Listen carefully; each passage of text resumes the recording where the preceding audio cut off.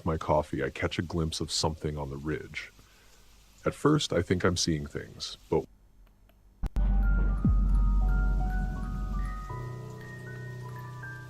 I never liked the idea of working the night shift. The forest feels different when the sun goes down, darker, heavier, like it's hiding something. Um, but I didn't have a choice tonight. Too many of the other guys quit the night shift recently and they were short-staffed. So here I am, driving through the winding dirt roads, heading to my post at the fire tower. Normally I work during the day, when the trees look green and peaceful. At night, though, they look like tall, twisted shadows. I packed extra coffee to keep me awake and alert. It wasn't going to be easy. The fire tower is deep in the woods, far from the main road and near this big, foggy lake.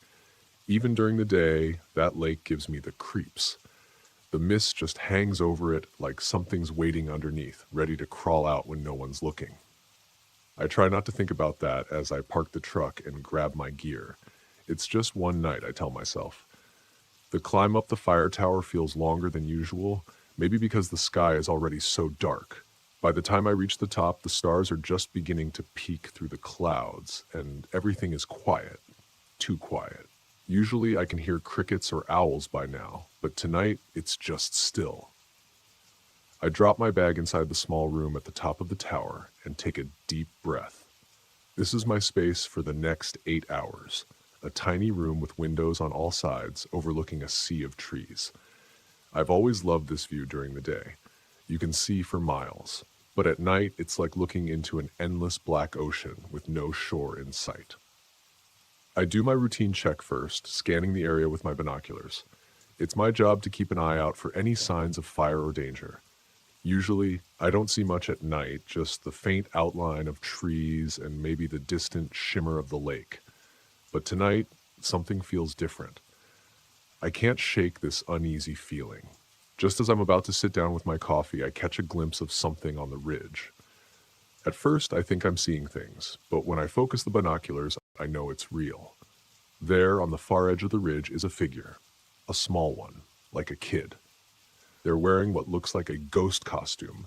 You know, the kind with the white sheet and the dark holes for eyes. But it's June. Who wears a costume in June? A chill runs down my spine. I blink, thinking maybe it's just my eyes playing tricks. But the figure is still there. Standing, perfectly still, staring. Or at least it feels like it's staring right at me. I grab the radio.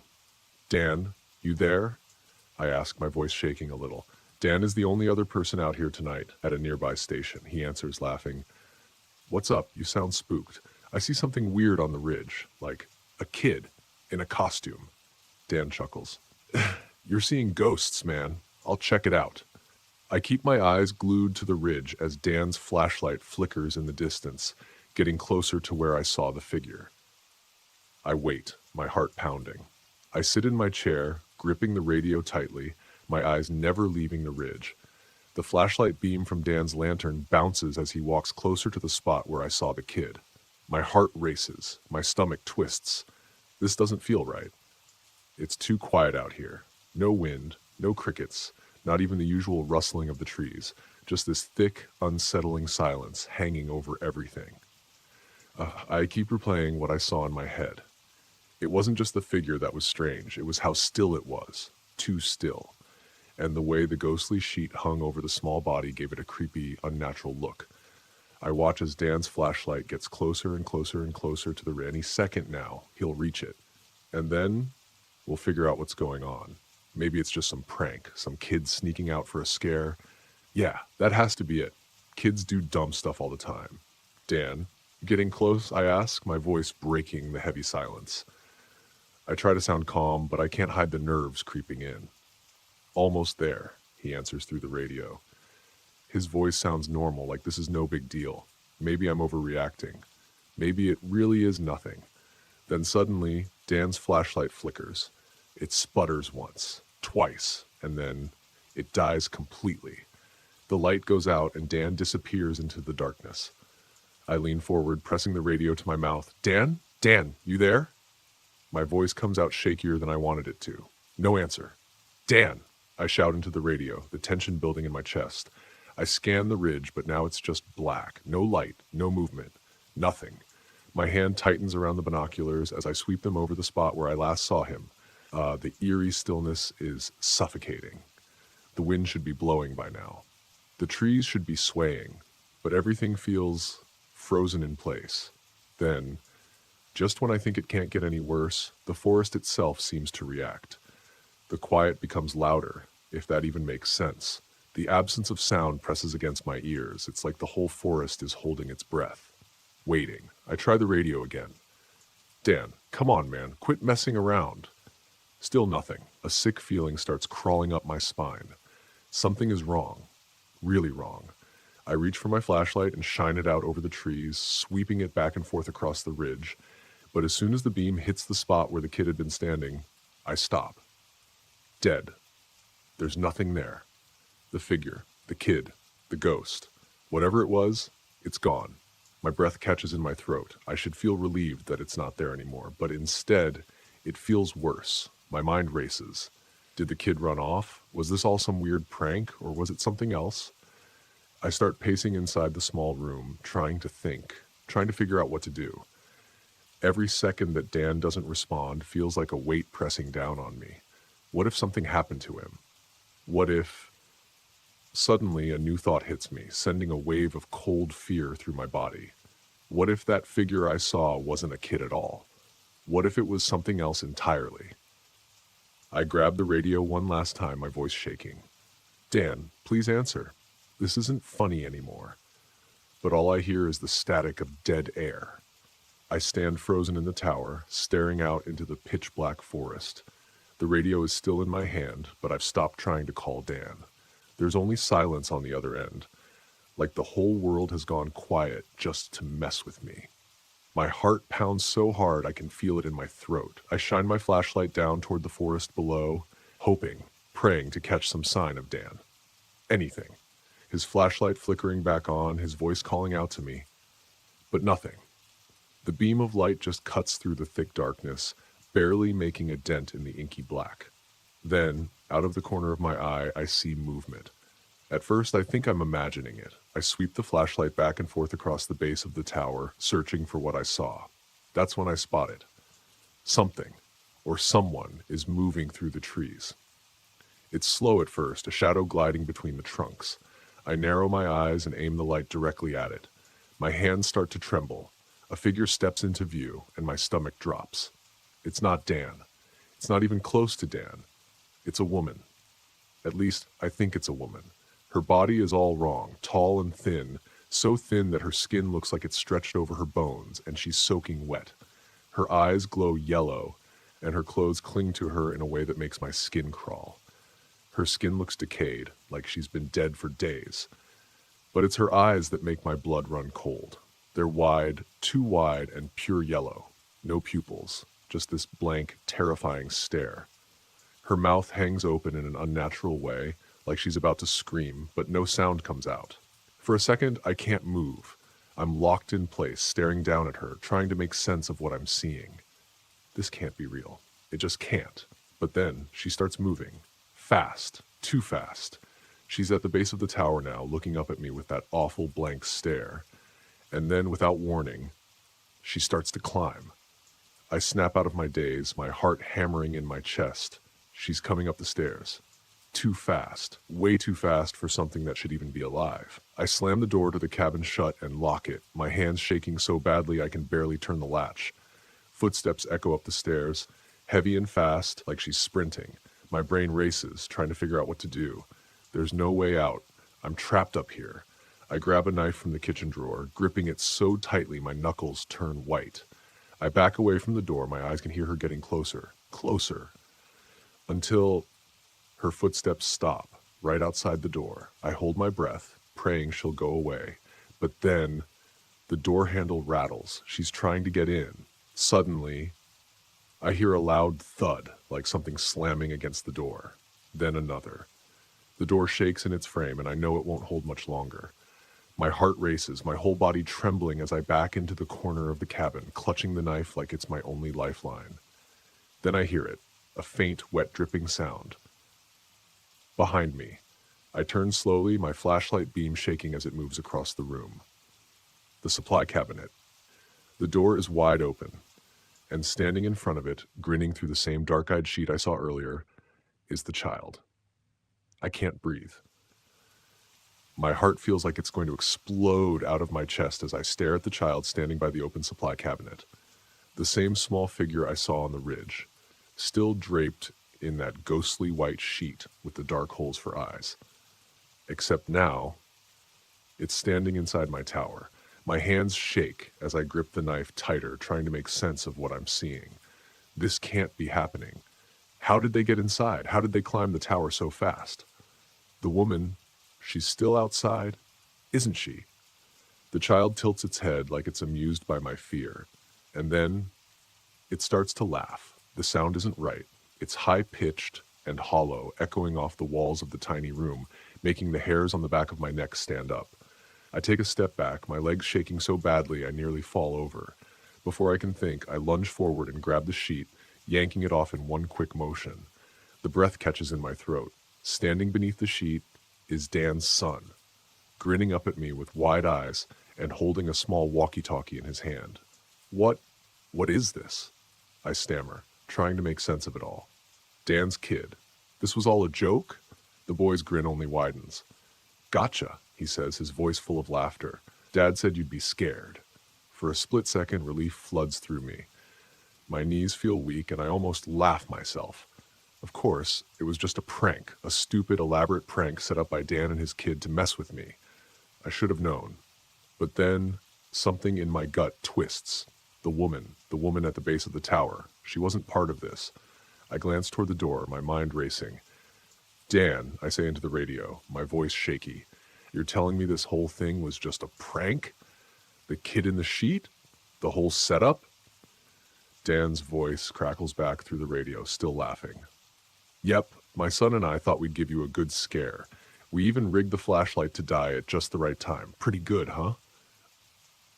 I feel a surge of anger rise in my chest. Pretty good. You nearly gave me a heart attack. But I hesitate. My mouth goes dry. What about the woman? The line goes silent for a moment. What woman? Dan finally replies, his voice serious now. What are you talking about? I swallow hard. The woman, the one at the bottom of the tower, with yellow eyes, pale, climbing the stairs. That wasn't part of the joke? There's a pause, a long, terrible pause. When Dan speaks again, his voice is low and frightened. That wasn't us. A cold wave of terror washes over me. My pulse pounds in my ears as I turn back to the window, and that's when I see her. She's back, standing at the base of the tower, looking up at me with those wide, vacant eyes, and that same twisted, unnatural grin. Her dark hair clings to her face as blood drips from her clothes, pooling on the steps below. But this time, she doesn't start climbing. She just stands there, staring, waiting. My breath comes in ragged gasps, and I can't tear my eyes away from her. My hand grips the knife so tight it hurts. But I know it won't help. I hear Dan shouting through the radio, but I don't answer. I can't. I'm frozen.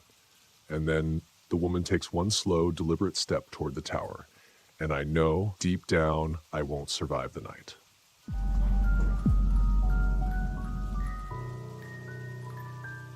I should have known something was off when my supervisor called me in for an urgent adjustment to my usual shift. A bunch of people had recently bailed on the night schedule without much of an explanation, so it landed in my lap. At first, I wasn't exactly thrilled, but a small part of me was curious about what it would be like to watch the park after dark. I guess I figured it would be hours of quiet, broken up by the occasional hoot of an owl or the flicker of a flashlight. So there I was, hiking up the tower's endless steps with a backpack full of coffee, energy drinks, and whatever courage I thought I had.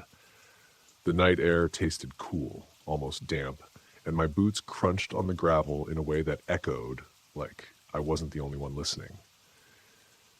By the time I made it to the top, my legs felt like jelly, but I forced myself to shrug it off. The tower's narrow wooden platform led me into a cramped room with 3 walls of glass and a 4th wall hosting a door.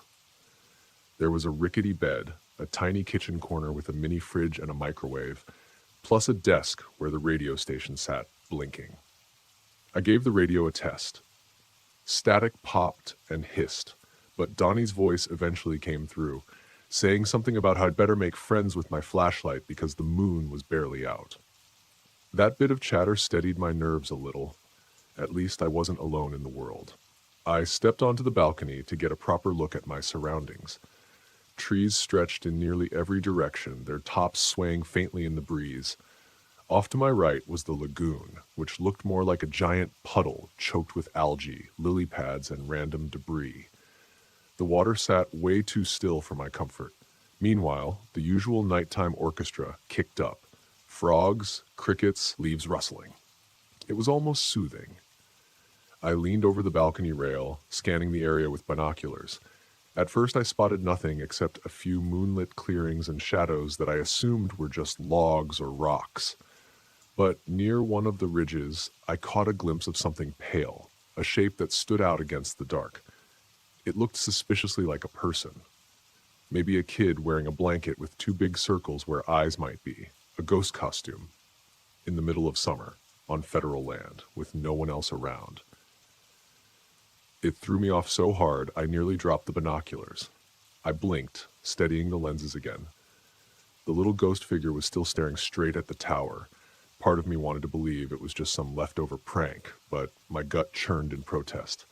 I pulled out my handheld radio and called Donnie. "Hey man, you in earshot? I don't even know how to say this. There's a kid dressed like a ghost on the ridge right below the big dip in the tree line." Donnie sounded as confused as I was. "A ghost? You serious?" "As a heart attack," I muttered. "Could be some lost camper kid, or maybe a runaway. Want to check it out before it becomes our problem?" He sighed but agreed. "Fine, I'll head that way. Keep your eyes on them and let me know if they move." I caught a flicker of Donnie's flashlight weaving through the dark beneath me. He wasn't fast, but at least he was going in the right direction. I stayed on the balcony, sweeping the binoculars around, glancing back at the ridge every few seconds. The figure didn't move at all, like it was a statue with a bedsheet draped over it. Then, just as Donnie's light got close, his flashlight went out. The beam vanished so abruptly that I thought maybe my eyes had tricked me. My radio let out a burst of static, and Donnie's voice cut off mid-sentence. In that exact same instant, the forest dropped every sound it had. Not one chirp, not one rustle. The hush felt alive, like I'd stepped into some bubble of silence. My pulse hammered in my ears, and I stumbled back into the tower, practically yanking the door off its hinges to close it. I tried calling Donnie again. Nothing but static. My flashlight spotlighted the corners of the tower's room, and everything looked normal, but my nerves were lit up. I decided to go back outside, maybe yell into the darkness a few times. That was when I noticed a shape below, next to the first flight of steps. It looked like a woman, but impossibly tall and unnaturally thin, with a soaked dress clinging to her body. Her hair dangled in wet clumps, and she seemed bent at odd angles, like someone had tried putting a puzzle together the wrong way. She wasn't just dripping, she looked swollen with water, her skin a sickly bluish color that glistened in the moonlight. She lifted her face, eyes cloudy like murky pond water. Her mouth stretched open, far too wide. A sound emerged, a high-pitched gurgling, way too loud to be human. My stomach flipped. Every cell in my body demanded I get the hell away from that door. I jumped back inside, locking the knob as fast as I could, though a flimsy piece of metal didn't feel like it could stop anything. The radio squawked uselessly from the desk, providing zero comfort. I stayed there, pressed against the wall, trying to catch my breath, shining my flashlight at the door, in case the woman decided to break it down. I could still sense her presence outside, but I had no idea if she'd left or if she was crawling her way up to the balcony. Then, the closet door creaked open. I nearly dropped my flashlight. Instinct forced me to raise the knife I'd grabbed earlier, my heart hammering like an engine in my chest. And out stepped a little ghost, the same ragged sheet I'd seen on the ridge. That was enough to make me want to scream, but then the figure lifted it off, revealing Marvin, Donnie's son, sporting a grin so wide you'd think he'd scored the prank of the century. I felt heat flush my face. "Marvin, what the hell?" Before the kid could answer, another voice crackled over the radio. "There he is." "How'd he do, Marv?" "He freak out?" Recognizing Donnie's voice, I stomped across the room and grabbed the radio. "You set me up?" I yelled, so furious my voice went ragged. "Hiding your kid in my tower, dressing him like some cheap little ghost?" Donnie and his other son, Joey, started howling with laughter. Apparently, they'd been planning this for days, sneaking Marvin in here before my shift, making a show of him standing on the ridge, cutting the power to Donnie's flashlight at the perfect moment. I'm sure they expected me to lose it. Mission accomplished. "Relax," Donnie cackled. "It was just some harmless fun, man. Thought we'd welcome you to the graveyard shift in style. How's your blood pressure?" I felt relief and anger crash together like thunderclouds in my gut. But then, what about that thing outside? I choked out. Silence. Then Donnie let out a short laugh, one that sounded less certain. "Wait, slow down. You think I hired an extra for your personal horror movie?" He chuckled. "We only planned the ghost, kid. That's it. No ladies in sight." His words hit me like a punch to the ribs. Even if they'd orchestrated a bunch of details to fool me, that shrieking creature I'd seen was way beyond a backyard prank. I couldn't shake the memory of that stretched skin. I had the insane urge to fling open the tower door just to see if she was still out there, but the possibility kept me rooted in place. Marvin must have seen the alarm still etched on my face because his grin faltered. Dad," he said softly into his own walkie. "What if someone else is out here?" The question hung in the air, heavy as lead. After a moment, Donnie tried to keep it light. "Look, maybe you saw a deer, or your eyes played tricks on you. It's late, and you're wound up. We'll swing by once we finish up. Sound good?" I clicked off the radio without answering. My anger was draining, replaced by an old, deep fear that stuck to my thoughts like tar. Part of me wanted to chase Marvin out with a scolding, but a stronger part, maybe the protective side, wouldn't risk letting him leave alone until this thing was explained or gone. I had zero trust in that black stretch of forest. I paced the tower, double-checking windows and fiddling with the lock on the door. It felt so thin, like a stiff wind could knock it down. Meanwhile, the night outside remained too quiet for comfort. Marvin looked just as jumpy as me now, hugging his arms close to his body, like the joke wasn't so funny anymore. Time crawled.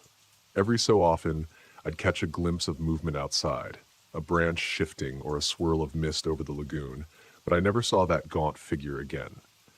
It was almost worse, not knowing if it was still lurking beneath the tower. At one point, a faint screech echoed from somewhere in the woods, and I nearly tripped over my own feet, spinning around to face the door. Marvin squeaked, then tried to laugh it off, but his eyes were wide. By the time the first streaks of dawn arrived, I felt shredded. My chest was tight, my muscles stiff from clenching. Donnie came through on the walkie once more to say something about making the rounds, but I barely registered it. All I could think was that if I had to do another shift here, locked in this fishbowl, I'd lose my mind. Jokes were one thing, but that woman's milky gaze was not something you faked with store-bought makeup. I couldn't explain it, and Donnie wouldn't listen. That left me with one real choice. "All right, Marvin, time to go," I said quietly and escorted him down the tower steps in the fragile early light. The two of us jumped at every rustle or bump.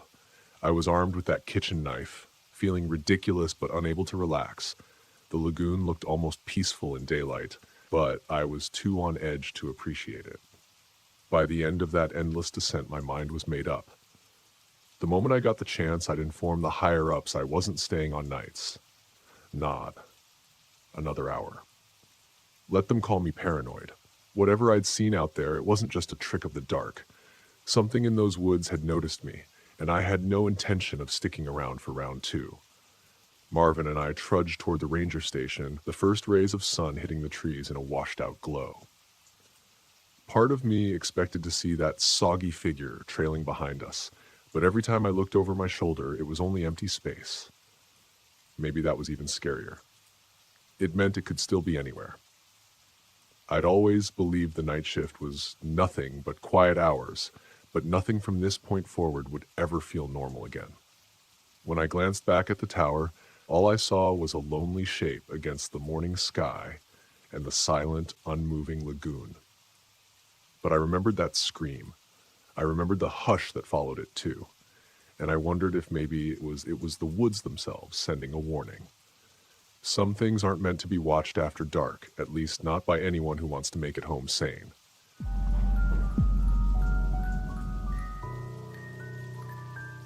I had done this 100 times before. Searching for missing campers was part of my job as a park ranger, and honestly, it usually ended with someone just lost or confused. But this time felt different from the start. My name is Ethan Harper, and I've been a ranger at Eagle's Shadow National Park for over 10 years.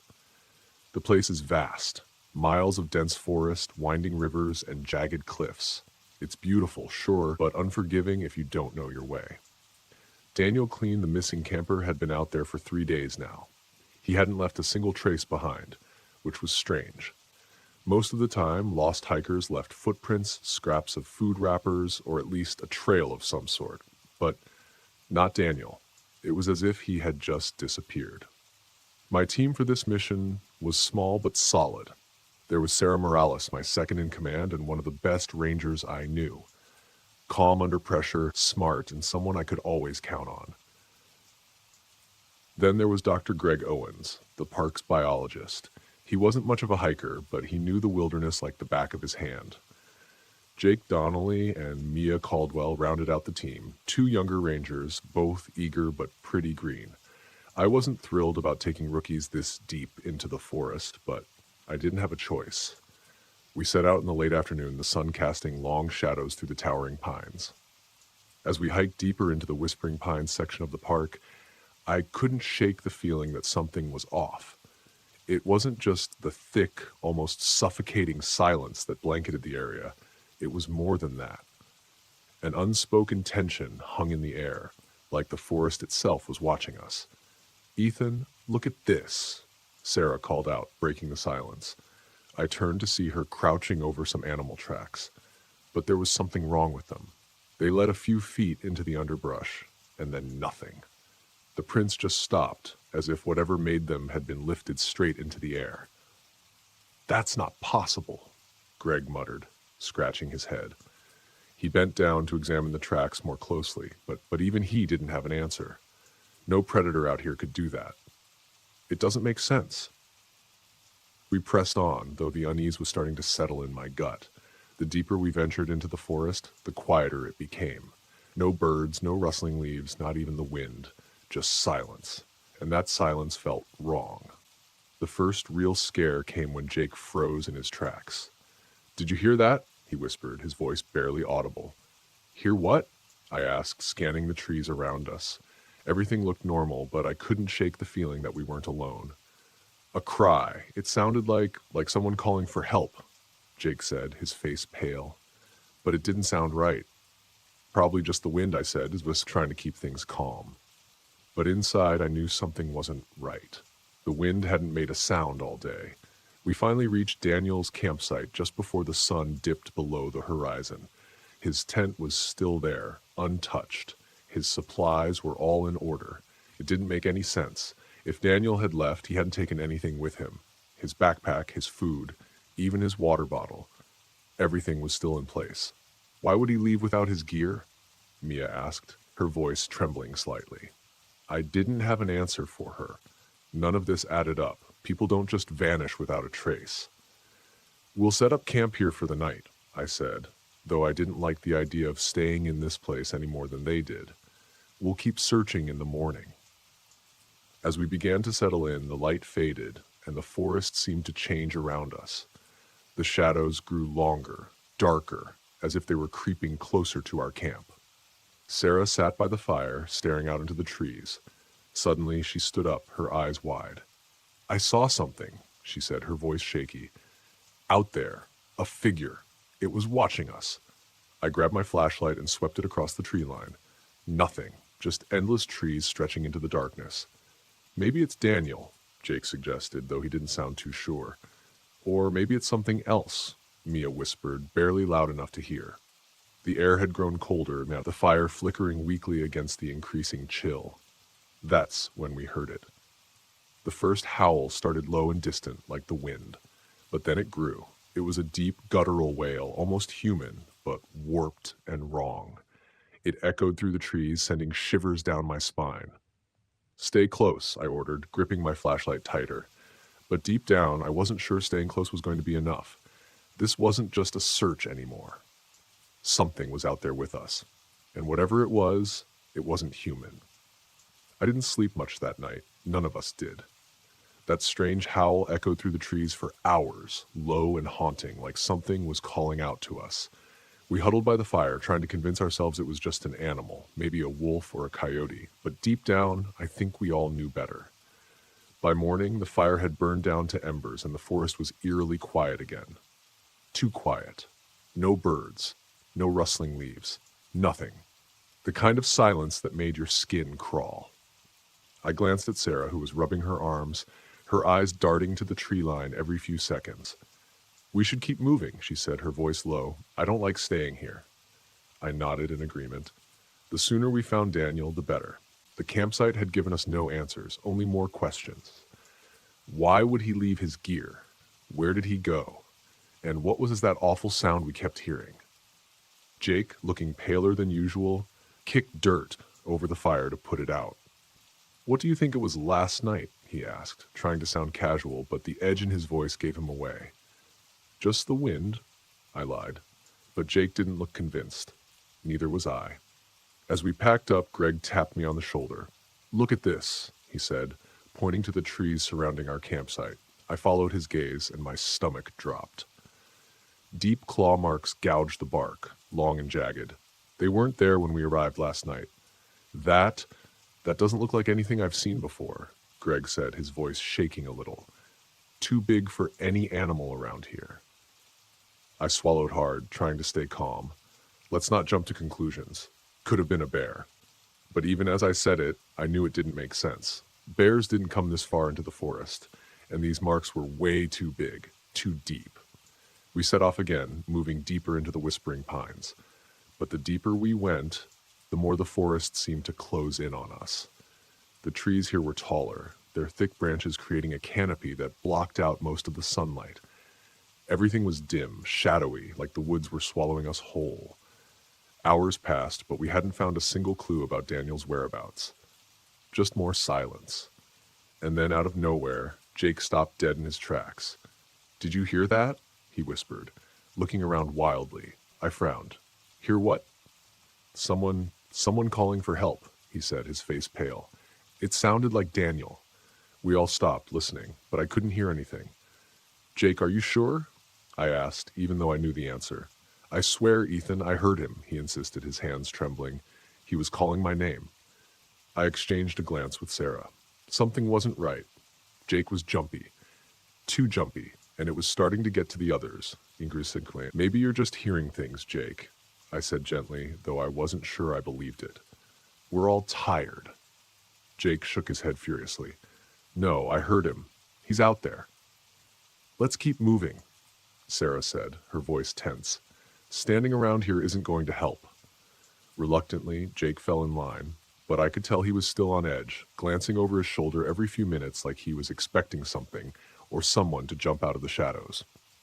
As we trekked further into the forest, the trees grew thicker, darker. The air felt heavy, like it was pressing down on us. I could feel the tension rising in the group, every crack of a branch or rustle of leaves making us all jump. I tried to stay focused, but the forest seemed to twist and turn in ways that didn't make sense. It was like we were being led in circles. And then, just as I was starting to think we'd never find our way out, Jake gasped and pointed ahead. "There! Do you see him?" We all looked, but I didn't see anything at first, just trees, shadows, and the dim light filtering through the branches. But then there was a figure, far off, just barely visible between the trees. "Daniel," I called out, taking a step forward. The figure didn't move, it just stood there, still and silent. I took another step, but Sarah grabbed my arm. "Ethan, wait, something's wrong." She was right. The figure, it wasn't acting like a person. Its posture was off, that twisted in a way that made my stomach turn. and its eyes, they were black, completely black. No whites, no pupils, just empty, soulless darkness. My blood ran cold. "Jake, stay back," I warned. But Jake wasn't listening. He was already moving toward the figure, calling Daniel's name. "Jake, stop!" I shouted, grabbing his arm and pulling him back. The figure didn't move. It just stood there watching us, its dark eyes locked onto mine. Then, in an instant, it vanished, disappearing into the trees like it had never been there. "What the hell was that?"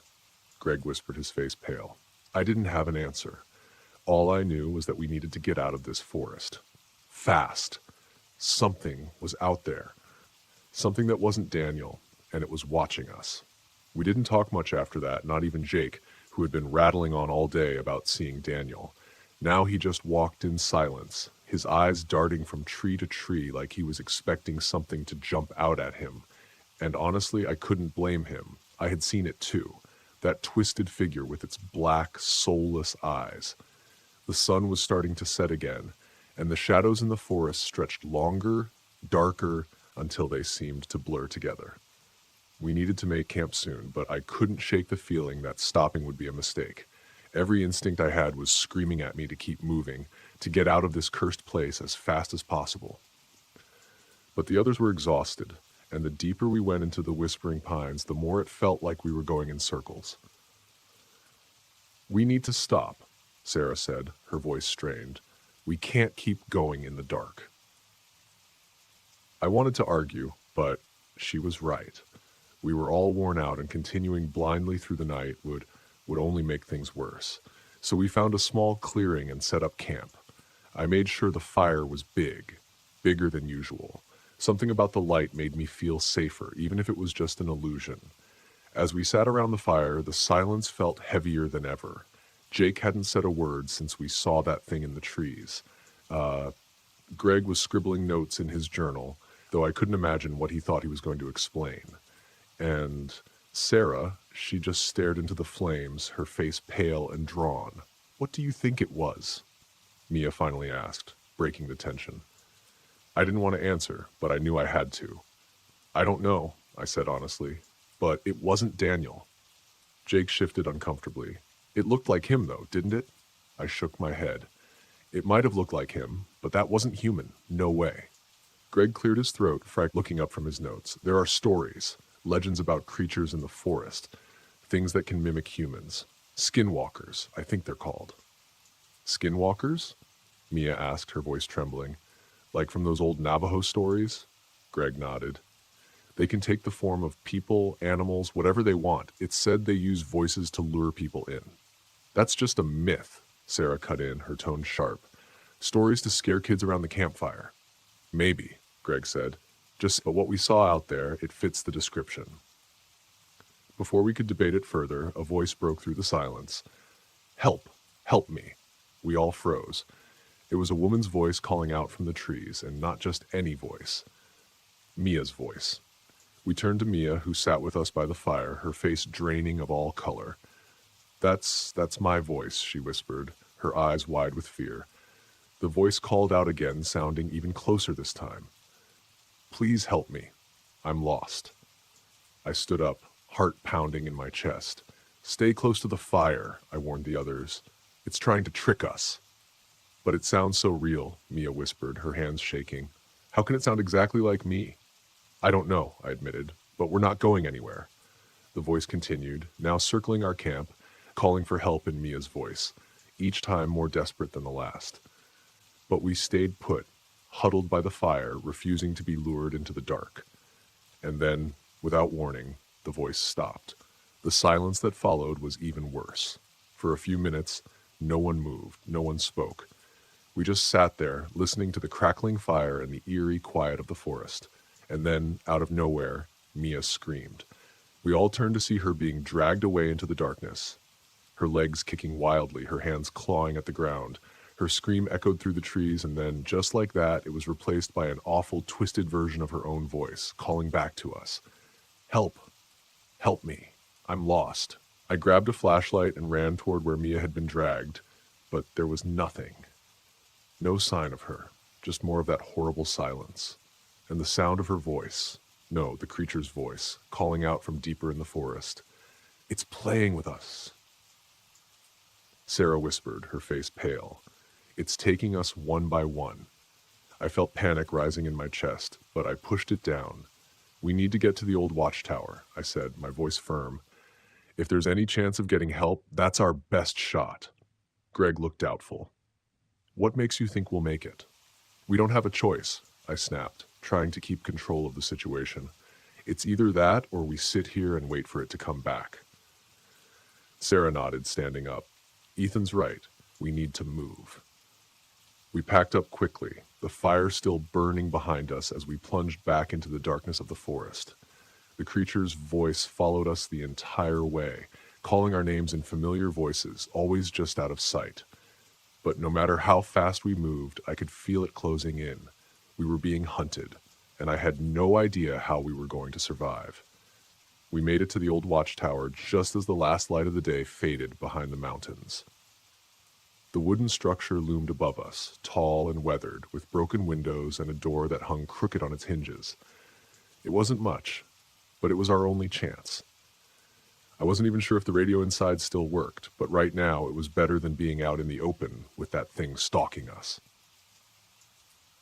Get inside, quick, I ordered, pushing Jake and Sarah through the door. I glanced over my shoulder, half expecting to see the creature right behind us, but the forest was eerily still.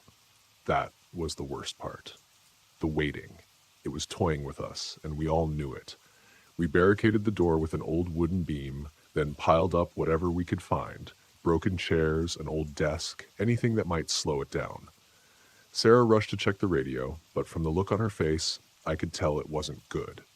It's dead, she muttered, kicking the useless machine in frustration. No power. No signal. We're trapped. Jake sat down in the corner, his hands shaking. We're not going to make it, are we? We will, I said, though I wasn't sure if I believed it. We just need to hold out until morning. But even as I said the words, the whispering began. At first it was faint, like wind slipping through the cracks in the walls, but then it grew louder, more distinct. Voices, familiar voices. Ethan. It was Mia's voice, soft and pleading, coming from just outside of the door. Ethan, please help me. My heart raced. I knew it wasn't really her, but hearing her voice so close, so desperate, made it hard to think straight. The others heard it too. Jake's eyes were wide with fear, and even Sarah looked shaken. It's not real, Sarah said firmly, as if trying to convince herself. It's just the creature trying to trick us. But the voices didn't stop. Now Greg was calling out, his voice sounding broken and pained. Ethan, help me. It's too dark. I gripped the flashlight tighter, my knuckles white. The whispers circled the tower, growing louder, more insistent. And then something began scratching at the door. Slow, deliberate scrapes, like claws dragging along the wood. It's here, Jake whispered, his face pale. He was shaking uncontrollably now, curled up in the corner, rocking back and forth. It's here. Stay calm, I told him, though my own heart was pounding so hard I could barely hear myself think. It can't get in, not with the door barricaded. But the scratching grew louder. It sounded like nails raking across the wood. And then the voices began again, this time in Sarah's voice. Ethan, let me in. I shot a glance at Sarah, who was standing by the window, her eyes wide with terror. That's my voice, she whispered, backing away from the wall. The creature was taunting us, using our own voices against us, and the fear in the room was rising by the second. Jake was nearly hysterical, and even Sarah, who had always been the strongest, was starting to crumble. We can't stay here, I said finally, my voice tight with panic. It's only a matter of time before it gets in. How? Sarah demanded, her voice trembling. We can't outrun it. We can't fight it. I didn't have an answer, but I knew we had to do something. Sitting here, waiting for the creature to break through, was suicide. Then an idea hit me. It was desperate, but it might just work. Distract it, I said suddenly, looking at Sarah. I'll distract it, draw it away from the door while you and Jake make a run for it. No way, Sarah protested. You're not going out there alone. I have to, I said firmly. It's the only way. If I can draw it far enough away, you might be able to slip past it and make it to the ranger station. There's another radio there. If it still works, you can call for help. Sarah looked torn, but she nodded. Okay, she said softly. But you come back. Promise me. I'll try, I said, though I knew it was a promise I might not be able to keep. With one last deep breath, I unblocked the door, the scratching growing louder the moment I touched the beam. The voices stopped, replaced by a low, guttural growl from the other side. It was waiting for me. I threw the door open and sprinted into the night. The cold air hit me like a slap, but I didn't stop. I could hear the creature behind me, its footsteps fast and heavy, chasing me through the trees. But I didn't look back. I couldn't. Come on, I yelled, my voice hoarse. You want me? Here I am. I heard a snarl, close now. Too close. My legs burned, but I pushed harder, darting between the trees, trying to lead it away from the watchtower. Then from the corner of my eye, I saw it, a figure running alongside me. It was the creature. Its body shifted, its face twisted, until it looked just like me. For the first time in my life, I felt true terror. It was wearing my face, and then it lunged.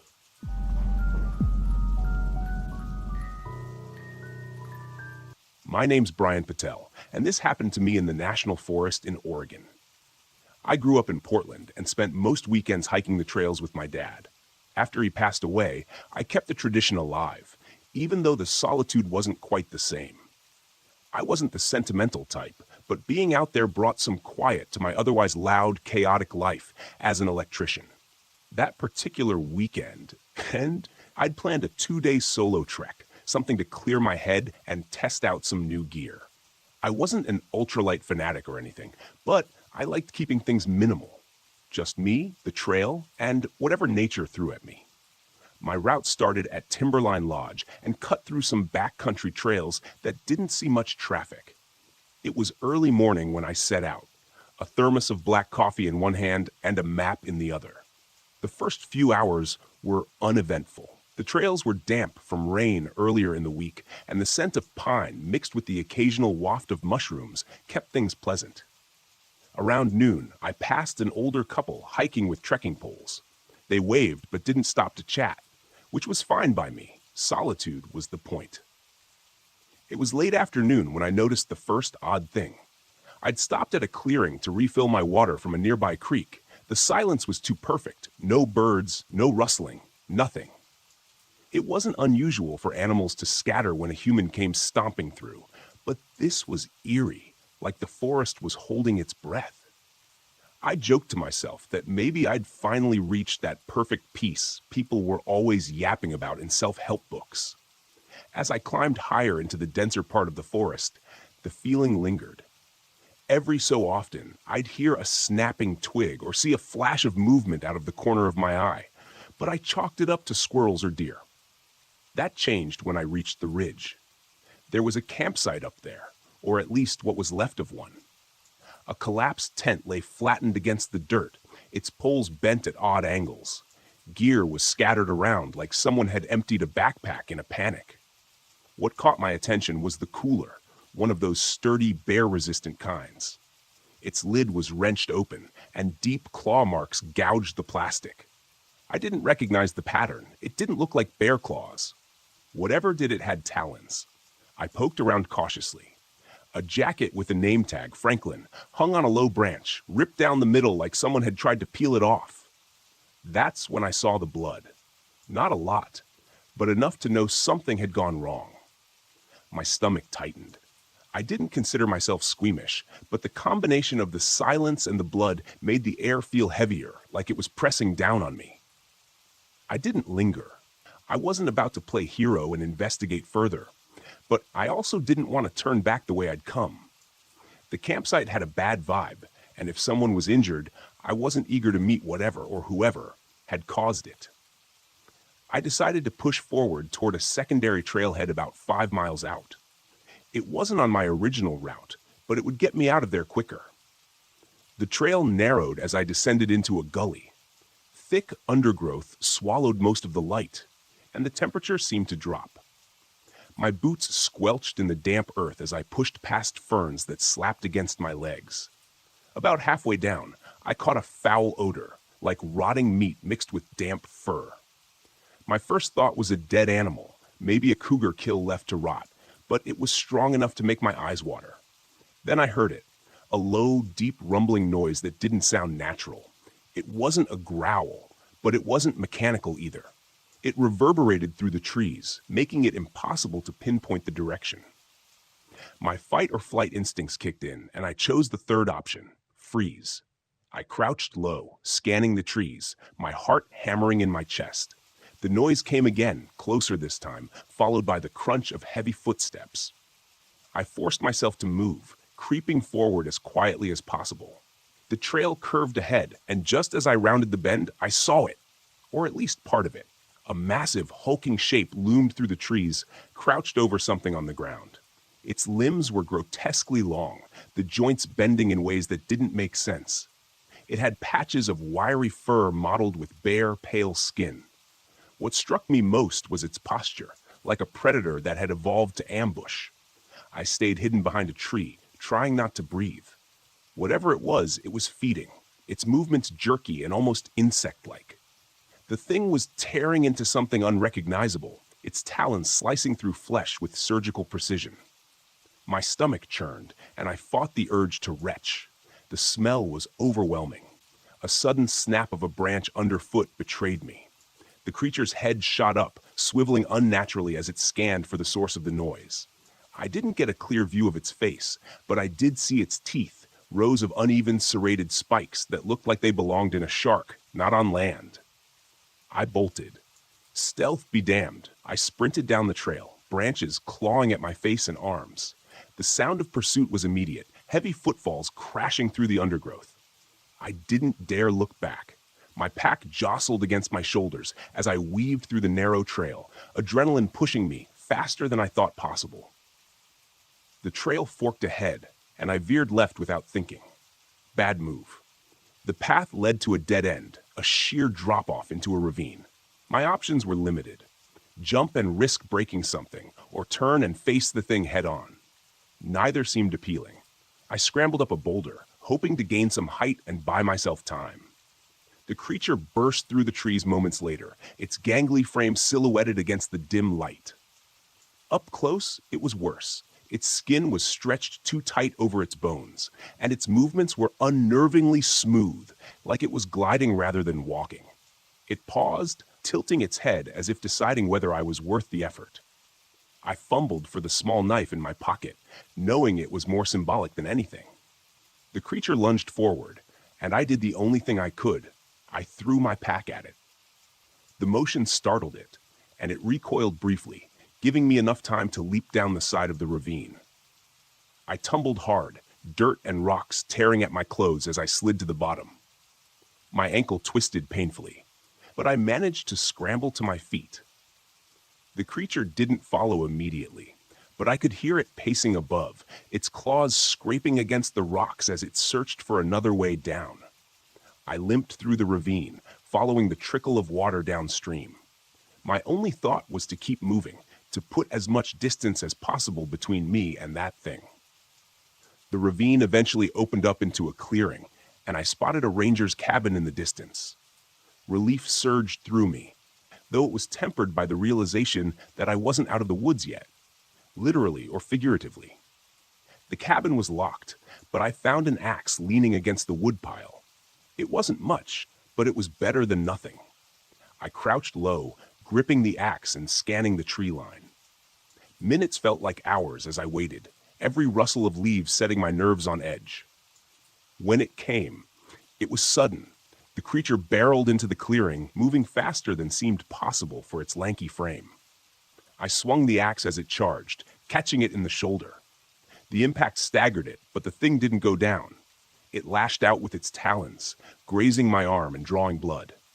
We circled each other, predator and prey, roles blurring. I swung again, aiming for its head this time. The blade connected with a sickening crunch, and the creature let out a piercing screech. It collapsed, twitching violently before going still. I didn't stick around to admire my handiwork. With my arm bleeding and my ankle screaming in pain, I limped back toward the trailhead, keeping an eye on the shadows. I flagged down the first car I saw, a bewildered couple who probably thought I'd lost my mind. Years later, I avoid Mount Hood. Not because I'm scared, but because I've learned to stick to places where nature follows the rules, or at least pretends to.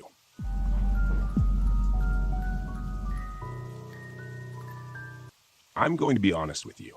Being a cop in a small town isn't glamorous. It's not like the movies where every day is a shootout or a high-speed chase. It's mostly handling neighbor disputes over where someone's fence ends or someone's dog barking too much.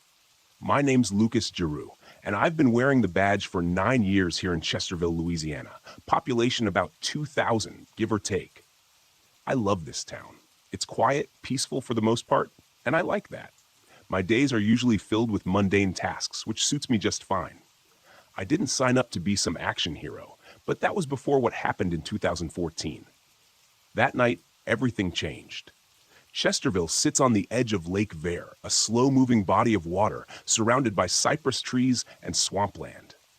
People here fish, drink, and go about their lives. It was a pretty uneventful Thursday evening. I was sitting in the patrol car near the lake, enjoying the last of my coffee. That's when the call came through. Domestic disturbance, 14 miles out of town, near the edge of the bayou. Some old shack out there. Probably a drunk couple having a fight. I sighed, thinking about how cold my coffee was going to get by the time I got back. I could have ignored the call. In a town this small, people mostly resolve their issues on their own. But it's my job, and I'm not the kind of guy to leave a job half done. So I punched the gas and headed toward the edge of the swamp, the smell of rotting vegetation creeping into the car through the vents. The air always smells different out there. Heavy, like something's growing in the darkness. The address was off the main road. Way off. I had to take a gravel path that was barely wide enough for my cruiser, with branches scraping against the sides like they were trying to keep me from going any further. The place was almost hidden behind thick trees, vines practically choking the building itself. It was an old, decaying wooden structure, more of a cabin than a house. When I stepped out of the car, everything felt wrong. The hair on the back of my neck prickled, but I shook it off. Maybe I was just on edge because it was so quiet. And in a town where quiet usually means safety, this felt different, like something was waiting. I knocked on the door. No answer. I knocked again, louder this time. That's when I heard it, a scraping noise from inside, something heavy being dragged across the floor. I called out, "Chesterville PD, anyone home?" Still nothing. Now, I've dealt with drunks, domestic fights, and all sorts of noise complaints, but the sound coming from inside wasn't something I'd heard before. My hand instinctively went to my gun as I tried the doorknob. Locked. I circled the cabin, looking for another way in, when I noticed something strange, a set of footprints leading around the back. But not human ones. These prints were larger, clawed, like some kind of animal. But whatever made them was walking on 2 legs, and they were fresh. I was starting to think this wasn't just some domestic dispute. I followed the prints, feeling a chill in the pit of my stomach. As I reached the back of the cabin, I saw the door was ajar, hanging on its hinges. I pulled out my flashlight and stepped inside. The first thing that hit me was the smell, like rotting meat mixed with damp earth. The cabin was small, just one room, with a dirty mattress on the floor and a table covered in old newspapers. But what caught my eye was the blood. It was smeared across the floor, thick and dark, leading to a corner where something was slumped.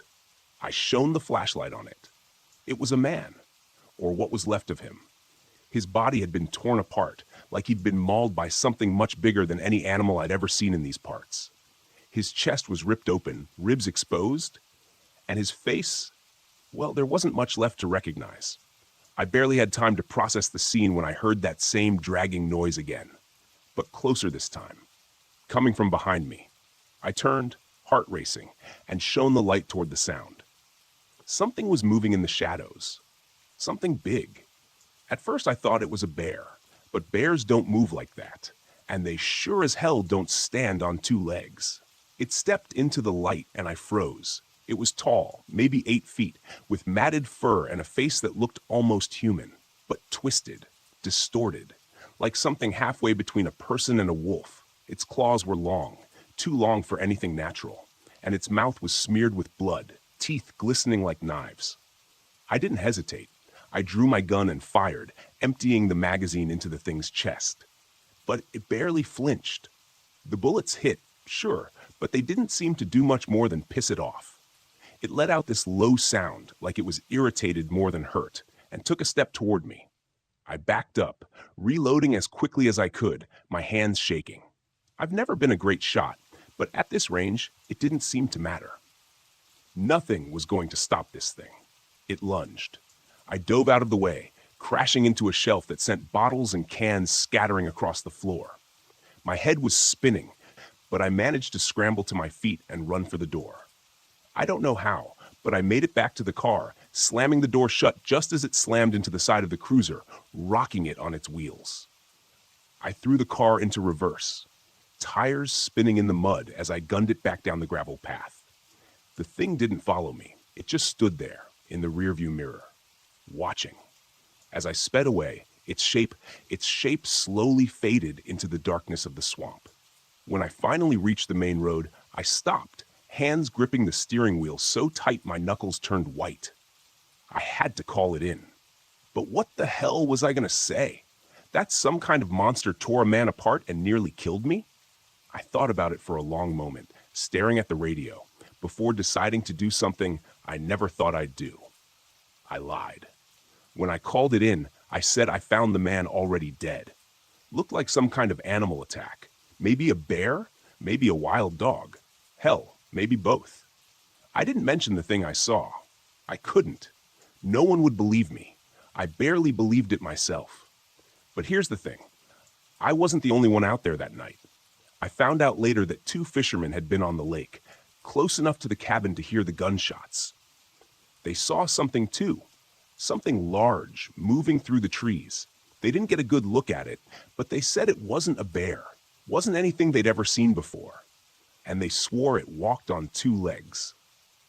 The next morning, I went back out there with the sheriff and a couple of deputies. We found the body, or what was left of it, but there was no sign of the creature. Just those same strange tracks leading off into the swamp. The sheriff wrote it up as an animal attack, but I could see it in his eyes. He knew something didn't add up. I've thought about that night a lot since then, about how close I came to ending up like that poor bastard in the cabin, and about what's still out there, lurking in the swamp. Some nights, when it's real quiet, I wonder if it's still watching. But I've learned not to go looking for answers. Sometimes, in a place like this, it's better to let the mysteries stay buried.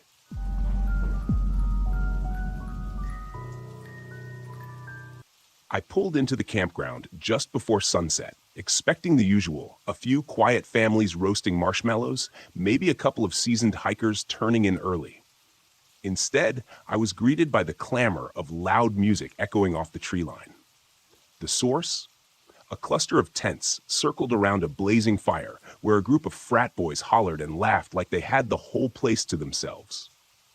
Every so often, other campers peeked out of their tents, uneasy and clearly wishing guys would tone it down. I couldn't blame them. Noise doesn't just shatter the calm of a campsite, it draws attention from things best left undisturbed. Out here, folks whisper about the ghost cats, those local mountain lions known to slip into camps without warning. I'd seen enough tracks in eerily close proximity to sleeping bags to know these stories were more than just rumors. I parked my rig a little ways off and walked over, picking my path carefully around scattered coolers and folding chairs. As I got close, the frat boys paused their banter, giving me that half-attentive look. They were mostly older teens or early 20-somethings, still buzzing with alcohol and late-night bravado. Evening, I started, trying to keep it friendly but firm. I'm the ranger on duty. Got some other campers worried you're attracting unwanted attention. I motioned toward the looming tree line. These woods have a reputation, and it's not for the best sing-alongs. They laughed it off at first, so I leaned in, lowering my voice. I described how mountain lions sometimes stalk the perimeter of noisy camps, how you won't spot them until they're practically brushing against your tent walls. I explained how we call them ghost cats because of their uncanny silence, the way they seem to appear out of nowhere. They sobered up a bit. A couple exchanged uncertain glances, but one just shrugged, muttering that they'd keep it down. I issued a final warning anyway. Stay quiet, don't wander off, and if you hear anything odd outside in the dark, make no sound. I only hoped they'd actually listen. Once I'd done all I could, I headed back to the station. My buddy Jim was there, flipping through some old wildlife photos. He raised an eyebrow when I told him about the frat boys. Let me guess, blasting music, ignoring every rule we've got, right? He said, clearly unimpressed. Bingo, I replied. And they're not taking the mountain lion threat seriously. He let out a quiet laugh that contained zero humor. We both knew this was more than a minor annoyance. If something did happen, we'd be the ones hauling them out, or dealing with an injured cat that got too comfortable around humans. That's when we started talking about a plan. Not to harm anyone, obviously, but to rattle them enough that they'd finally grasp the gravity of a place like this. Jim reminded me about the old lion pelt in our interpretive center. Used it once or twice for educational tours, though it always gave me the creeps. Its glass eyes caught the light in this unnerving way, like it was still alive. We also had night vision goggles stashed away, thanks to a budget splurge before the new fiscal year. Perfect for sneaking around in the dark, unseen by unsuspecting campers. Over the next half hour, we pieced together a strategy, fake prints, hidden growls, and a well-timed appearance of a lion silhouette. It might just be the jolt they needed to pack up, or at the very least, dial down the party volume. Grabbing the pelt from a dusty storage closet, I noticed the faint, musty smell of fur mixed with something almost medicinal. I ran my hand over the stiff mane, shivering at how realistic it still felt. Next, we tested the night vision goggles. Even in the dim station lights, they turned everything into an eerie green that made my pulse spike. By the time we had our gear ready, the sun had slipped below the horizon. The woods outside transformed into a dark maze. I had this sense that the frat boys, oblivious in their tents, were about to discover that being out here isn't just a carefree getaway. If they refused to respect the campground's unspoken rules, well, we'd give them a night they wouldn't forget. Jim killed the overhead lights as we locked up. We checked our plan one last time, and I took a breath, settling my nerves. We were about to sneak into that campsite, loaded with props and a fair share of wild imagination. In the back of my mind, I thought about the actual ghost cats prowling these hills. I hoped we wouldn't run into a real one while pulling our prank. It's one thing to frighten a few campers. It's another to come face to face with the genuine article. Still, I felt this rush of adrenaline as we set off into the darkness. Maybe it was the satisfaction of delivering a wake-up call. Or maybe it was just that strange, hushed energy you feel whenever you realize you're not at the top of the food chain out here. Either way, there was no turning back. We had our plan, and we were committed to seeing it through.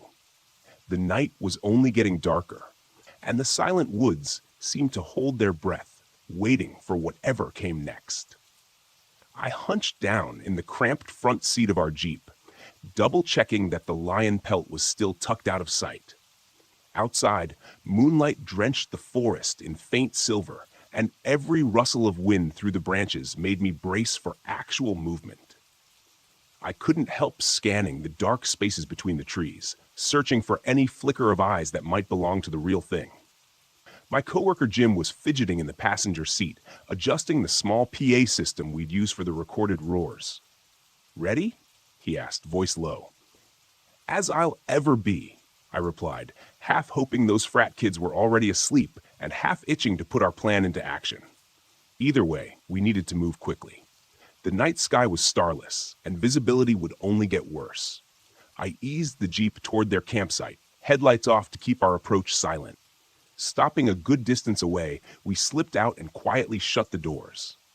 The path under our boots was damp from an earlier drizzle, which made our footfalls softer, but also gave the soil a perfect texture for stamping fake tracks. One by one, we planted oversized paw prints in the mud, making sure to press deeply near the tents. Every so often, we paused to listen, worried someone inside might stir and peek outside. But all we heard was the faint crackle of a dying fire. Next, Jim propped the lion pelt onto two sturdy sticks we duct-taped together. Seen straight on, it was eerily convincing. Massive head, snarling mouth, and the kind of glassy eyes that appeared to stare into your soul. I caught myself glancing over my shoulder, half expecting an actual animal to emerge, drawn by the uncanny shape. With the pelt set up, we turned to the other part of our plan, the roars. We'd preloaded the PA system with a series of snarls and growls from real mountain lion recordings. Jim started them at a low volume from across the clearing. The first noise rumbled through the darkness like a threat, and I could almost sense the campers tensing in their tents. A second roar followed, echoing off the surrounding trees, making it sound as if multiple predators were encircling the area. I slipped back into the Jeep and carefully flicked on the headlights, aiming them so they backlit the pelt. From the angle of the beam, it looked like a living, breathing cat pacing along the outskirts of the camp. Jim shouted from behind a bush, "Stay in your tents!" His voice shook with just enough panic to convince anyone he was facing a genuine attack. "She's moving around us," he hollered, layering more drama into the moment. Then he bellowed, "There's another one." The reaction inside those tents was instant. Muffled cries, frantic rustling, the scrape of tent zippers being yanked shut. I killed the lights in one sudden click. Darkness swallowed the campsite. Jim dropped the sticks, and we ditched the lion pelt. In under a minute, we tore back to the Jeep, adrenaline hammering through every vein. As I started the engine and sped off, I thought I detected one final roar playing through the PA system, echoing behind us like a last warning.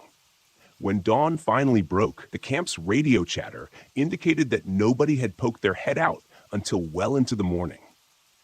From our station windows, we could imagine their pale faces and wide eyes discovering the huge paw prints scattered around, some alarmingly close to their tent doors. We heard they packed up not long after, throwing nervous glances over their shoulders at the looming forest. No doubt, they were rattled to the core. Jim and I swapped glances, both relieved to hear they were safe, but also satisfied we'd given them something to think about. We'd wanted them to respect these woods, or at least remember that nature doesn't tolerate fools. From what we heard later, they told everyone about the mountain lion attack they'd barely survived. Maybe next time, they'd remember that out here. Silence can be the difference between a peaceful night and something far more dangerous.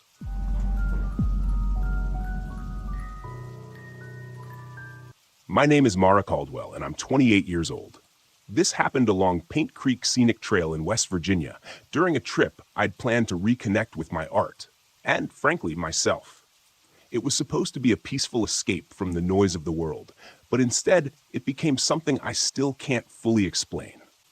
I had just come off a long relationship that ended in the kind of breakup that leaves you questioning everything. Your choices, your direction, your worth. Art was the only thing that felt steady, so I packed up my RV and hit the road. Paint Creek had come up in my research as a serene, lesser-known spot for nature lovers. I thought it would be the perfect place to spend a few days sketching and painting in solitude. When I arrived, the place was exactly as described, quiet, secluded, and hauntingly beautiful. The creek meandered through dense woods, its surface catching the sunlight like shards of glass. The leaves were just starting to turn, and the air carried a faint chill that hinted at the coming fall. I parked my RV near an old wooden bridge that crossed the creek. The bridge looked like it belonged in a ghost story, its weathered boards sagging slightly, but I couldn't resist its charm. I set up camp and spent the first day wandering the trails and sketching the landscape. The stillness was almost too perfect, but I chalked it up to being unused to this level of isolation. That night, I sat by the creek, working on a watercolor of the bridge as the sun dipped below the horizon. The forest around me grew darker, and the silence became oppressive. There were no birds, no insects, just the sound of the water trickling over rocks. I tried to focus on my painting, but a strange unease crept over me. It was like the air had shifted, growing heavier, colder. And then I heard it, a faint humming. It was soft at first, almost melodic, but it didn't seem to have a source. It wasn't coming from the creek or the woods, it was just there. I froze, my brush hovering over the paper. The sound grew louder, more distinct, and I realized it was a woman's voice, humming a tune I didn't recognize.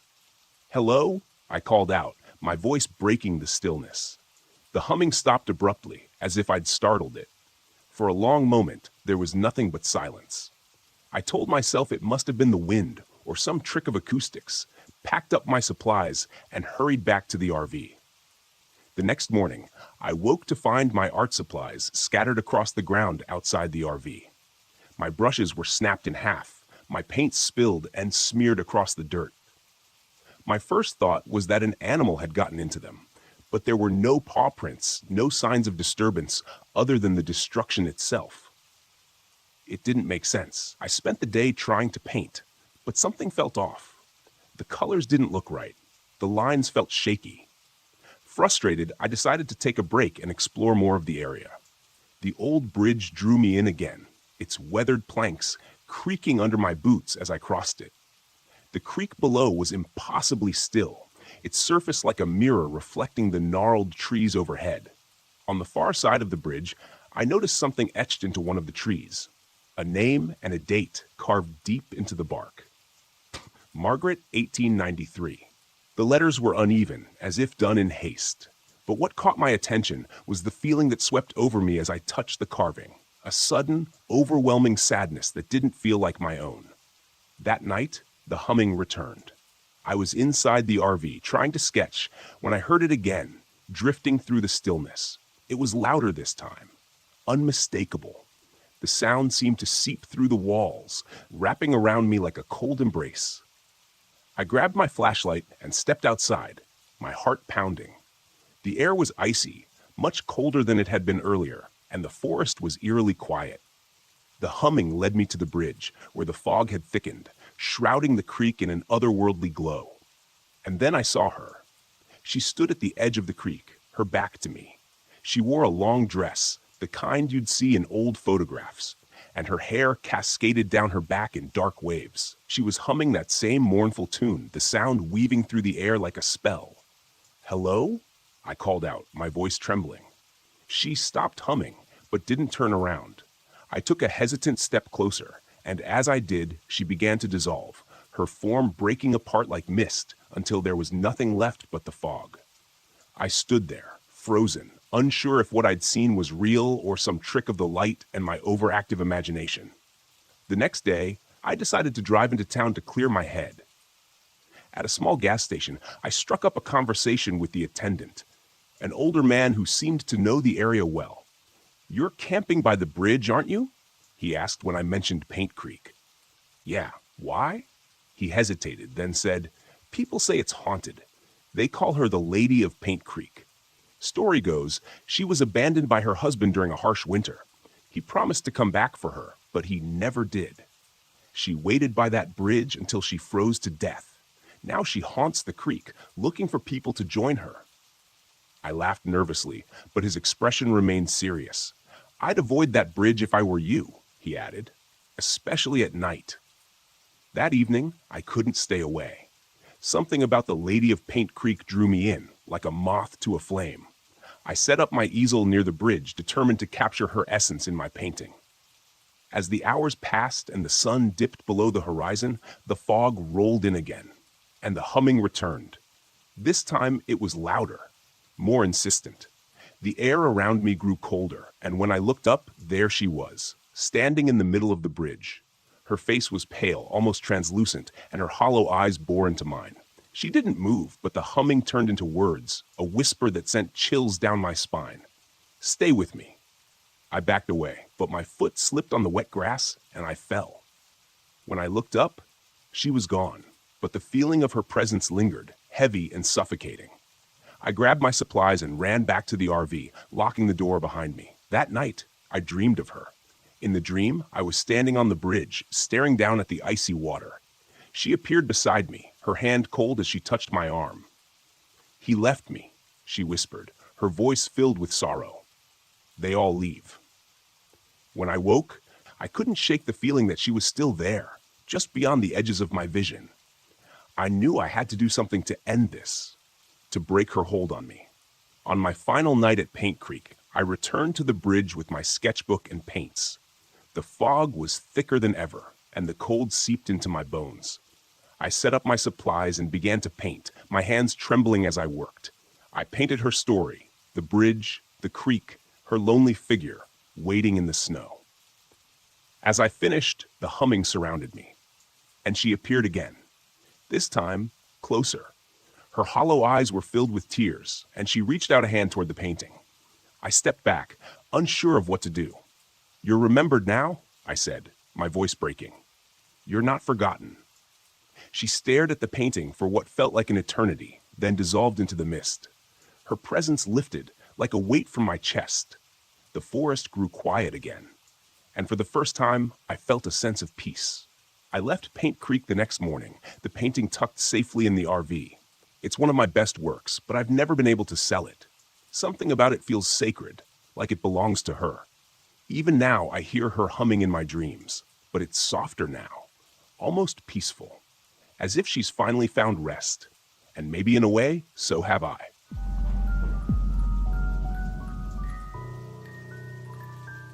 It wasn't my first job, and it sure as hell wasn't supposed to be my last, but something about that night didn't sit right from the beginning. Maybe it was the silence on the dispatch call, or the way the wind howled across the San Rafael desert, as if it knew something I didn't. I should have listened to that instinct, the one that makes your gut twist and your hands clench the steering wheel tighter than usual. But when the money's right, sometimes you take a job you wouldn't otherwise. The rig hummed beneath me as I barreled down I-70, heading west. The sky was bruised with the last light of day, purple streaks fading into a storm building on the horizon. I had a long way to go and no time to waste. They said the cargo was sensitive. He needed to be kept at exactly 20 degrees, and if I messed up, there'd be hell to pay. That wasn't what bothered me, though. What bothered me was not knowing what the hell I was hauling. When they don't tell you what's in the trailer, it's never good. My name's Roy Mallister. Bones to the few truckers who still know me on the road. 45 years old, and I've spent the last 20 behind the wheel. The road used to be a kind of escape for me, a way to outrun the things I didn't want to face. But that was before Carol passed, before I let everything else fall apart, including my relationship with my daughter, Emily. Haven't talked to her in years, and I don't think about it much anymore. I'm good at avoiding things like that. But tonight, something felt different. The desert stretched out endlessly on either side of me. Just red rock and dry air as far as the eye could see. I hadn't seen another car in miles, which was fine by me. The last thing I needed was distractions. That is, until the dashboard flashed red and the trailer's cooling unit flickered for the first time. I muttered a curse, pulling the rig over onto the shoulder. I cut the engine, grabbed my flashlight, and climbed out into the gathering dusk. The wind hit me hard, dust swirling around my boots as I made my way to the back of the trailer. I could hear the cooling unit working and stuttering like it was trying to fight off some kind of malfunction. Fumbling with the latch, I yanked open the back door and was greeted with a gust of frigid air. It smelled wrong in there, like cold metal and something decayed, the kind of smell that sticks in your nose and won't leave. I shined my light into the back, trying to figure out what was causing the problem. That's when I heard it.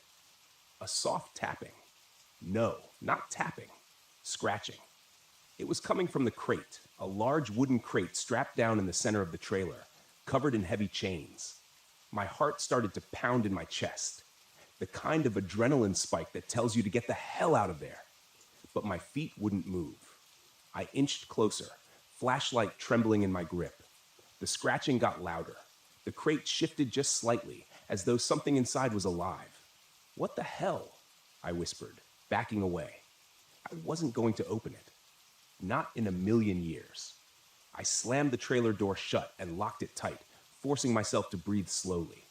Whatever was in that crate, I wasn't sticking around to find out. I was just supposed to get it from point A to point B, no questions asked. I climbed back into the cab, started the engine, and pulled back onto the road, telling myself I was imagining things. Maybe it was an animal, I thought. Some government experiment or something. None of it mattered. All I had to do was deliver the damn thing. The radio crackled to life as I accelerated, and I jumped in my seat. Static. Then, through the fuzz, I heard something faint. A voice. A woman's voice. "Roy, why didn't you come back?" My heart stuttered. The voice sounded like Carol's. I smacked the side of the radio, trying to clear the signal, but the static only grew louder. The voice faded, replaced by an eerie, distorted country song, one I hadn't heard since she passed. It was one of her favorites. "No," I muttered, turning the radio off. This was just stress getting to me. The isolation, the weird cargo, and the fact that I hadn't slept in 2 days. That's all it was. That's what I told myself as I sped down that endless stretch of highway. But the farther I drove, the worse it got. The storm hit an hour later, and with it came the figures.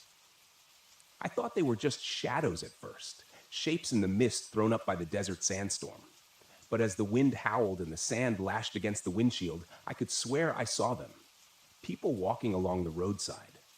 No, not people. Ghosts. Old men in trucker caps, women in long, flowing dresses, their faces pale and hollow, their eyes dark as the night. I gripped the wheel tighter, trying not to look. If I didn't look, they weren't real. That's how it works, right? I blinked hard, forcing my eyes back on the road, but I couldn't shake the feeling that someone, something, was watching me, following me. The trailer lurched hard, like something had slammed into the back of it. "What the hell?" I shouted, swerving the rig as I fought for control. My headlights cut through the dust, illuminating the desolate highway, but there was nothing there. Nothing but empty miles. The trailer shook again, then came the knocking, loud, rhythmic, like someone was pounding on the inside of the crate. I could feel the hairs on the back of my neck stand up. I was done pretending it was nothing. I was done lying to myself. I had to stop. I had to see what was in that crate. I pulled the rig to the side of the road again, hands trembling as I jumped out of the cab. The wind whipped sand into my face, stinging my eyes, but I didn't care.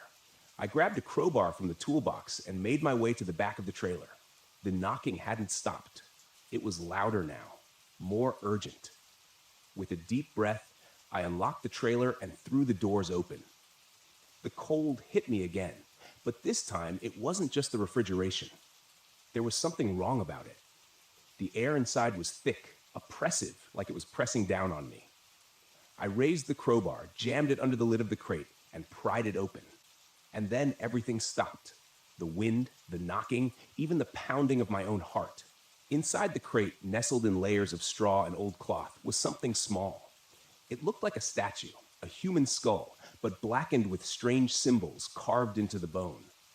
It seemed to pulse, like it was alive, like it was breathing in time with me. And then the whispers started. Not from the radio this time, but from the skull itself. Voices swirling in my head, speaking in languages I couldn't understand. But one voice stood out, one voice I knew. Roy. I stumbled back, my heart racing as the skull began to glow with a faint, sickly light. The voices grew louder, and the wind picked up again, howling around the trailer. I slammed the crate shut and bolted the door. I didn't care what they said. I didn't care what I'd seen. I was getting the hell out of there. I threw the crowbar into the cab, jumped behind the wheel, and floored it. The trailer lurched behind me as I tore down the highway faster than I'd ever driven in my life. The storm whipped around me, and through the swirling dust, I could see them again. The figures.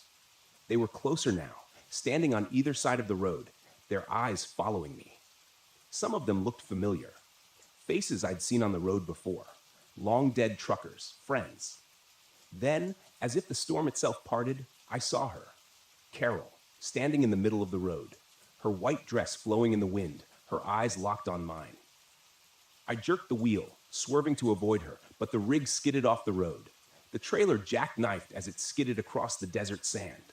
I barely managed to hang on as the truck groaned to a stop, tilted sideways in a ditch. Silence. I sat there for a long time, staring out into the empty desert, trying to breathe. The storm passed, but I knew it wasn't over. I reached for my phone. No signal. No way out. And then, just as the last light faded from the sky, I saw her again. Carol, walking slowly toward me. Her face pale and cold, her eyes filled with something I couldn't understand. "Roy," she whispered, her voice soft but clear in the stillness. "It's time to come home." I didn't run. I didn't scream. I just sat there, waiting as the darkness closed in around me.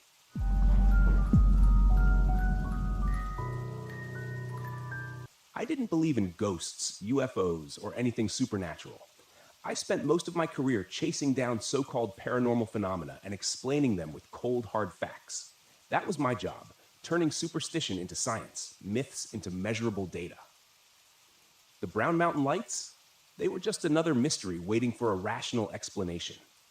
That's what I told myself as I drove my RV up the winding roads of Pisgah National Forest. The thick trees closed in on either side. The air was crisp, and autumn leaves scattered across the path. There was a quiet stillness that made the world feel far away. I should have felt calm, excited even. But as the sun began to sink behind the distant ridges, leaving the forest bathed in shadow, I felt something else. Tension. Shaking it off, I parked the RV at the remote campsite I'd scouted. This was supposed to be a solo trip, a few days to get up close and personal with the Brown Mountain Lights, interview locals, take readings, and prove once and for all that the lights were nothing more than atmospheric conditions or optical illusions.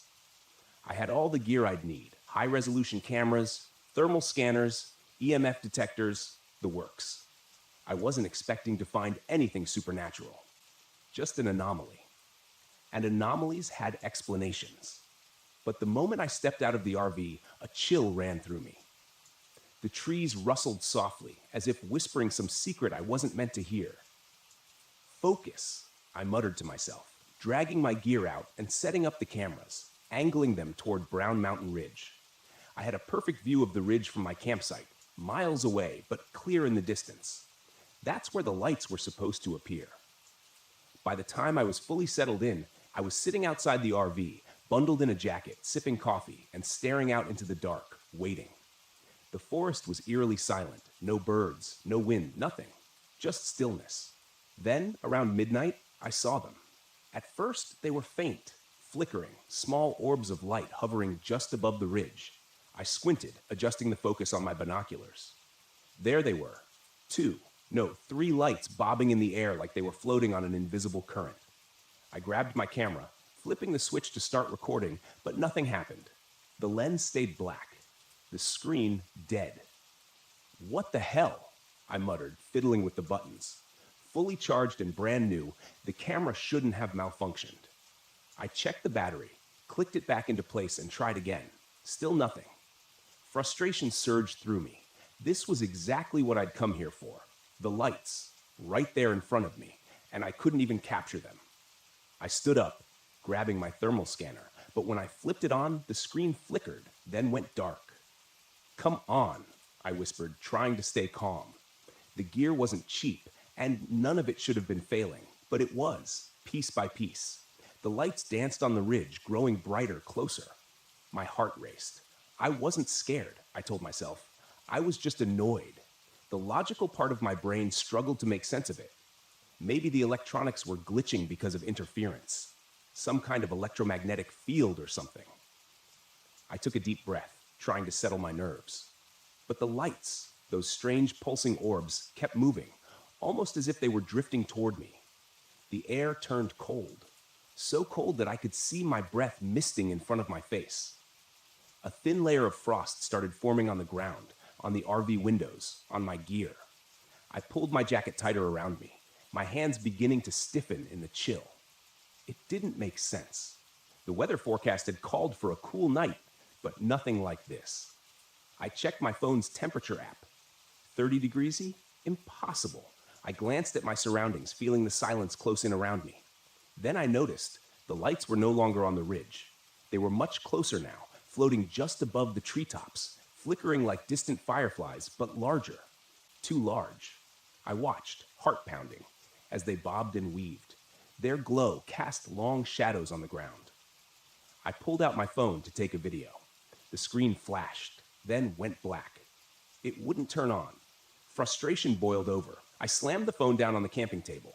It bounced. I stood there, fists clenched, trying to keep my cool. This was why people got sucked into believing nonsense, because technology failed at the worst possible moment. The lights weren't supernatural. There had to be an explanation.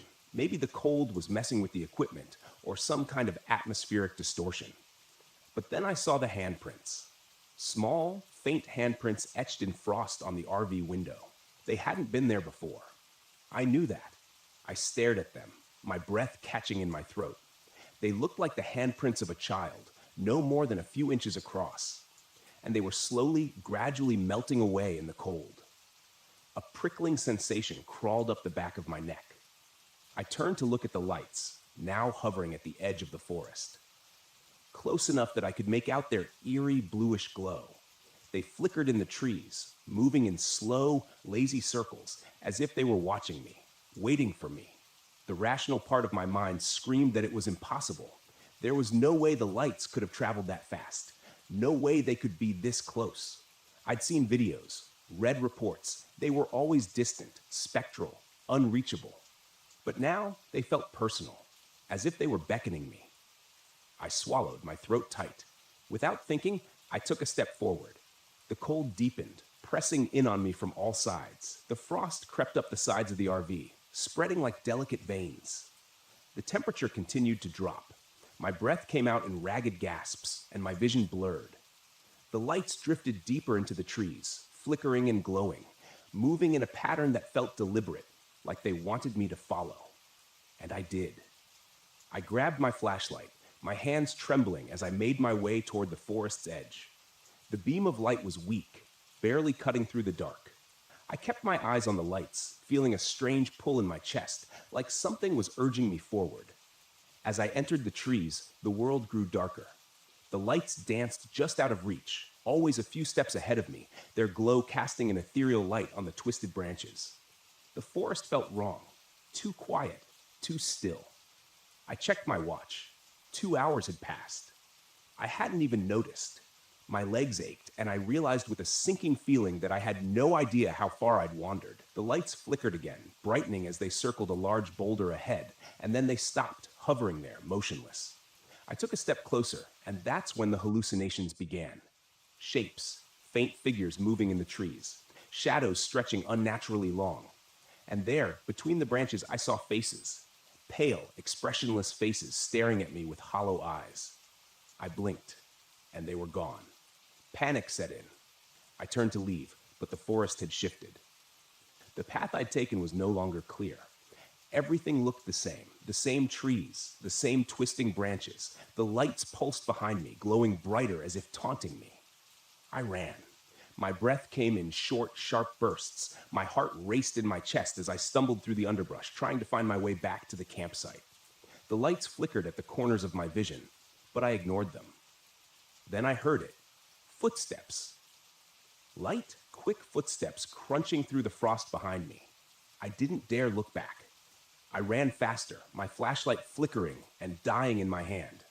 I broke through the tree line, gasping for air, and saw the RV ahead. A welcome sight. But the air around it was colder than ever. The frost was so thick on the windows that it looked like snow. And there, pressed against the glass, were more handprints, dozens of them. I scrambled inside, locking the door behind me, and collapsed on the floor, panting.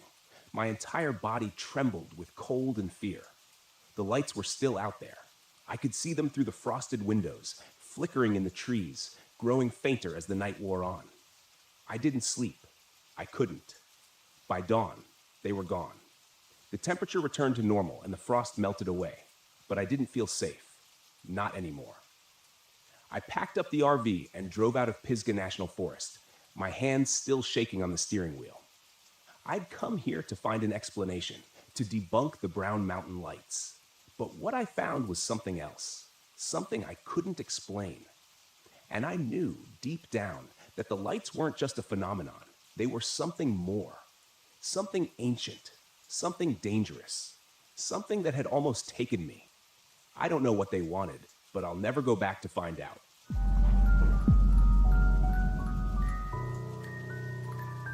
It had been 4 months since the divorce was finalized, and I was still trying to wrap my head around it. The life I had imagined, the woman I thought I would grow old with, it was all gone. That's why I decided to take the RV out to Mount Hood National Forest for a long weekend. I needed to get away from everything. No people, no reminders, just me and nature. My therapist said it would be good for me to clear my head and reconnect with something that didn't remind me of failure. Honestly, I didn't know if it would work, but I had to try something. If I stayed home, I would have just drowned myself in the silence of my empty apartment. This trip, I told myself, would be different. I could handle the quiet out here. I arrived in the late afternoon, pulling the RV into a spot near Timothy Lake. It was a beautiful area. Tall Douglas firs surrounded the lake like silent sentinels, the water reflecting the sky like a mirror. There were no other campers nearby, which was exactly what I wanted: solitude. I parked, shut off the engine, and took a deep breath. The air was cool, crisp, with that faint scent of pine needles. Perfect. For a moment, I thought I could finally breathe again. After setting up a small campfire, I sat back in my foldable chair, staring at the fading light over the mountains. The only sound was the crackle of the fire and the occasional rustle of leaves in the breeze. Peace. That's what I needed. But as the sun dipped lower, the quiet became overwhelming. There was no wind now, no rustling, no animal sounds. Just me, sitting in a bubble of silence. I checked my watch. It was just after 6 p.m. That's when I noticed it. It was too quiet. The forest around me, which should have been alive with the sounds of birds and insects, was dead silent. At first, I figured it was just a lull, but as the minutes dragged on, the silence pressed down on me like a weight. I could hear the blood pumping in my ears, the soft crunch of every movement I made in my chair. It was like the whole forest was holding its breath. I shrugged it off. Maybe this was what true isolation felt like. No noise, no distractions, just me and my thoughts. But then, out of the corner of my eye, I saw movement between the trees. It was subtle, a shadow slipping between the trunks, just far enough away that I couldn't get a good look. I froze, squinting into the woods. The firelight flickered, casting long shadows that played tricks on my mind. I scanned the tree line, waiting for the shadow to return, but saw nothing. The trees stood still, their branches unmoving in the dead air. "Must be a deer," I muttered, forcing myself to relax. The wind picked up briefly, rustling the leaves. I sighed, relieved to hear some kind of noise again. I grabbed a few more logs and threw them onto the fire. The crackling wood was comforting, a reminder that I wasn't completely alone. I told myself I was just on edge from being out here, alone, with too much time to think. After eating a quick meal, I decided to call it an early night. The silence was getting under my skin, so I climbed into the RV, locked the door behind me, and settled into the small bed in the back. My phone had no signal, of course, but I wasn't planning on talking to anyone anyway. I lay there, staring at the ceiling, trying to let my mind go blank, but the silence didn't let me rest. The RV was soundproofed, but even then I felt like something was missing. No crickets, no owls, nothing, just the absence of sound. I felt trapped inside my own head. Every little shift of the mattress or rustle of my blanket amplified in the quiet. Eventually, I drifted off. Sometime in the middle of the night, I woke up with a start. I wasn't sure why at first. There hadn't been any loud noises or nightmares, just silence. But something was wrong. My skin prickled with unease. I sat up, rubbing my eyes, and glanced around the RV. The windows were fogged up, and the air felt heavier, somehow oppressive. I heard something outside. No, that wasn't right. I heard nothing outside. I swung my legs out of bed and stood, listening closely. It was the strangest sensation, like my own breathing was distant, muffled, as though I wasn't entirely in my own body. I moved toward the window and wiped away some of the condensation with my sleeve, peering into the blackness beyond the RV. For a long time, I saw nothing, just trees and shadows, and then movement. This time, I was sure. A figure stood at the edge of the clearing, just barely visible in the moonlight. tall, unnaturally still, like it was waiting for something. My heart leapt into my throat as I strained to see more clearly. It didn't move, just stood there watching. "Hello?" I called, my voice shaky. The figure didn't respond. I backed away from the window, heart pounding, my mind racing. Was it another camper? Some kind of ranger? No, there was no way anyone would be out here this late without a sound. I checked the door. It was still locked. Good. But I felt exposed, vulnerable, knowing that whatever was out there was watching me. I grabbed the flashlight and shined it out the window, sweeping the beam across the clearing. The figure was gone. Just like that. Vanished. As if it had never been there. The next morning, the forest was still eerily quiet. No birds, no animals, just the constant oppressive silence. I tried to shake off the unease from the night before, but it clung to me like a wet blanket.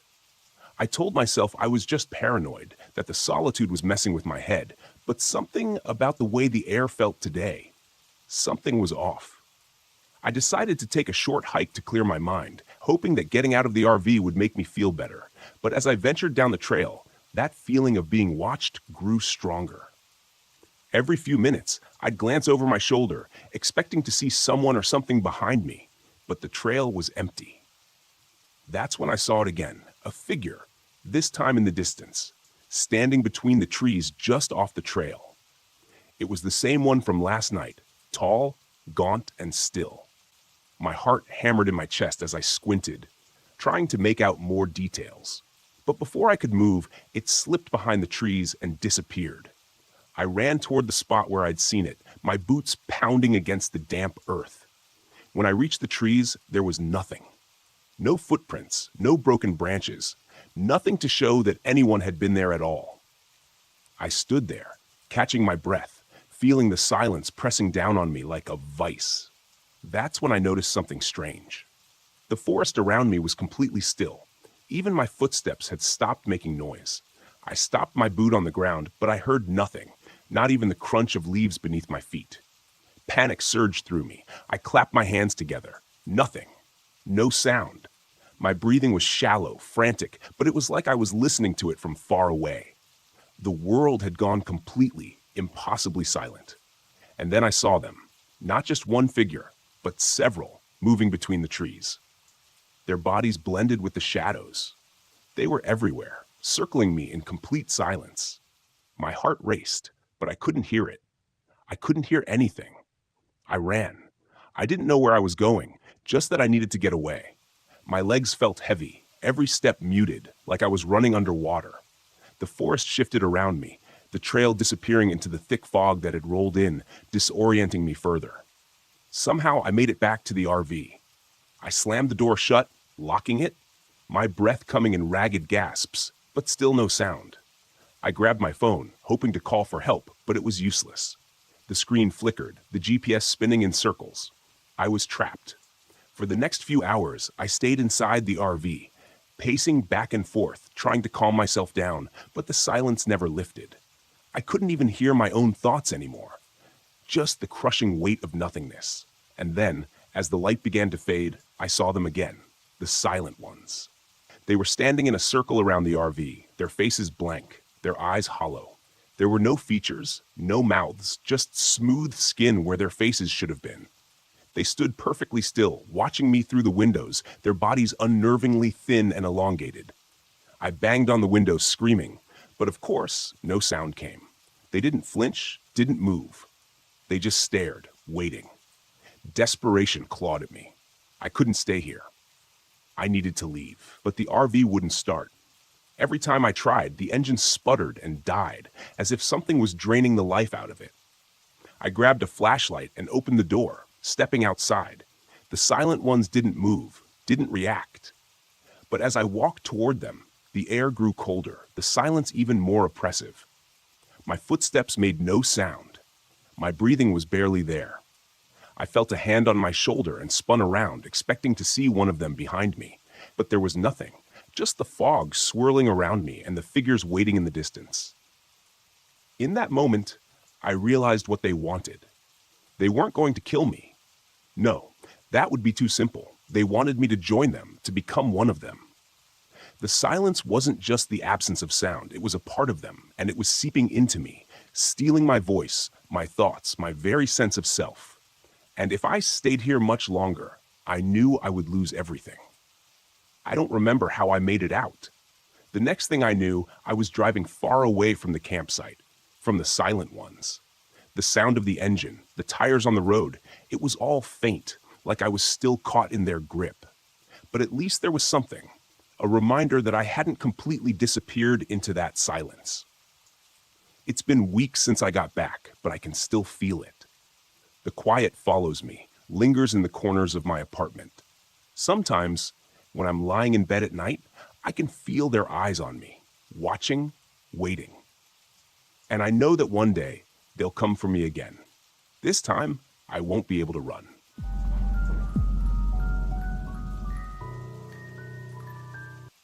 My name is Jacob Johnson, and this happened back in 1996 out near the ragged coastline of Maine. I had this idea of finding some peace, so I borrowed my uncle's RV for the summer, thinking I'd get some fresh air, recharge from life.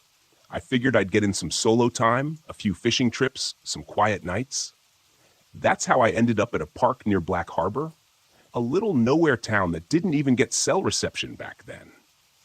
This wasn't a famous national park or even one of those scenic overlooks that people make pilgrimages to. It was just woods, rough and thick, fading into a rocky coastline that nobody seemed to care about. I was a few days into my quiet escape, living off canned beans on a half-empty propane stove that hissed with a little too much attitude for my taste. The most exciting part of my day was waiting for the rain to pass so I could take out my fishing rod. I didn't expect much more than sea salt air and seagulls. It was halfway through my fourth day, sometime in the late afternoon, that I heard what I figured must be kids from the local town messing around. The voices were faint, echoing through the woods in some distant way that made it hard to place them. I thought about walking down to see what was going on, maybe throwing a rock or two to scare them off if they got too close, but I didn't think much of it. By evening, though, something had shifted. I heard footsteps, not the quick, careless crunch of sneakers, but deliberate, slow steps. I was in the RV, scratching down a grocery list of things I'd need on my next trip back to town when I caught the sound. It was steady, creeping up around the corner of the RV. It hit me that I hadn't seen another soul out here since I'd arrived, and that didn't sit right. I mean, who comes out to this kind of place aside from someone with a taste for quiet or trouble? I kept still, waiting for the person to pass or show themselves, but there was only the slow, shuffling drag of footsteps. I tried to listen for the sound of multiple feet or voices, but it was dead silent except for that single shuffle. Against my better judgment, I opened the RV door and stepped outside. Nothing, just trees swaying in the evening light. But my instinct told me to keep quiet. I could still feel something out there, hiding, the kind of presence that prickles the hair on your neck and makes you regret stepping out of safety. I stayed there, scanning the tree line, listening.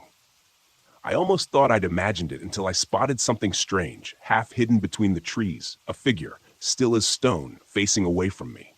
The guy looked like he was part of the forest itself, cloaked in grime, with torn, mud-stained clothes hanging off him like a loose second skin. He didn't move. He didn't breathe. Just stood there, as if rooted to the ground. Now, I don't scare easy, but something about this man felt like a bad omen.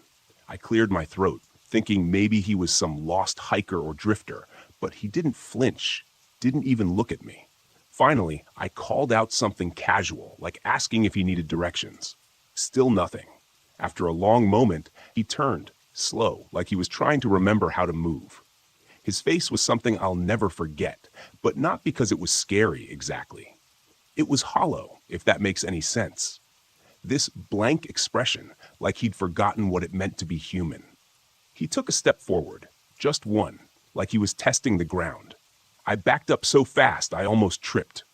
I tried to laugh it off, told myself he was just some messed up camper, but the way he looked at me, it was like he wasn't looking at me at all, just through me. I ducked back into the RV, my heart racing, and locked the door.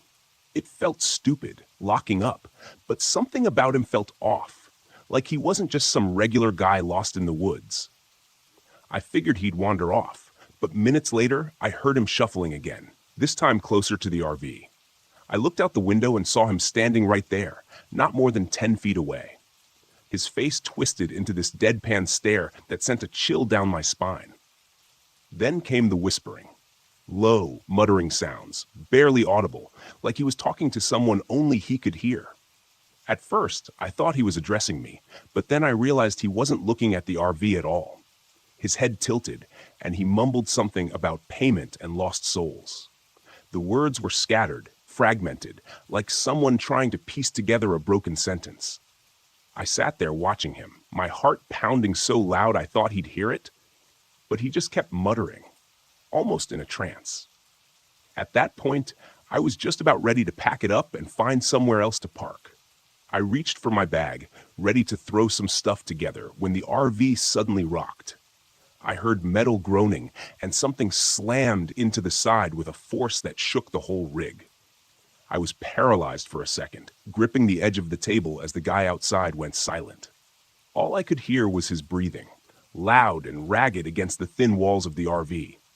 I heard a scratching sound, nails or something, scraping along the side, followed by a soft thud, as if he was testing the edges, feeling out the RV like it was some sort of animal he was trying to corner. I kept still, my back pressed against the wall, listening to every sound. I'd never felt fear like that. This primal kind of terror that kicks in when you realize you're trapped. The scratching stopped, and in the silence that followed, I heard the distinct sound of footsteps receding. I took a breath, thinking maybe he'd finally left, but then I smelled something foul. It was a metallic, rotten scent that crept through the vents, filling the air inside with a stench so bad it turned my stomach. I gagged, covering my nose, and nearly bolted for the door. Before I could, I heard him speak again. His voice was low and guttural this time. He muttered louder, "Must be paid." I froze, not sure if he was talking to himself or if he was giving some kind of twisted warning. Either way, I wasn't sticking around to find out. I grabbed my bag and edged toward the door, every instinct screaming at me to get out of there. I took a quick look through the window and saw him walking away, his figure disappearing into the trees. I bolted, taking off through the woods in the opposite direction. The sound of his footsteps echoed somewhere behind me, and for a moment, I thought I could hear him muttering again. I didn't look back. I didn't stop until I'd cleared the tree line and hit the gravel road. My feet ached, and my lungs burned, but I didn't care. I just kept running, putting as much distance as I could between me and that place. Hours later, I found a small gas station by the highway and told the cashier everything. He gave me this look, like he'd heard it before, then mumbled something about an old man who'd gone crazy years ago, back when the town was still booming. He said the guy used to wander the woods, talking to himself about debts and payments, claiming to be some sort of collector. Local legend had it that he went mad after his family drowned in a storm. The story was that he'd gone feral, taking to the woods, driven by some twisted sense of revenge or justice. I don't know if I believe in all that. All I know is that I saw him, heard him, and every time I think of that muttering, debt must be paid, I feel a chill that doesn't fade. I don't know who he thought I was or what debt he imagined I owed, but I'll tell you one thing. I'm never setting foot near Black Harbor again. Some debts you just don't pay.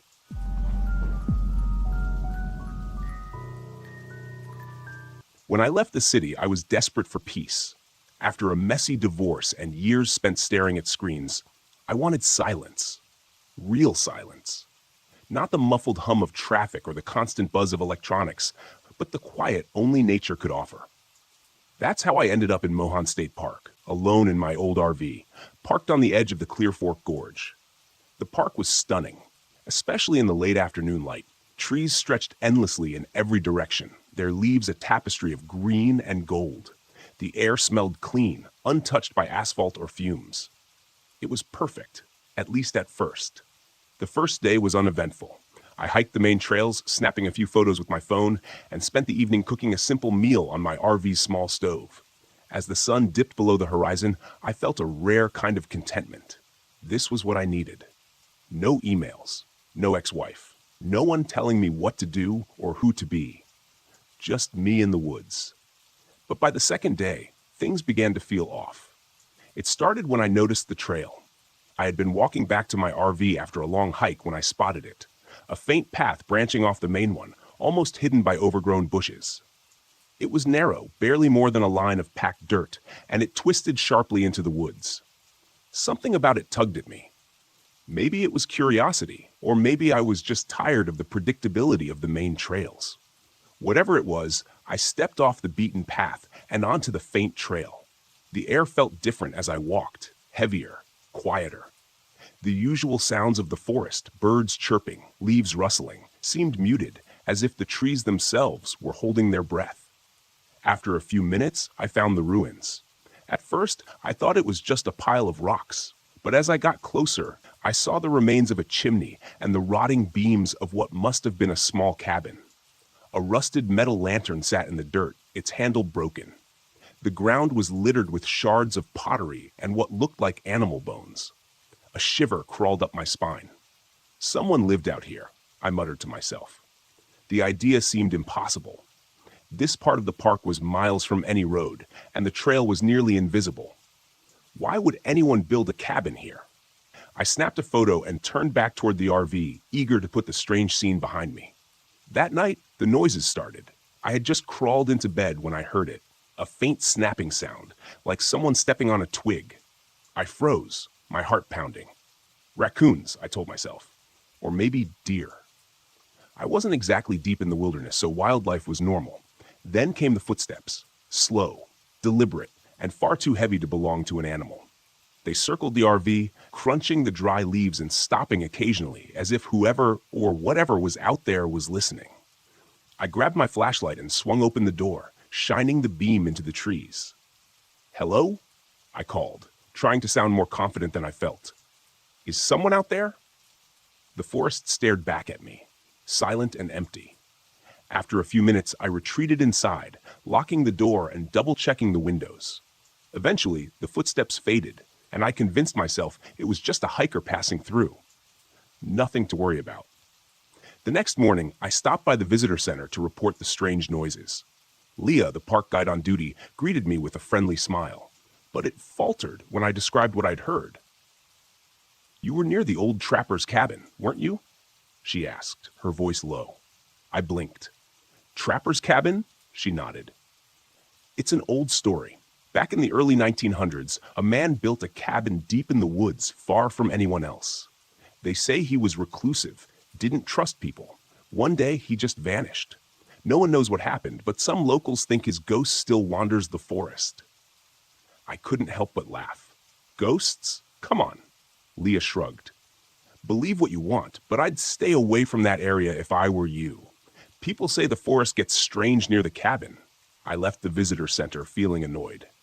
Ghost stories were fine for campfire entertainment, but I wasn't about to let a local legend ruin my weekend. That night, the disturbances grew worse. I was halfway through dinner when the lights in the RV flickered and went out. I swore under my breath, grabbing a flashlight to check the breaker. As I fumbled with the panel, I heard the footsteps again. Closer this time, circling the RV like a predator sizing up its prey. The flashlight beam caught something on the ground. Footprints. Human footprints. Large and deep, as if whoever made them was heavy. My breath caught in my throat. "Okay," I muttered, trying to steady myself. "Someone's messing with me." Grabbing my hiking boots, I stepped outside, determined to confront whoever was out there. But the second I stepped into the clearing, the forest fell silent. No footsteps, no rustling leaves, just an oppressive stillness that pressed against my ears. That's when I saw the first figure. It was pale and thin, barely more than a shadow against the trees. It stood perfectly still, its face obscured by darkness. Then it moved, not toward me, but away, disappearing into the woods without a sound. I didn't follow. Instead, I locked myself in the RV, sat by the window gripping a kitchen knife, and watched the forest until dawn. By the time the sun rose, I'd made up my mind. I had to go back to the cabin. I needed answers. The trail felt even more oppressive in the daylight. The air was thick, and the silence was absolute. When I reached the clearing, I saw something I hadn't noticed before. A small, rusted knife lying in the dirt. Next to it was a notebook, its cover warped with age. I picked it up carefully, flipping through the yellowed pages. Most of the writing was illegible, but a few sentences stood out, scrawled in jagged letters. It watches from the trees. Don't disturb the woods. The forest is alive. A chill ran down my spine. As I turned to leave, the ground beneath me seemed to shift, the dirt rippling like water. The trees creaked, their branches twisting unnaturally. And then I felt it. A presence. Something unseen, massive, and ancient. Watching me from every direction. I ran. The RV was my only sanctuary, but even there I wasn't safe. The lights flickered. The floor trembled. The air grew thick with the stench of damp earth. Through the window, I saw the pale figure again, joined by others, shadows slipping between the trees, their eyes glowing faintly in the dim light. The ground beneath the RV began to groan, roots writhing like snakes. I turned the key in the ignition, praying the engine would start. It roared to life. I slammed my foot on the gas. As the RV lurched forward, the figures began to move, their blank faces turning toward me. The roots clawed at the tires, but the momentum was enough to break free. I didn't stop until I was miles away, the forest shrinking in my rearview mirror. I never went back to Mohan State Park. Whatever was in those woods, it didn't want me there. And I was more than happy to stay away. But sometimes, late at night, I dream of the forest.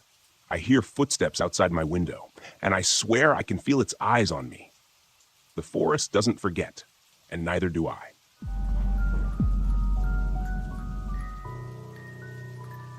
My name is Noah Brown, and I'm 36 years old. This happened last fall when I decided to take my first solo RV trip to Spruce Knob Lake in West Virginia. It was supposed to be a fresh start, a way to escape the wreckage of my divorce and prove to myself that I could handle life on my own. I was tired of feeling like a failure, and this trip was my attempt at reclaiming some confidence. Looking back, I realize how naive I was. The forest doesn't care about your pride. I pulled into the campground late in the afternoon. The drive had been longer than expected, thanks to winding mountain roads and a temperamental GPS that insisted I make turns onto non-existent paths. Spruce Knob Lake lay in a valley, surrounded by dense forest, the kind of place that felt untouched by time. Before heading to the lake, I stopped at a small gas station on the edge of town to fill up and grab a few snacks. The attendant was an old woman with gray hair pinned in a tight bun. Her eyes had the kind of intensity that made you feel exposed. "Heading to Spruce Knob, huh?" she asked, her voice raspy. "Yeah," I said, forcing a smile. "A couple of days by the lake should be peaceful." Her expression darkened. "Don't go wandering the woods after dark, and if you see a lantern, you turn the other way." "A lantern?" I chuckled nervously, hoping to break the tension. "I'll keep that in mind." But as I drove away, her words lingered in my mind. By the time I reached the campground, the sun was dipping below the tree line. I parked the RV near the edge of the lake and set up a basic campsite. My gear was minimal: a rented stove, a secondhand flashlight, and a cheap folding chair that creaked every time I shifted my weight. It was quiet. Too quiet. The kind of silence that makes you hyper-aware of every small sound. The rustle of leaves, the soft lap of water against the shore, the occasional groan of the wind through the trees. Around 9 p.m., as I was reading by the dim glow of my lantern, I noticed something strange. A flickering light in the woods across the lake. It wasn't the steady beam of a flashlight or the glow of a campfire. It moved erratically, like an old oil lantern swaying in someone's hand. At first, I thought it might be another camper. But the more I watched, the more unsettling it became. The light moved deeper into the trees, then stopped, then blinked out. I told myself it was nothing, just my imagination playing tricks on me. But that night, as I tried to sleep, I couldn't shake the feeling that something was out there, watching. The next morning, I decided to explore one of the trails that looped around the lake. The air was crisp, the leaves a vibrant mix of red and gold, and for a while, I felt like I'd made the right choice coming here. About an hour into my hike, I heard it. Soft, rhythmic giggling. A child's laughter coming from somewhere ahead. "Hello?" I called out, my voice echoing through the trees. No response. As I rounded a bend, I saw her, a little girl sitting on a rock by the trail. She looked about 10 years old, with dark hair and a pale face. She was wearing old-fashioned clothes, a long skirt and a cardigan that seemed out of place. "Are you okay?"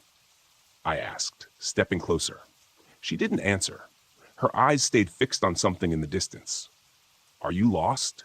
I tried again. She turned her head slightly, just enough to look at me out of the corner of her eye. Then she stood and walked into the forest without a word. "Wait," I called, hurrying after her. But when I reached the spot where she disappeared, there was no sign of her. Just a muddy child's shoe sitting on the ground. By the time I got back to the RV, the clouds had rolled in, turning the afternoon gray and heavy. I tried to push the encounter with the girl out of my mind, telling myself it was just a weird coincidence. Maybe she was a local kid playing in the woods. That night, things got worse. The electrical system in the RV started acting up. The lights flickered erratically, and the radio turned on by itself, blasting static. My flashlight died, even though I had just put in fresh batteries. I lit my lantern for some semblance of control, but the flame cast dancing shadows on the walls, making the RV feel smaller, more claustrophobic. Then came the sound of footsteps. They circled the RV, slow and deliberate. I peered out the window but saw nothing. Still, the sound continued, crunching leaves and snapping twigs just outside. I locked the door and sat on the bed, gripping a kitchen knife I'd brought for cooking. The footsteps stopped, and for a moment, the silence was almost worse. Then a voice broke the stillness. "Stephen," it said, a child's voice. Against every instinct, I opened the door. The forest beyond was shrouded in darkness, but there it was again, the flickering light. The lantern hovered at the edge of the woods, swaying gently as if beckoning me closer. And then I saw her, the little girl, standing beneath the light. "Help me," she whispered, her voice carrying through the still air. I stepped out of the RV. My legs moved almost against my will. The lantern retreated into the forest, and I followed. The girl's figure was always just out of reach. The trail grew steeper and more treacherous, the ground soft and uneven beneath my boots. The lantern led me to the edge of a ravine, its rocky walls plunging into darkness. At the bottom, I saw something glinting, a small mirror, cracked and streaked with dirt. The little girl stood beside it, her pale face illuminated by the lantern's eerie glow. "Jump," she said softly. "What?" I stammered, my voice trembling. "You have to jump," she repeated. Her voice wasn't pleading anymore. It was cold, commanding. I looked down at the ravine, at the jagged rocks below. The lantern hovered above the abyss, flickering like it was waiting for me to obey. Something in me snapped. "No," I said, my voice firm. The girl's face twisted into something monstrous. Her eyes darkened, and her mouth stretched into an unnatural grin. "You don't get to choose," she hissed, her voice no longer human. I reached into my bag and pulled out my journal, the one thing I'd brought to document my journey to rediscover myself. Without hesitation, I hurled it into the ravine. The lantern flared violently, its light pulsing like a heartbeat. The girl screamed, a sound that seemed to tear through the fabric of the night, and then she and the lantern vanished. I stumbled back to the RV, my body trembling with exhaustion and fear. The electrical system was working again, the lights steady, the radio silent. I packed up and left before the sun rose, driving until I was miles away from Spruce Knob Lake. A week later, I found something waiting for me in my apartment. Sitting on the kitchen counter was an old oil lantern, its glass cracked and filled with ash. When I picked it up, I heard it, soft, rhythmic giggling, echoing from somewhere deep inside. I haven't camped since. The wilderness isn't always what it seems. Sometimes it's better to stay lost in the chaos of the city than risk finding what waits in the silence of the woods.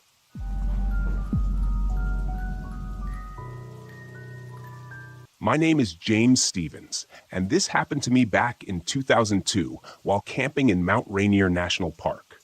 I'd borrowed my cousin's RV for the first time. He said I was due for some real scenery therapy, as he called it, away from the stress and noise of the city. I had just wrapped up a divorce, and my mind was cluttered. Nature felt like a good reset button. I set up at Cougar Rock Campground, a secluded part of the park with tall pines and a stream that burbled quietly just out of sight. Peaceful, until the silence starts creeping up on you. The kind of silence that makes every sound, like a twig snapping or water trickling, seem 10 times louder. I parked the RV near the forest's edge, half a mile from the nearest camper, figuring the solitude would be good for me. Less human interaction, more time staring at clouds and mountains. Around mid-afternoon, I met another camper. His name was Russell, an older guy with a scraggly beard and a perpetual frown. He told me he'd been camping there for years, always alone. He said he liked the solitude, the natural rhythm of the place, whatever that meant. He had this rough way of talking, every word thick like he was chewing on gravel. Friendly enough, though, and I thought it was kind of nice to have a fellow loner around. We talked a bit about the area, and then he mentioned something about strange folks drifting into the park lately. People who didn't seem to belong, as he put it. I shrugged it off, but I did notice that Russell's campsite was a mess, with empty cans and old camping gear scattered around like he'd set up for the long haul. I got this off feeling, like he wasn't there just for the peace and quiet, but I brushed it off. He was just another stranger in the woods. No more, no less. By sundown, I was back at my RV, thinking a quick dinner of instant noodles would do just fine. I cranked up the little camping stove, ate in silence, then decided to go for a short walk by the water, flashlight in hand. The stream was a faint line of silver under the moonlight, but everything else had fallen into darkness. I'd taken just a few steps when I saw someone else on the trail. Not Russell. This guy was tall, with wild hair, clothes that were patched and frayed, and a scar that ran from his left cheek down to his neck. I gave him a nod, the casual, keep your distance nod people give in the wilderness. He didn't respond, just stared back, his eyes lingering a bit too long. I kept walking, but I could feel his gaze following me. It was like the guy was sizing me up. Back at my RV, I locked the door and made sure the windows were secure. I had just settled in to get some sleep when I heard footsteps. Light ones at first, like someone trying not to be heard. I thought maybe it was Russell. Maybe he'd had a bit too much of whatever he was drinking by the fire earlier. So I ignored it. But then the footsteps grew louder, then stopped, right by the side of the RV. A minute later, there was a light knock on the door. I froze, listening, my mind racing through who it could be. No one else was around. Not this late. I ignored it, hoping whoever it was would take the hint. But then came another knock, louder this time. I crept up to the small window by the door and peered out, just enough to catch a glimpse. It was the scarred man from earlier. He was standing there, his head tilted, a sick smile stretching his mouth like he'd found exactly what he was looking for. I forced myself to breathe slowly, to keep calm. I hadn't brought a gun, something I was seriously regretting at this point. But the guy hadn't seen me yet. Maybe he'd just leave if I stayed quiet. Then, in a voice just loud enough to cut through the walls, he said, "Hey, Brandon, I know you're in there." The blood drained from my face. How the hell did he know my name? I didn't remember mentioning it to anyone except Russell, and even then, it was in passing. My mind scrambled through every option. Stay silent? Open the door and try to talk him down? Grab something heavy and defend myself? I reached for a frying pan, the heaviest thing within arm's reach. Not exactly a weapon, but better than nothing. I crept toward the door, thinking maybe I could give him a hard enough swing to make him rethink his plans. But just as I was about to take a breath and steady myself, the guy pounded on the door. Hard. Enough force to shake the whole RV. "Brandon, open up. I'm not leaving until we talk," he said. His tone was calm, like he was asking for a cup of sugar instead of trying to break into my camper. Then I heard it. A scraping sound, like metal against metal. I looked down and saw a thin blade, maybe a pocket knife, slowly working its way through the RV door lock. A wave of panic surged through me, and I did the only thing I could think of. I pushed against the door as hard as I could, holding it in place with my weight. The blade slipped, and I heard him curse under his breath. For a second, I thought maybe I'd scared him off. But then, the guy's face appeared in the window, eyeing me with a mix of annoyance and amusement. "You don't make this easy, do you?" he muttered. I must have looked terrified because he laughed, low and hollow. He tapped the window, pointing at me like I was a bug in a jar. That's when I caught the movement behind him, a dark figure moving out of the tree line, slowly, deliberately. Russell, he must have heard the noise and come over to check things out. Russell didn't say a word. He just stood there, watching. For a second, I thought he was going to help me, that he'd scare this guy off. But he didn't. He just watched, his face expressionless, as the guy kept trying to force his way in. I pounded on the window, yelling for Russell to help, to do something, but he stood there, unmoved. And then I realized, Russell was in on it. Suddenly, I was a trapped animal. The frying pan felt absurd in my hands, 2 against 1, and I was stuck inside a fiberglass cage. There was no way I'd make it if they got in. My only shot was to run. I dropped the pan, shoved open the emergency hatch in the roof, and scrambled up. The cold air bit against my face. I heard them both cursing below as I climbed, stumbling over myself in the darkness. I was barefoot, the sharp gravel digging into my feet as I ran for the tree line, my heart hammering like a drum. The RV was small, but in that moment, it felt like an ocean between me and those 2 maniacs. I didn't stop to look back. I just kept running. Eventually, I reached the ranger station, my feet bloody, my body trembling from exhaustion and adrenaline. They found Russell and his friend later that night, hiding out near the campsite with a whole stash of stolen camping gear and weapons. Turns out they'd been robbing campers for months, using the park's seclusion to get away with it. In the end, Russell claimed he'd just been there by coincidence when the scarred guy attacked me. But the scarred man wasn't so lucky.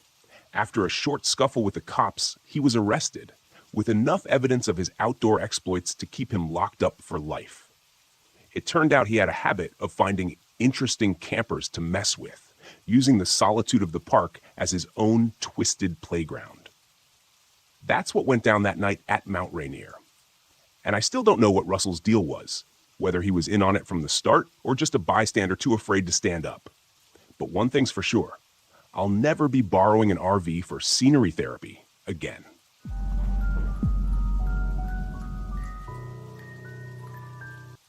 The fog was thicker than I'd expected.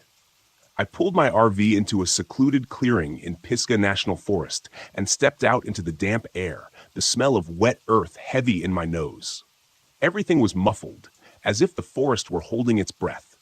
The trees were shrouded in mist, their trunks fading into the gloom, and the trail I'd heard so much about was hidden somewhere out there, waiting for me. I'd come here to find something unique. My vlog had been stagnating, and I needed a fresh angle. A fellow hiker had mentioned an unmarked trail, a path that didn't appear on any maps. One locals swore disappeared and reappeared as if it had a life of its own. Perfect. If I could document it, film the mystery, my audience would eat it up. I grabbed my camera, set it up, and filmed a quick introduction. Hey everyone, it's Nate here, and I'm in the middle of the misty Pisgah National Forest, about to track down the infamous Vanishing Trail. Legend says this path comes and goes, and people who wander too far down it don't come back. Let's see if that's true. I packed up my gear and set off into the fog. The forest was silent, the only sound my boots crunching on damp leaves. I had a GPS in my pocket just in case, but I didn't plan to use it unless things got really bad. I wanted to go off the grid, find this mysterious trail, and see if there was anything to the rumors. I'd always been a skeptic. Ghost stories and folklore are fun to tell around a campfire, but not much else.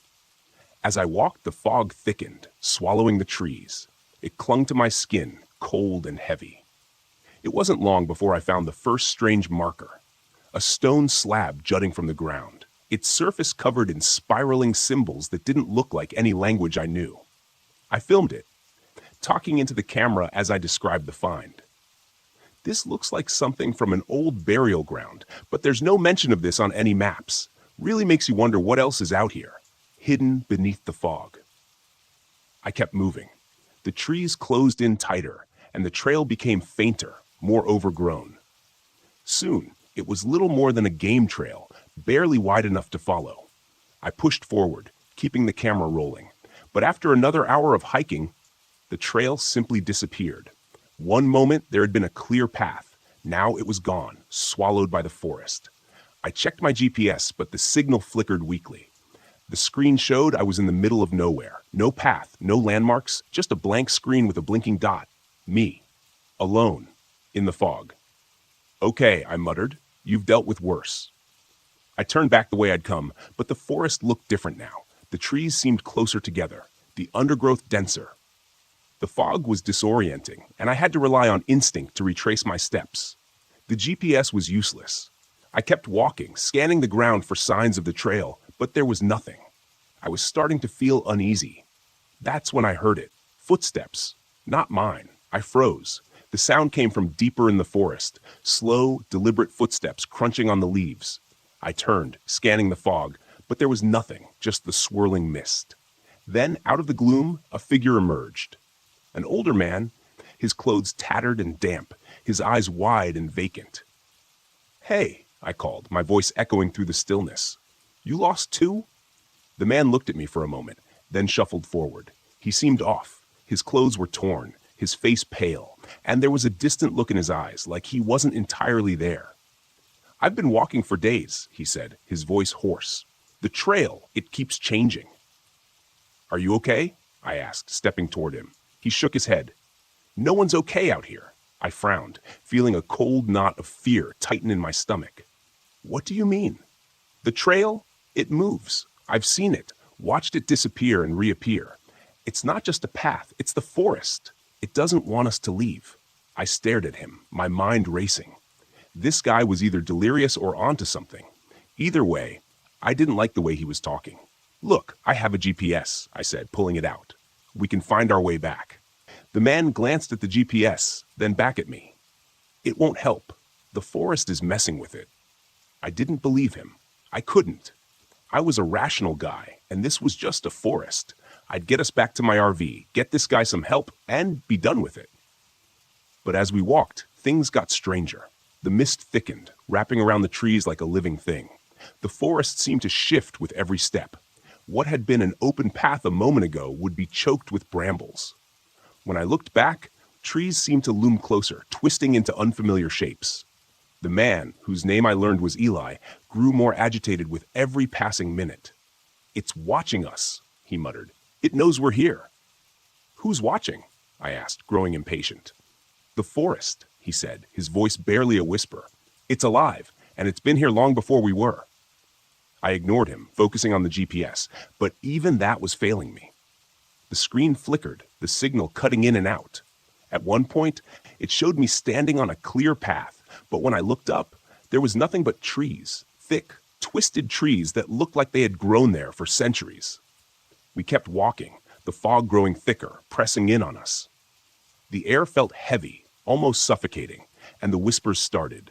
Faint at first, like the wind through the leaves, but then more distinct voices calling out from the mist. "Nate," I froze, my heart hammering in my chest. "Did you hear that?" I asked Eli. He nodded, his eyes wide. "It's calling us." "The forest." I tried to shake it off, tell myself it was just the wind, but deep down, I knew that wasn't true. The voice had spoken my name. We came across a backpack tangled in the branches of a tree, high above our heads. It was old, covered in dirt and torn, but when I climbed up to retrieve it, I found fresh supplies inside, water, food, like someone had packed it yesterday. I felt a chill run down my spine. How had it gotten there? Eli was growing more paranoid, his eyes darting around like he expected the trees to come alive at any moment. "We need to leave," he kept saying, "before it's too late."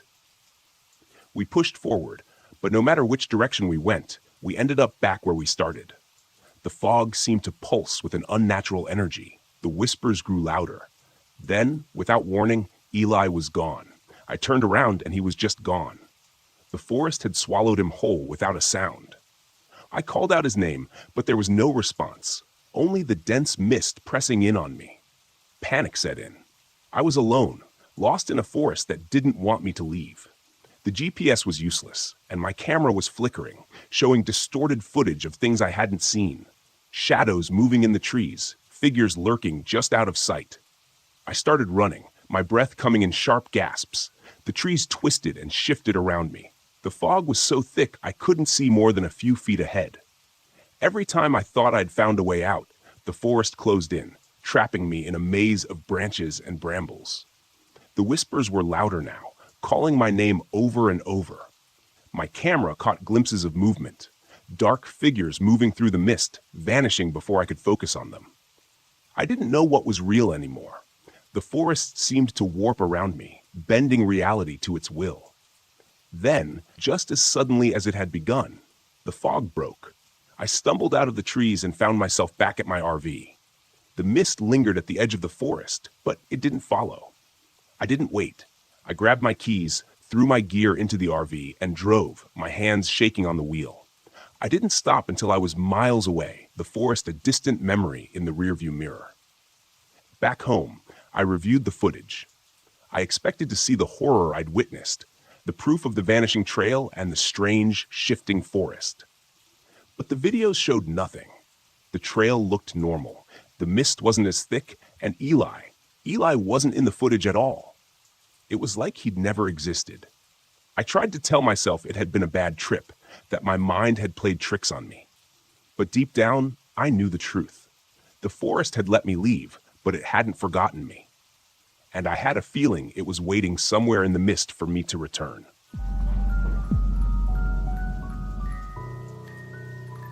The forest around me was too quiet.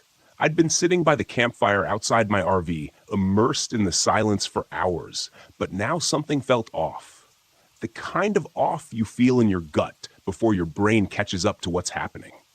No wind, no rustling in the leaves, just dead stillness. That was the first thing I noticed when I pulled up to this remote campsite deep in Mount Hood National Forest. A place like this should have been full of life. Birds, insects, something. But the only sound was the crackle of the fire and the distant hum of the radio I'd brought along. I needed quiet after everything that had happened over the past year. I wasn't looking for distractions, just isolation. After my wife's death, nothing made sense anymore. People kept telling me I needed to move on, but the noise of life, the sympathy, the well-meaning advice, the friends who didn't know what to say, became unbearable. So I packed up and hit the road, hoping the wilderness would give me space to think, or maybe stop thinking altogether. I thought the forest would help. It had, until now. The radio's static broke the silence, a sudden burst of garbled noise that made me jump. I turned my head toward the RV, where the old ham radio sat inside. I hadn't even touched the thing in hours. It was an antique I'd brought along to mess around with in my downtime, but the signal had been dead all day. No stations, no chatter, nothing. Until now. I stood up from the fire, walked over to the RV, and ducked inside to check the radio. The static was louder, more insistent, like it was trying to form words but couldn't quite get there. I twisted the dials, searching for a clearer signal, but all I got was more white noise. Then, through the crackling, I heard it. A voice, faint and garbled, speaking numbers, 1, 3, 7, 8, 9. The numbers repeated over and over, mechanical and cold, like a voice from an old number station. It didn't make sense. I was miles from anywhere, and this was supposed to be a dead zone. No signal, no interference. The voice paused for a moment, then the numbers started again. 1, 3, 7. It sent a chill through me, but I told myself it was just some rogue signal bouncing off the atmosphere. Maybe a military transmission. There were logical explanations for this kind of thing. I was sure of it. But the way the numbers repeated over and over felt wrong.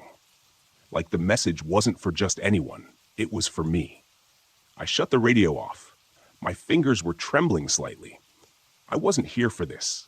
I needed quiet, not some weird radio signal rattling around in my head. The next day, I tried to forget about the radio. I spent the morning hiking through the woods. The towering pines loomed overhead like silent giants. The air was cool and damp, the sky just a sliver of gray through the dense canopy. But something gnawed at me, a faint buzzing at the back of my mind. No birds, no animals, just silence. When I returned to the campsite, the radio was on again, static blaring from the speakers. I hadn't touched it. I stepped inside the RV, staring at the radio like it might come to life. The static was louder now, more intense. I could feel it in my bones, like the vibration from a low hum in the ground. And beneath the static, the numbers were back. 1, 3, 7, 8. I slammed my hand down on the off switch, killing the sound. My pulse was racing, my mind scrambling for an explanation.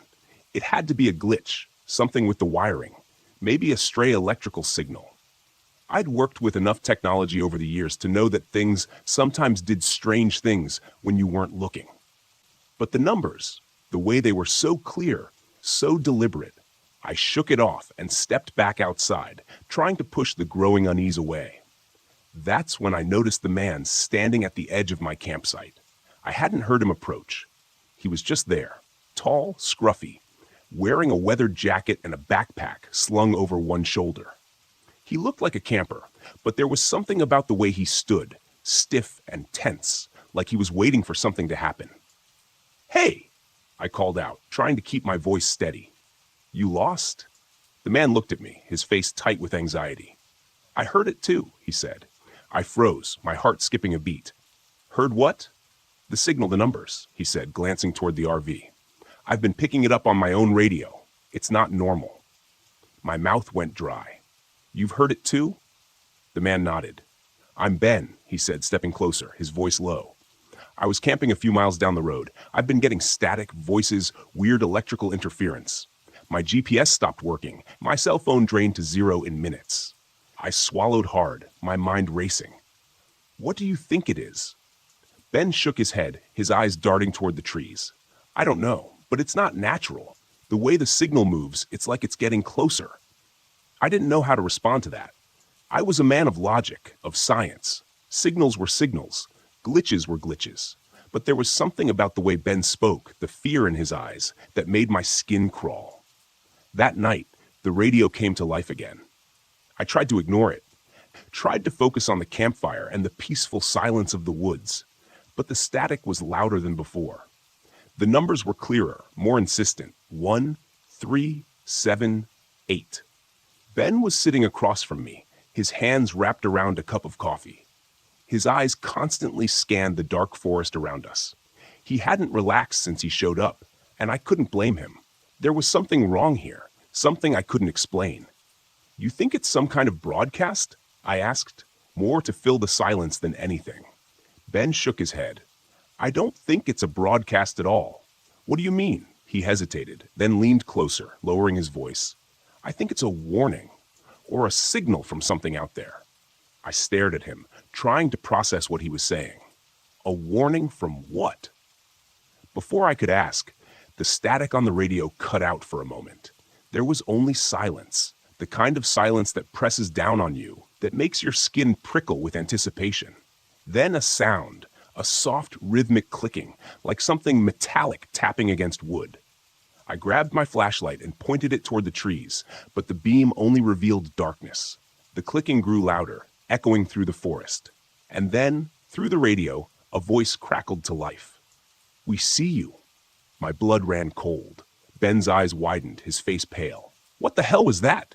I whispered, my voice barely audible over the pounding of my heart. The voice repeated, distorted and mechanical, "We see you." I stood up, the flashlight shaking in my hand. The clicking sound was closer now, coming from all around us, moving through the trees. The forest seemed to pulse with energy, the air growing thick and heavy, like the atmosphere itself was alive. "I think we should leave," Ben said, his voice tight with fear. For once, I agreed. The next morning, I found Ben's tent abandoned. His gear was scattered around the clearing, but there was no sign of him, no footprints, no note. Just the cold, empty forest and the low hum of static that had settled into the air like a living thing. I tried to follow his tracks, but they vanished in the thick underbrush. It was like he'd walked into the trees and disappeared. The GPS on my phone was useless, spinning me in circles. The battery drained faster than I'd ever seen. The static in my ears grew louder the further I went, like the signal was inside my head, vibrating through my skull.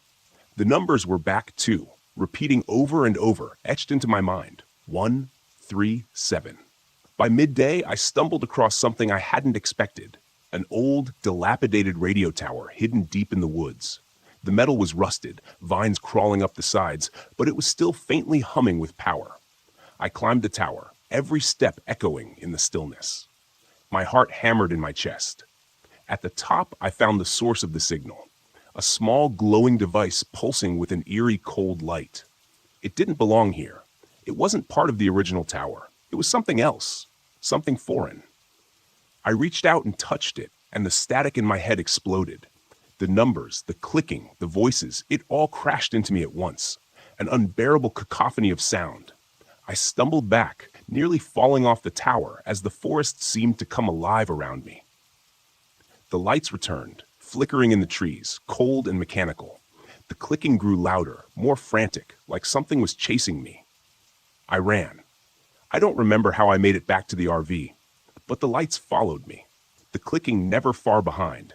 But I managed to get inside and slam the door shut. My hands were shaking as I started the engine, the device still clutched in my hand. As I drove away, the static began to fade, but the numbers never left me. They echoed in my mind, a constant whisper, even as the forest disappeared in the rearview mirror. It's been days now, and I'm still hearing them. 137. I can't get them out of my head, and I can't shake the feeling that whatever was out there, whatever sent that signal, knows where I am.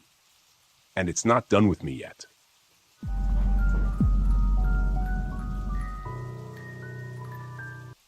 My name is Stephen Miller. I'm 51 years old, a retired high school teacher, and a widower. What I'm about to tell you happened just last month during a solo camping trip off Old King Road in Flagler County, Florida. I thought I was looking for peace and quiet, maybe even a little closure. Instead, I found something I still can't explain, something that might still be out there waiting. I arrived at the campsite in the late afternoon. The drive down Old King Road was scenic but desolate, with tall oaks draped in Spanish moss and palmettos crowding the edges of the narrow dirt road. My RV, a beaten-up 1994 Winnebago, rattled over every bump, but I was used to it. This wasn't my first trip, but something about the stillness unsettled me. I stopped at a convenience store a few miles before the campsite to grab some firewood and snacks. The woman behind the counter, Maggie, looked up from a magazine as I approached. "Camping out on King Road?" she asked, her tone casual but her eyes sharp. "Yeah," I said. "I heard it's quiet out there. Good stargazing." She hesitated. "It's quiet, all right.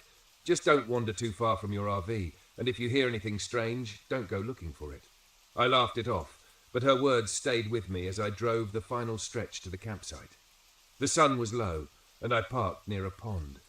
The water was dark and still, the air smelling of damp earth and decaying leaves. I liked the solitude, at least that's what I told myself. The first sign that something wasn't right came that night. I had a small fire going, and the RV's generator was humming softly. I was sitting by the fire nursing a cup of instant coffee when the generator sputtered and died. The sudden silence was jarring. "Damn thing," I muttered, grabbing a flashlight to check it out. Everything looked fine. No loose wires, no obvious problems. When I flipped the switch, it roared back to life as if nothing had happened. I returned to my chair, but the unease lingered. The forest around me felt too quiet, like the wildlife had been holding its breath. Then I heard it, a faint rustling in the bushes behind me.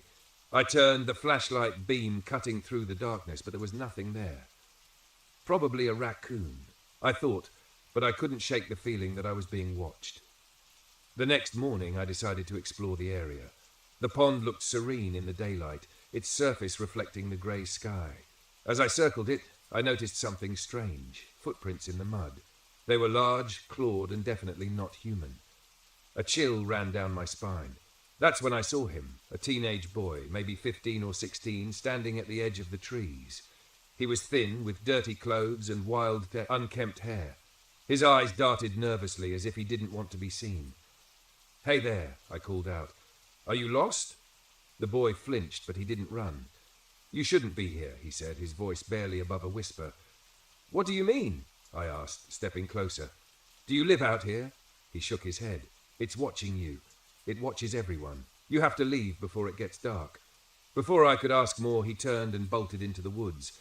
I considered going after him, but something in his voice, pure, raw fear, stopped me. I returned to the RV, uneasy.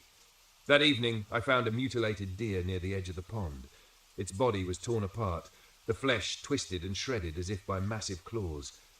I've seen animal attacks before, but this was different. It looked deliberate. I decided to stay inside the RV that night. The generator kept cutting out, leaving me in darkness for minutes at a time. Each time the lights flickered back on, I thought I saw movement outside the windows, shadows darting just out of sight. Around midnight, I heard a sound that froze me in place. My late wife's voice. "Stephen," Dana whispered, "come outside." I knew it wasn't real. I'd been dreaming of Dana ever since she passed, but this was different. Her voice was so clear, so close. When it called again, I almost opened the door before catching myself. "No," I whispered, backing away. "You're not real." The whispers stopped, but the RV shuddered violently as if something heavy had slammed into it. I grabbed a kitchen knife and held it tight, my heart racing. The shuddering stopped, leaving me in silence. The next morning I found deep scratches on the RV's door, like claw marks. The boy, Ethan, appeared again, standing at a distance. His eyes were wide, his face pale. "It's hungry," he said. "It doesn't stop." "What is it?" I demanded, approaching him. "What's out there?" He hesitated, then muttered, "It's old. It was here before us. It feeds on fear, on grief. If you don't leave, it'll take you." I tried to get him to explain, but he ran off again. This time I followed him. He led me deeper into the woods, where the trees grew denser and the air colder. Finally, we reached a clearing with strange symbols carved into the trunks. Ethan pointed at them. "This keeps it out," he said. "Stay here if you want to live." Before I could ask more, he vanished into the trees. I looked around, my pulse hammering. The forest felt alive, the air thick with an oppressive energy. The whispers started again, louder this time, coming from all directions. I returned to the RV, but the hunger followed. That night, it showed itself. I was sitting by the fire when the forest went silent. Then I saw it, a shadowy figure at the edge of the trees. It was humanoid, but wrong, its limbs too long, its movements jerky and unnatural. Its eyes glowed yellow, fixed on me. "Dana," it said, its voice distorted and hollow. "Come to me." I stood frozen as it stepped closer. The firelight flickered, and I saw its face, or what was left of it. The flesh was stretched and rotting, its mouth too wide, filled with jagged teeth. I grabbed a can of lighter fluid and dashed it onto the fire pit, igniting a massive flame. The creature recoiled, letting out an unearthly shriek. I ran toward the symbols Ethan had shown me, the hunger chasing me through the trees. The moment I crossed the boundary of the symbols, the hunger stopped. It paced back and forth, hissing and snarling, but unable to cross. I stayed there until dawn, clutching the knife and listening to its guttural growls. When the sun rose, the hunger vanished. I returned to the RV, packed up, and drove away without looking back. I stopped at Maggie's store on the way out. She took one look at me and nodded. "You saw it, didn't you?" I nodded, too shaken to speak. "You're lucky," she said. "Most people don't make it out." Later I tried to find information about Ethan, but no one had seen a boy matching his description in years. Some said he was a ghost, a victim of the hunger long ago. Others claimed he was something else entirely, a guardian of sorts, protecting the living from the forest's darkness. Whatever the truth, I know one thing for certain. The hunger is real, and it's still out there, waiting.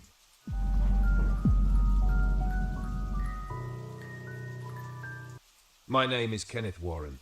I'm 42 years old, and this happened a few months ago when I decided to take a break from the life I'd been barely holding together.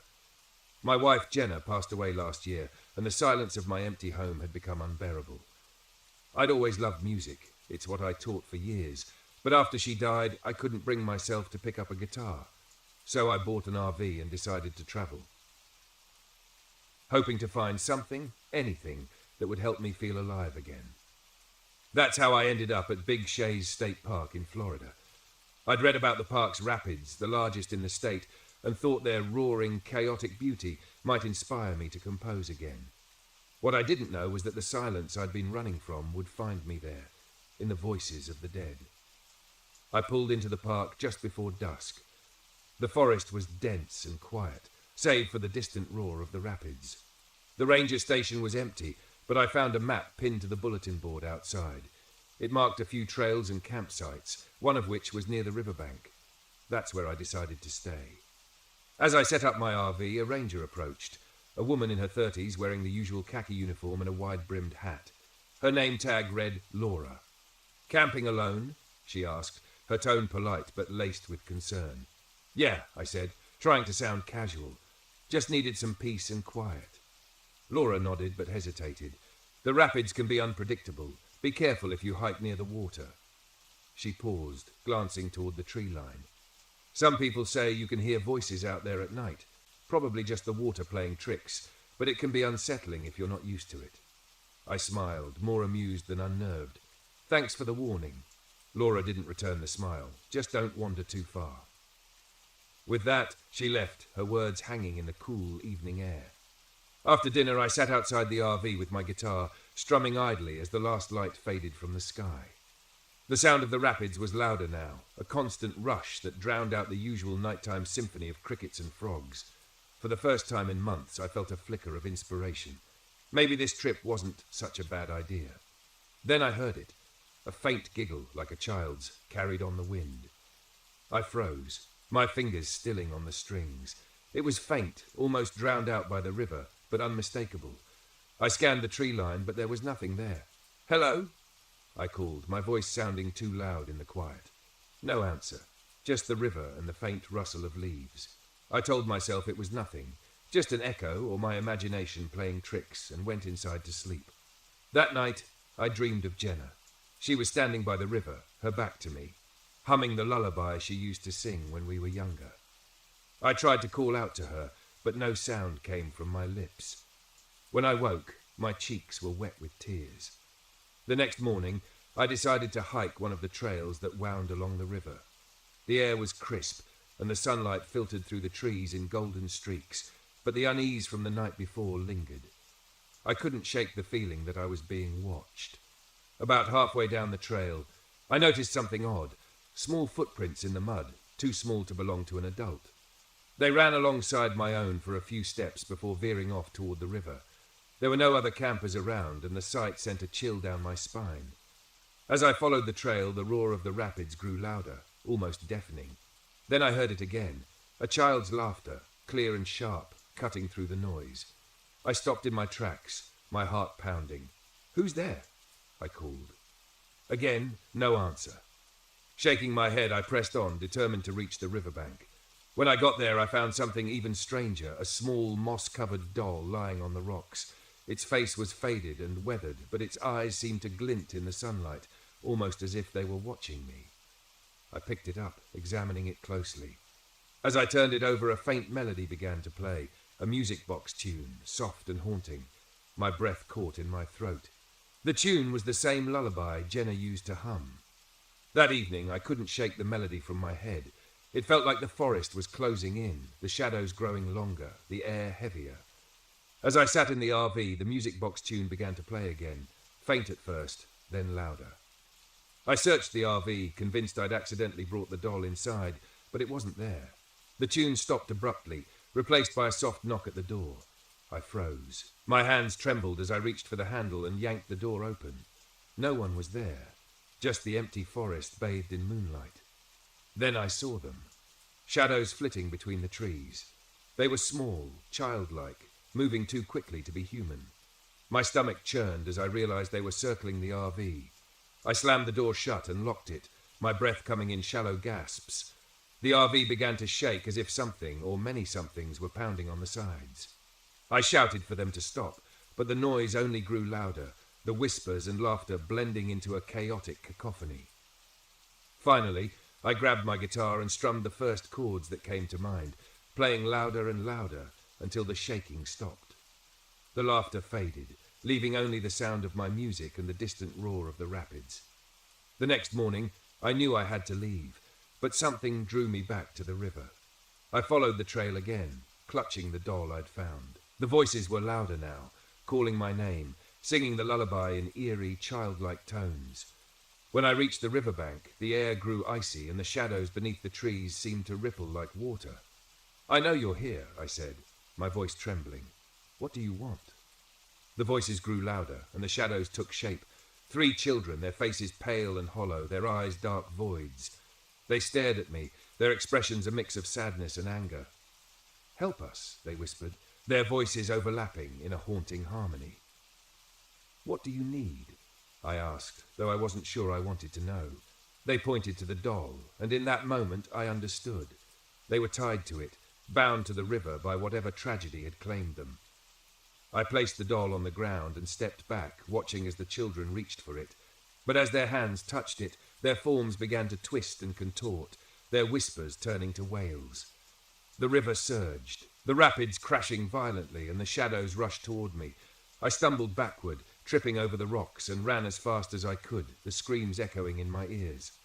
I left Big Shays that day, vowing never to return. The doll stayed by the river, but the memory of those voices has haunted me ever since. I tried to write about it, to turn it into a piece of music, but every time I play, I hear their whispers in the background. A week after I got home, I found the doll on my porch. Its music box was broken, but sometimes in the dead of night, I swear I can still hear it playing.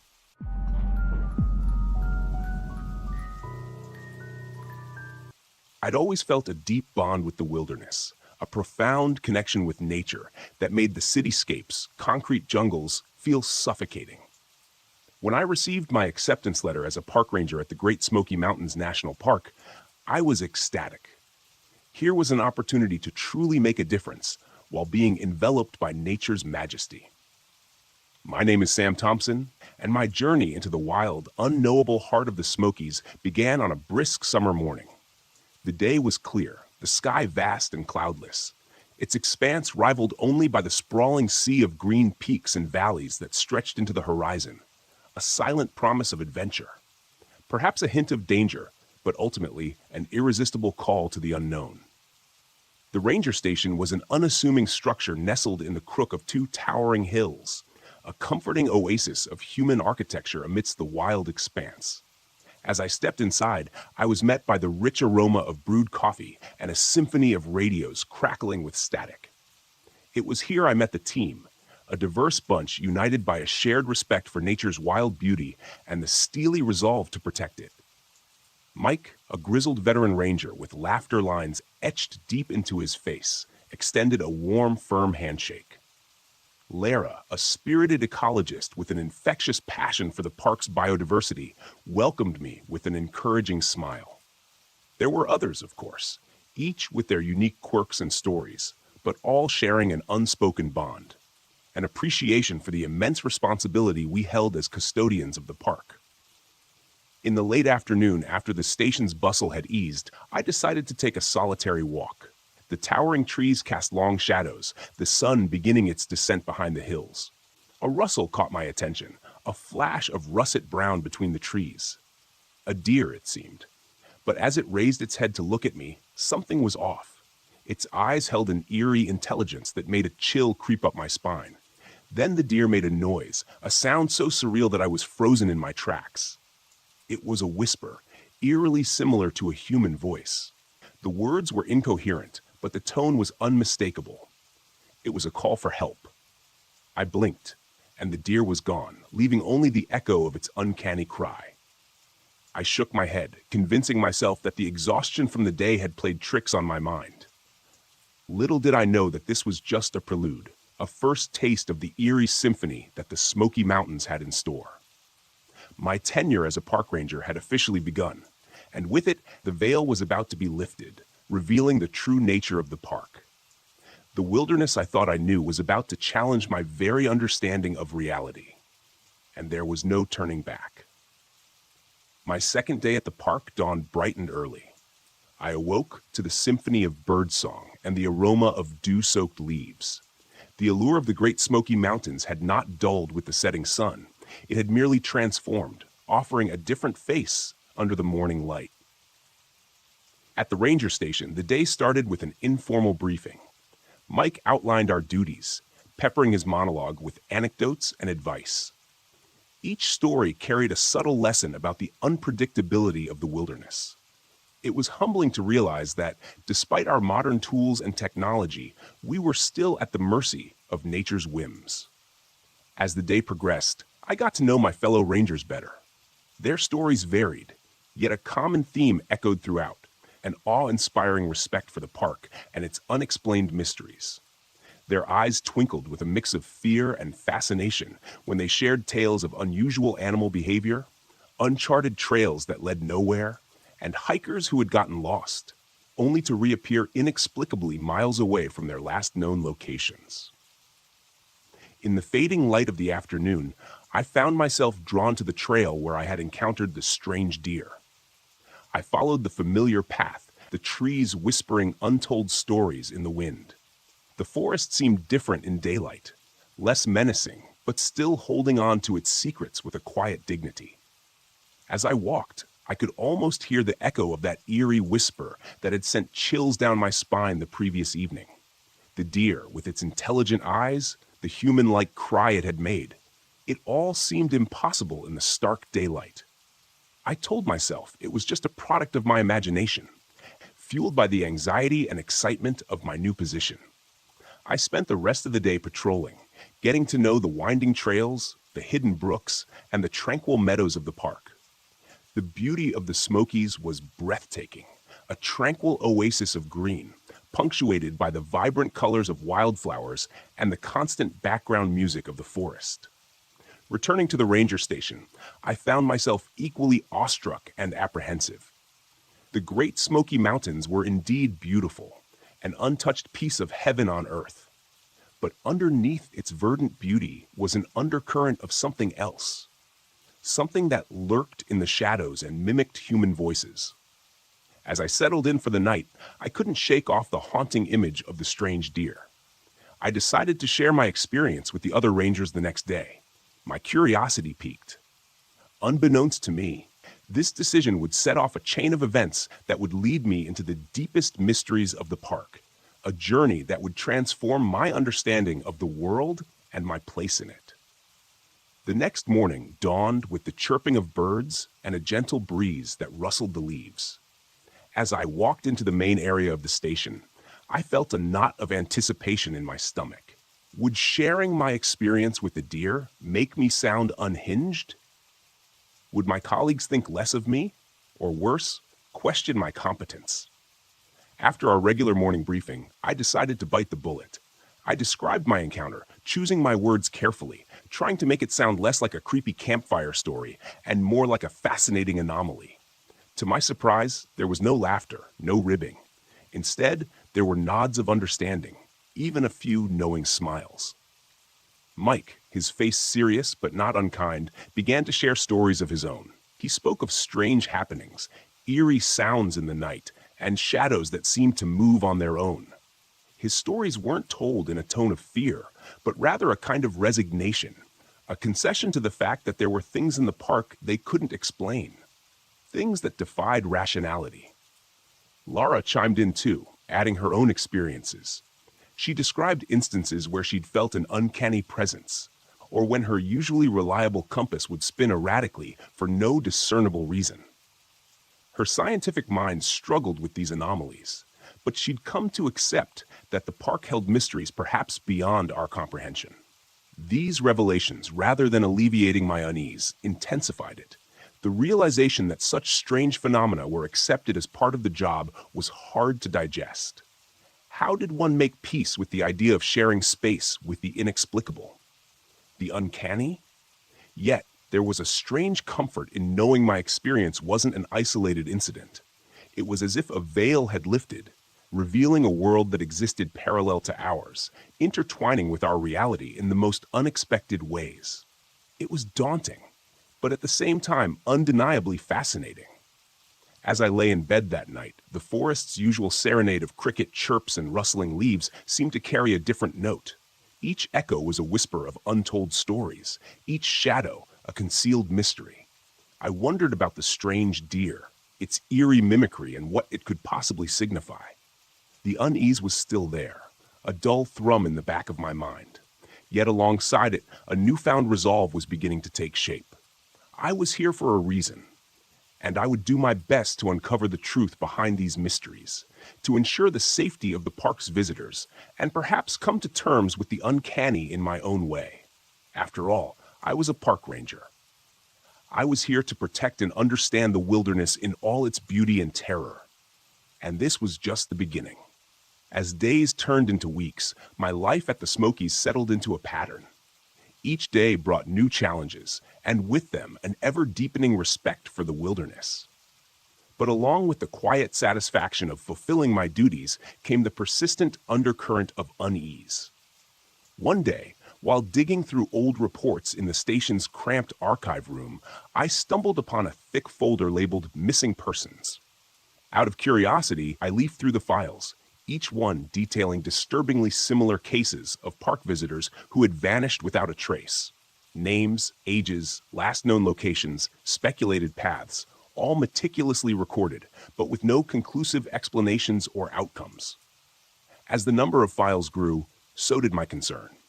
It wasn't unusual for inexperienced hikers to lose their way, but the frequency of these incidents and the fact that many happened in well-charted areas was unsettling. I brought this up with Mike later that evening. He glanced at me, his expression grave, and sighed. Yes, he knew about them. The disappearances had been a troubling part of the park's history for as long as he could remember. They were the whispers that echoed through the trees, the chill that hung in the air long after a search party returned empty-handed. But it's not just the disappearances, Mike added, his voice barely above a whisper. Sometimes they come back, disoriented, with no memory of their lost time, as if they walked through a veil into another world and then slipped back in after hours. His words sent shivers down my spine. I thought of the strange deer, the oddities we'd all experienced, the feeling of an unseen presence. Was there a connection? That night, as I lay in bed, I found sleep elusive. The wilderness outside, once a comforting presence, now seemed to hide untold dangers. Yet amidst the fear, a sense of determination welled up within me. I was here not just as a bystander, but as a protector, a guardian. If there was a threat, it was my duty to understand and counter it. However, the Smokies had their own rhythm and secrets. Their majestic peaks and lush forests were a testament to nature's untamed beauty. But within their shadows lurked mysteries that were as unnerving as they were captivating. How did one seek answers in a world that defied understanding?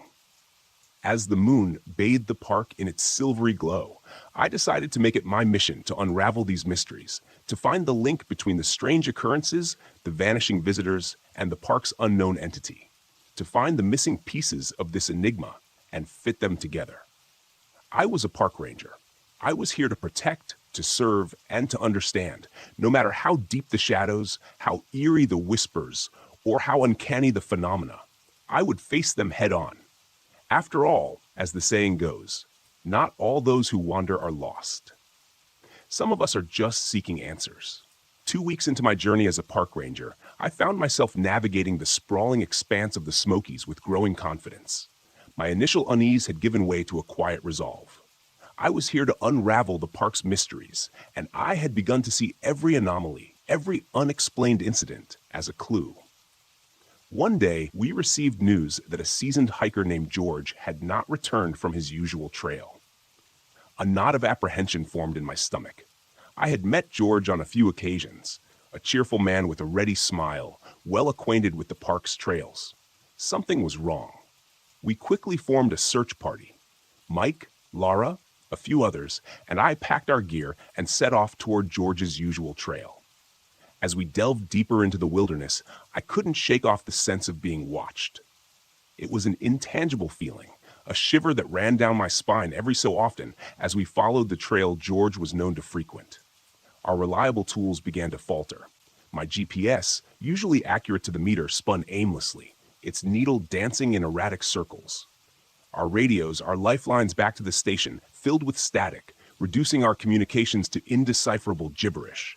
Panic fluttered in my chest, but I pushed it down. We needed to stay calm, focused.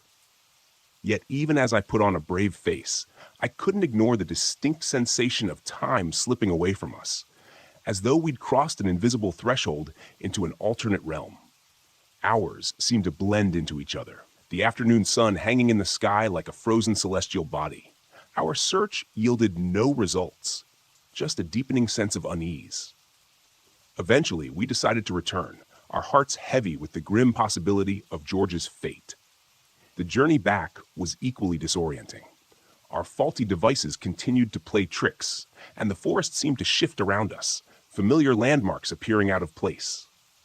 When we finally stumbled upon the ranger station, it felt like surfacing from a deep dive, gasping for breath. That night, as I lay in bed, I replayed the day's events over and over in my head. The eerie stillness of the forest, the faulty devices, the inexplicable stretch of time. It was as if the Smokies themselves were keeping us away from something, guiding us off a path we were not meant to tread. My encounter with the strange deer, the tales of unexplained phenomena, the disappearances, and now George. A pattern was emerging, a chilling narrative of a hidden presence in the park. It was elusive, powerful, and seemingly capable of bending reality to its will. As fear battled with fascination within me, I was beginning to realize the magnitude of my mission. This was not just about solving a mystery. It was about understanding a force that existed outside the realm of our comprehension. And somewhere in the midst of this tangled enigma, I felt a personal stake. I was a part of this narrative, and I was determined to see it through. For George, for the park, and for myself. The days following George's disappearance were a blur. The park, usually a bustling hub of activity, fell into a subdued silence. His absence echoed louder than the whispers in the trees, louder than the haunting call of the strange deer. We were united in our silent vigil, waiting for George to reemerge from the forest's embrace. 3 days later, just as the last vestiges of hope were beginning to flicker out, George reappeared. He was found by a group of early morning hikers, dazed and disoriented, standing at the edge of a well-trodden path he should have easily recognized. We were overjoyed, relieved, but also deeply perplexed. George had no recollection of his lost time. He remembered setting off on his hike, the sun warming his face as he took the familiar trail. His next memory was of waking up to the concerned faces of the hikers who found him. We listened with rapt attention as he narrated his fragmented experience. His confusion, his fear, mirrored our own. And amidst his disjointed memories, he recalled one peculiar detail. A deer, a seemingly ordinary deer that had looked at him with a strange intensity, its call echoing in his mind, even though he couldn't quite remember the sound. The room fell into a profound silence as he shared this detail. It was a chilling confirmation of our fears. The uncanny link we'd suspected, the strange deer was not just an anomaly. It was an integral part of the park's mysteries, a key to the unsettling phenomena that were becoming increasingly hard to ignore. George's return only strengthened my resolve to uncover the truth. The park and its secrets were more than just unexplained anomalies. They were now an active threat to the people we had sworn to protect. And while the fear was still there, it was now overshadowed by a firm resolve, a determination to confront the unexplainable. In the days that followed, I immersed myself in the mission. I meticulously documented every detail of George's case, cross-referencing his experience with past incidents, creating a detailed map of occurrences in an attempt to find a pattern. The park had become my life. The mountains, the trees, the rivers, they were not just landscapes anymore. They were pieces of a complex puzzle waiting to be deciphered. The whispers in the wind, the fleeting shadows, the uncanny sense of being watched. I was now attuned to them all, each strange occurrence a signpost on this extraordinary journey. As I looked out into the verdant expanse, bathed in the ethereal glow of the setting sun, I felt a renewed sense of purpose. Yes, there was fear, but also an overwhelming fascination, a relentless curiosity that propelled me forward. And although I was in uncharted territory, I was no longer a passive observer. I was an explorer seeking answers in a wilderness that straddled the fine line between the known and the unknown. I was a park ranger. I was a guardian of the Smokies. and I would not back down until I unearthed the truth behind its enigmatic mysteries. Weeks turned into months. My initial wonder at the beauty of the Smokies had evolved into a profound respect for the mysteries they harbored. The strange occurrences, the disorienting time loss, the vanishing visitors. These anomalies had become a part of my everyday life. But instead of unsettling me, they now fueled my determination to get to the bottom of this. Late one evening, after a long day of routine checks and patrols, I settled down in the ranger station with a map of the park, reports of previous disappearances, and George's testimony. I began to plot each strange event, every missing person, every anomalous sighting. A pattern started to emerge. There was a clustering of incidents around certain areas. Specific trails, dense forest sections, remote campsites, the same spots that were frequented by the uncanny deer. Could there be a direct correlation? As I sat back and surveyed the map, a thought struck me. What if this creature wasn't just a witness to these events, but somehow the cause? An unsettling possibility, but the frequency and consistency of its appearance could not be overlooked. Fueled by this newfound realization, I began to delve deeper into the park's lore. Late-night discussions with Mike and Laura gave me insights into native legends, stories passed down through generations that hinted at a voice mimic, a creature capable of imitating any sound, any voice it heard. This eerily resonated with our experiences. The deer, its human-like cry, the mimicry. Could this creature from the lore and our experiences be one and the same? However, the more I discovered, the more questions I had. How did it lure people? Why couldn't they remember their experiences? Was it guarding something, keeping us away from certain areas of the park? As the lines between folklore and reality blurred, I grappled with the implications. The Smokies were not just a park. They were a realm that housed an entity beyond our understanding, an entity that could influence our reality.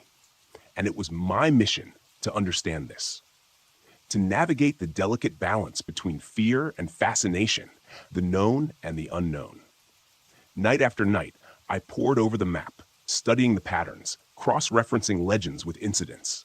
Each clue, each piece of the puzzle was bringing me closer to the truth. I felt like a detective on the trail of a mystery that was as intriguing as it was terrifying.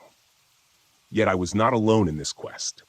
I had my fellow rangers, brave individuals who shared my commitment to safeguarding the park and its visitors.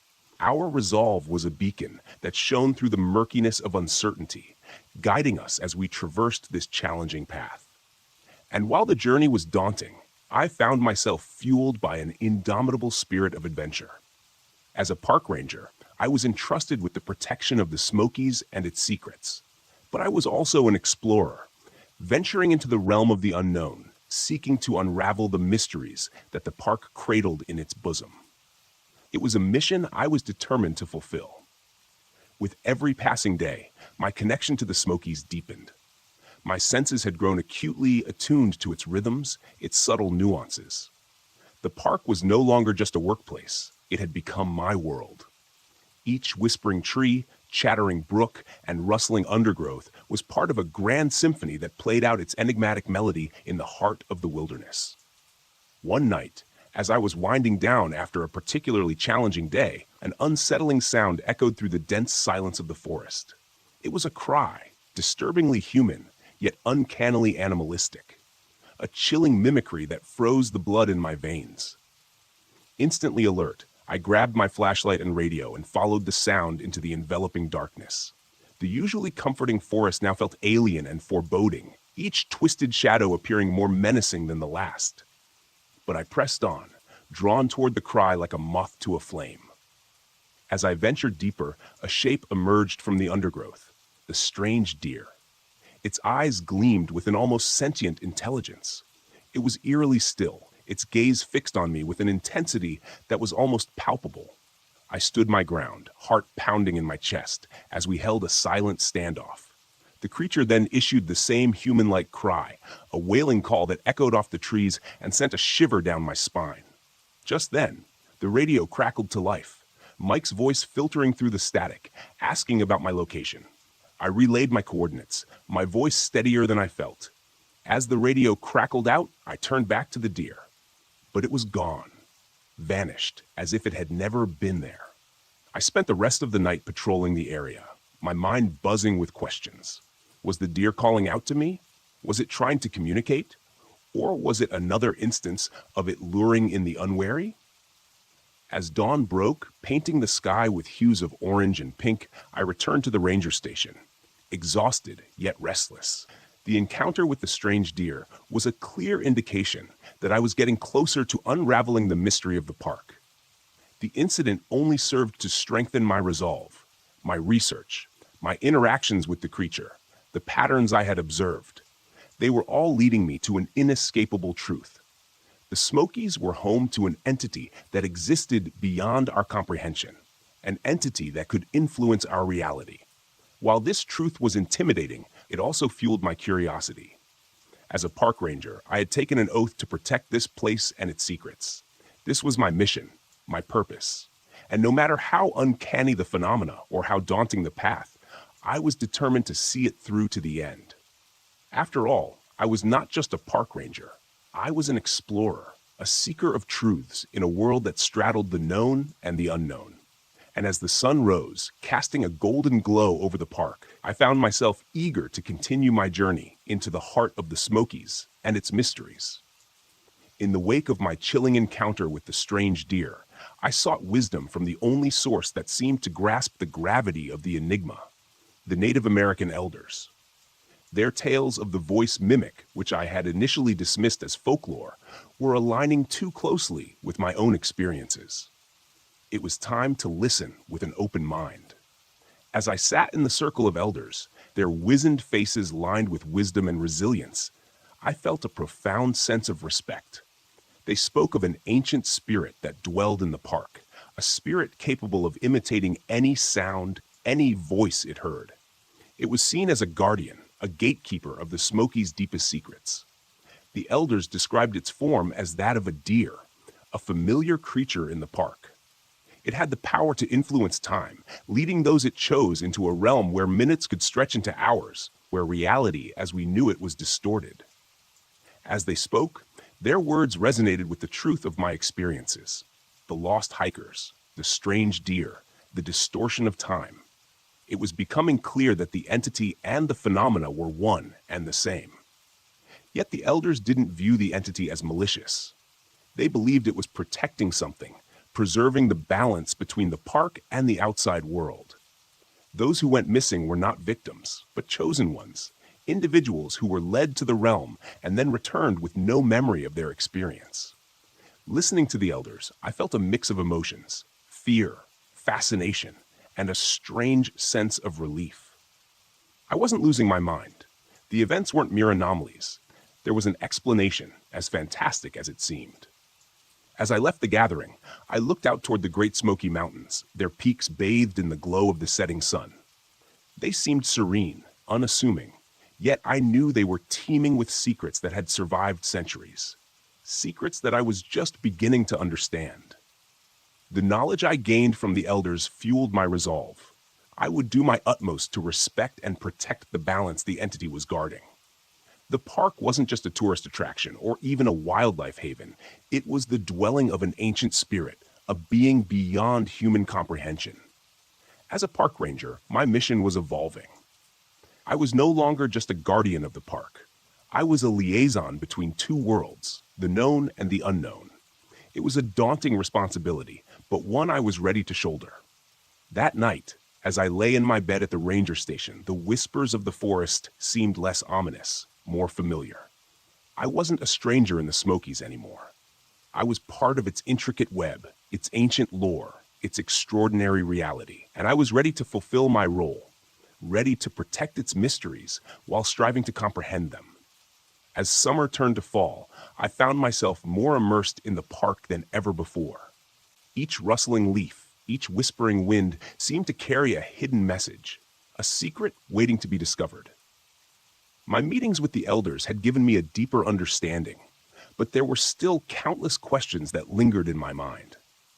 One evening, while on patrol, I came across a part of the park that felt eerily familiar.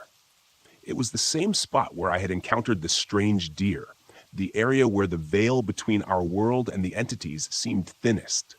A shiver ran down my spine as a chilling sense of déjà vu washed over me.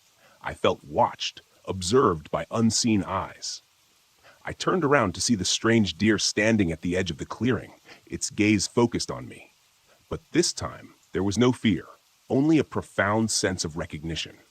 I could not communicate with it, but I felt an understanding pass between us. It knew. I knew. That night, as I made my way back to the ranger station, I felt a peculiar shift in the atmosphere. It was as if the forest had accepted me, recognized me, not as an intruder, but as a part of its enigmatic existence. Days turned into weeks, and my experiences in the park continued to evolve. There were times when I would lose track of hours, only to find myself back at the ranger station, my memories of the elapsed time hazy and fragmented. I'd find unexplainable notes in my handwriting, maps with trails marked that I didn't remember plotting, and occasionally a strange human-like cry echoing in my mind. As unnerving as these instances were, they also filled me with a strange sense of peace. I was being drawn into the entity's realm, experiencing the reality it existed in. The park and I had become inseparable, two entities coexisting in a delicate balance, each trying to understand the other. My conversations with Mike and Lara became more about sharing experiences and less about seeking explanations. We had all accepted the existence of the unknown in our midst. And while we were still park rangers, committed to our duty, we had also become explorers, navigators, charting a course through an unexplored reality. As fall gave way to winter, the park took on a surreal beauty. The snow-capped peaks shimmered in the moonlight, and the barren trees stood like silent sentinels, witnesses to the extraordinary reality that unfolded beneath their skeletal branches. And amidst this ethereal landscape, I stood, a guardian of the known and an explorer of the unknown, ready to embrace whatever the Smokies had in store. For I knew now, more than ever, that being a park ranger here was not just a duty, but a calling, one that I was ready to answer. Winter had settled over the Smokies, casting a blanket of quiet tranquility. The park was less crowded now, the biting cold a deterrent for most hikers. But there were those who braved the chill, drawn to the ethereal beauty of the snow-clad wilderness.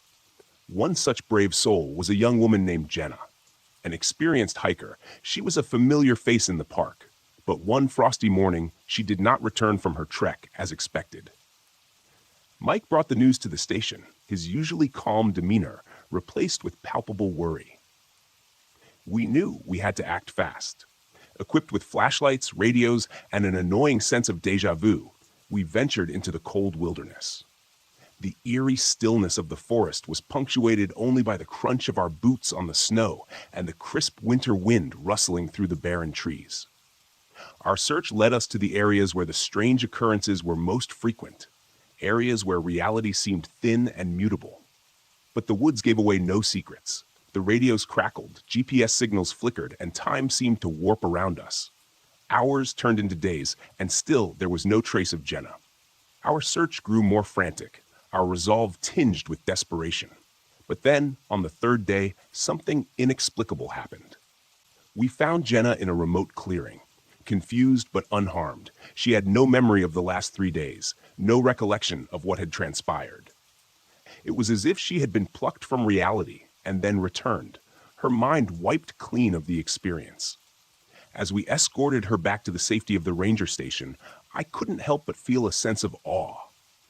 We were navigating a reality that defied logic, a reality that was as fantastical as it was disconcerting.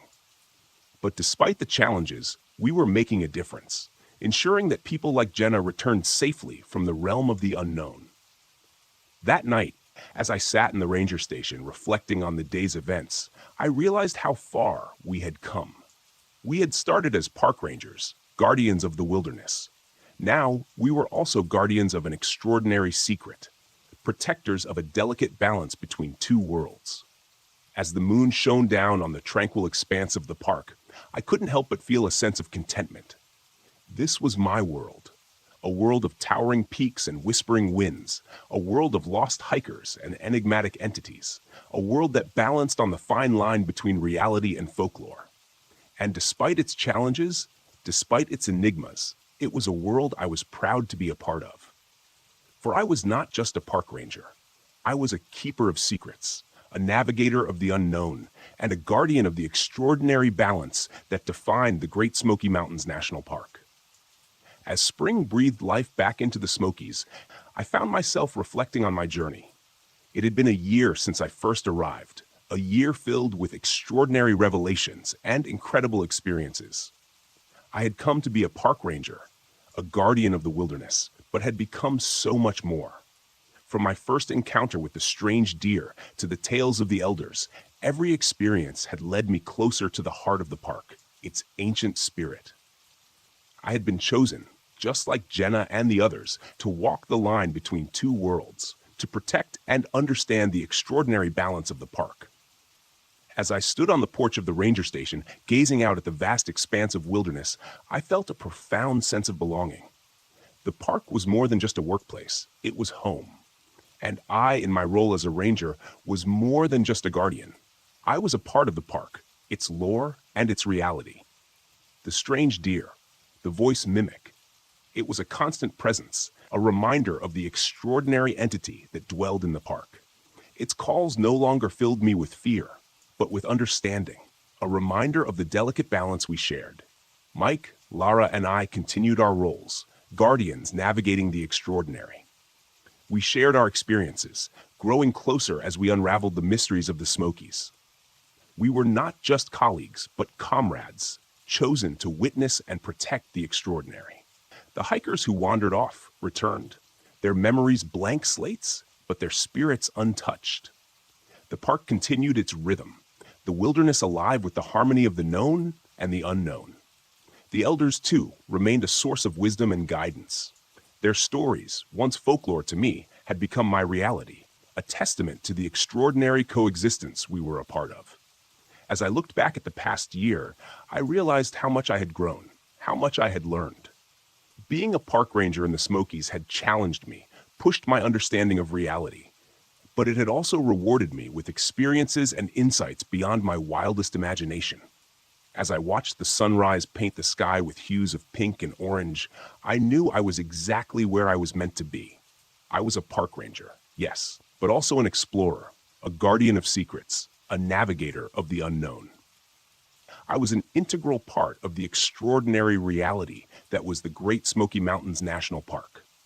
As the new day dawned, I walked back into the ranger station, ready to start another day in my extraordinary world. For I knew that every new day in the Smokies would bring a new experience, a new insight into the extraordinary balance I was chosen to protect. The park and I, we were in this together, ready to embrace the mysteries, the challenges, and the marvels that lay ahead. After all, we were more than just rangers in a national park. We were guardians of the extraordinary, protectors of a reality that was as mystifying as it was marvelous. And I wouldn't have it any other way.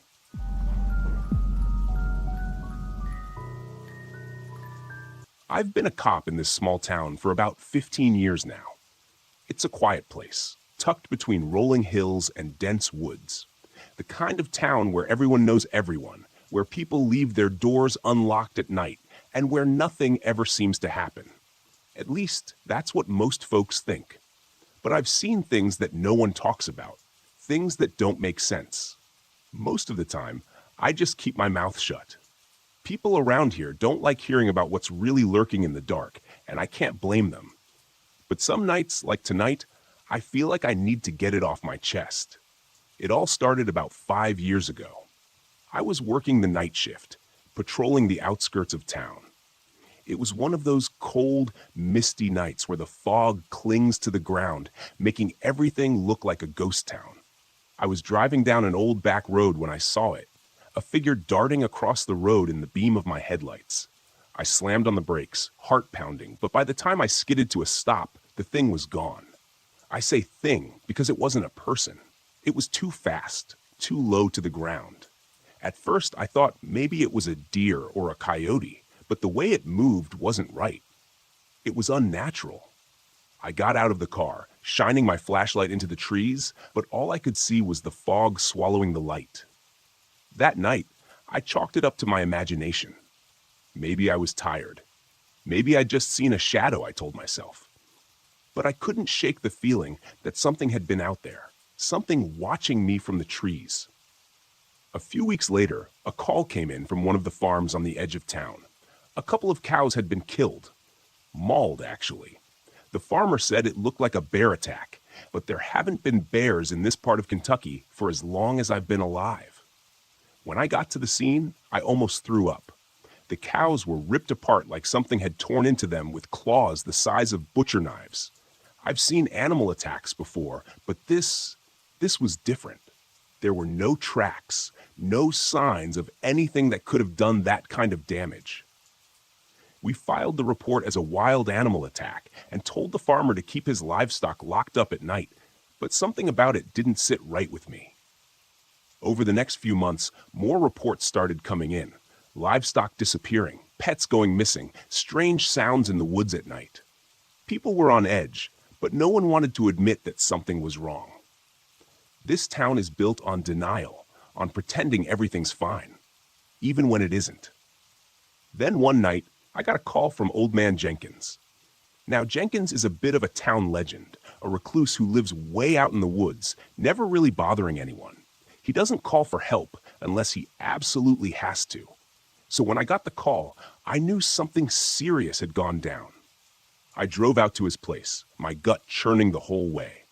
The road leading up to his cabin was overgrown, barely more than a dirt path. And by the time I got there, the fog was so thick I could barely see. Jenkins was waiting for me on his porch, shotgun in hand, pale as a ghost. "It's out there," he whispered as I got out of the car. "It's been watching me." I tried to get more out of him, but he wouldn't say much, just that something had been stalking his cabin for the past few nights. He'd seen it out of the corner of his eye, darting between the trees, circling his place, waiting. He didn't know what it was, but he knew it wasn't any animal he'd ever seen. We stayed out there for a couple of hours, watching the tree line. Every now and then, I'd hear something, a branch snapping, the rustle of leaves, but I didn't see anything. Just as I was about to tell Jenkins we should call it a night, I saw it. It was fast, just a blur of movement at the edge of the woods, but it was enough to make my blood run cold. I couldn't make out much, but it was tall, taller than any human, with long, spindly limbs and eyes that glowed in the darkness. Jenkins fired off a shot, but whatever it was didn't even flinch. It just disappeared into the fog, leaving us standing there, hearts pounding, breath catching in our throats. I tried to tell myself it was a trick of the light, but deep down, I knew better. I didn't sleep that night. Neither did Jenkins. The sightings kept happening after that, more frequent, more intense. People started whispering about the creatures in the woods, but no one wanted to admit it was real. Not out loud, anyway. One night, I was driving home from another late shift when I saw something in the middle of the road. It was standing there, tall and thin, with those same glowing eyes. I slammed on the brakes, my heart hammering in my chest, and for a moment, it just stared at me, like it was trying to decide whether or not to come closer. And then, in the blink of an eye, it vanished into the woods.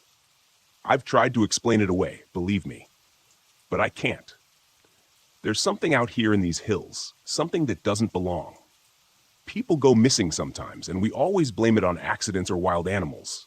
But I know the truth. I've seen them. So if you ever find yourself in the backwoods of Kentucky, do yourself a favor. Stay inside after dark. Don't go wandering off into the trees. And if you hear something rustling in the woods, don't go looking for it. Because out here, there are things in the dark. And they're watching. They're always watching. About a year ago, I moved my family and me to a home way out in the woods in Tennessee. I wanted to be brief here, but I need to get this off my chest. And after looking into this matter a little more, I have a lot more details that I think will paint a clear picture in the end. So please bear with me. The nights here can be extremely loud. Between the crickets, the tree frogs, and the cicadas, It can almost be deafening. One night, not too long after we moved in, I had forgotten something in my car and headed outside to get it. The first thing that struck me as odd was that my dog wouldn't go outside with me. My dog goes everywhere with me, as I am her whole world. But not this night. As I held the door open, she looked out, then looked up at me like, nope. So I walked out and shut the door behind me. The second thing that caught me off guard was that there wasn't a peep. It was dead silent. Still, I shrugged this off and walked down my front steps and headed to my car. When I had gotten about 10 feet from my car, the hairs on the back of my neck stood up. I felt as though something was watching me. I looked around, but saw nothing. After I reached into my car for what I had forgotten earlier, I had this feeling like something was moving toward me. I took a step back and checked around me. All of a sudden, I heard one of my hedges next to me, ones that line the walkway to our front door, rattle. At first, I thought it was a rabbit that I had spooked, as I had seen one just earlier in the day right where this was. A few seconds later, I heard the sound of a large rock, about the size of a cantaloupe, landing a few feet away from me. It hit the walkway and bounced into a shrub. I drew my gun, called out, and said, "Whoever this is about to be shot." After a few seconds of nothing, I began to think that maybe it was some local teenagers messing with the new people. I holstered my sidearm, turned, and started walking back to my front door. Almost as soon as I turned toward my house, I heard this deep panting sound. It sounded like a huge dog, but what made me note back to my front door was that it sounded like it was right behind me. I leapt up onto my porch, turned, and drew my gun again, expecting something right there. But again, there was nothing. A couple of weeks later, I was on my porch at night, sitting on a bench with my wife. She got up and walked inside to get something. And as soon as she shut the door, I heard that panting sound again. I couldn't see anything, yet it sounded like it was right on top of me. The sound was coming from everywhere, and it was very loud. Again, I couldn't see anything, so I noped it back inside the house. At this point, I was questioning moving here, but after nothing else really happened, I let it go. A month or so later, it was a really rainy and stormy night. It was around 9 p.m., and my wife and I enjoy listening to the rain and talking about how relaxing it is. Me, growing up in Oregon, I loved the rain. And for the past 10 years, we lived in Vegas, where it would dump the entire year's worth of rain in one day, then be bone dry for the rest of the year. For my wife, who grew up in Nevada, rain was a rare thing. She loved going outside and watching it. So for us, this was an enjoyable experience. Except this night, in particular, things took a weird turn. As we were sitting there talking about the rain and relaxing, my wife stopped me and said, "Did you hear that?" I said, "No." "What did you hear?" She said, "I swear it sounded like a small child calling for help out in the woods beside our house." I said, "No, I didn't hear anything." After a few moments of us listening intently, she said, "There it is again." I said, "I didn't hear a thing, sweetie. Are you sure you're not just hearing things?" She looked at me, offended that I didn't hear it, and said, "No, I am positive. How could you not hear that? It was our son. I think he's out there and got lost." I said, "No, he's in the house, sleeping on the couch." We then both looked through the blinds that were open right behind us, and we could see all of our children laying there. She said, "That's so weird. I swear it sounds like our son." I said, "Well, it isn't him. He's right there. Besides, I don't hear anything." She then stood up and said, "Wow, he's really crying out for help. I need to go look for him." Now, at this point, if you knew my wife, you'd know she is absolutely creeped out by the woods and wouldn't be caught dead walking into them during daylight, much less at night during a storm. I grabbed her hand and said, "I've been listening intently, and there is absolutely nobody calling out for help. You need to stay here." At this point, I was getting worried about her. She was acting completely out of character. Not to mention, she was 8 months pregnant with our baby daughter. She then said, "What if there is some child out there lost in the woods?" I said, "Well, first off, I would be able to hear them too. Secondly, There are no other kids around here for miles, and the odds of them being lost 100 feet from our house, which is lit up like a Christmas tree, is nil. She said, I know, but what if it's a kid? Before I could say anything else, she stood up and started walking toward the stairs. I jumped up and grabbed her hand again and said, No, you're not. Get in the house. I didn't know what was going on, but I told her she needed to go inside. She complied, and we both went inside. I didn't know what this was, but it freaked me out. A few months after this, just as it was getting dark outside, I heard the front door to our house open, and I got up to investigate. We have autistic 6-year-old twins, and we have the door set up so they can't open it without us there. So to hear this sound, it could only be my wife. What was weird was the fact that she usually doesn't go outside without saying something to me. I walked out front and saw my wife walking down our private road toward the drive on the side of our house.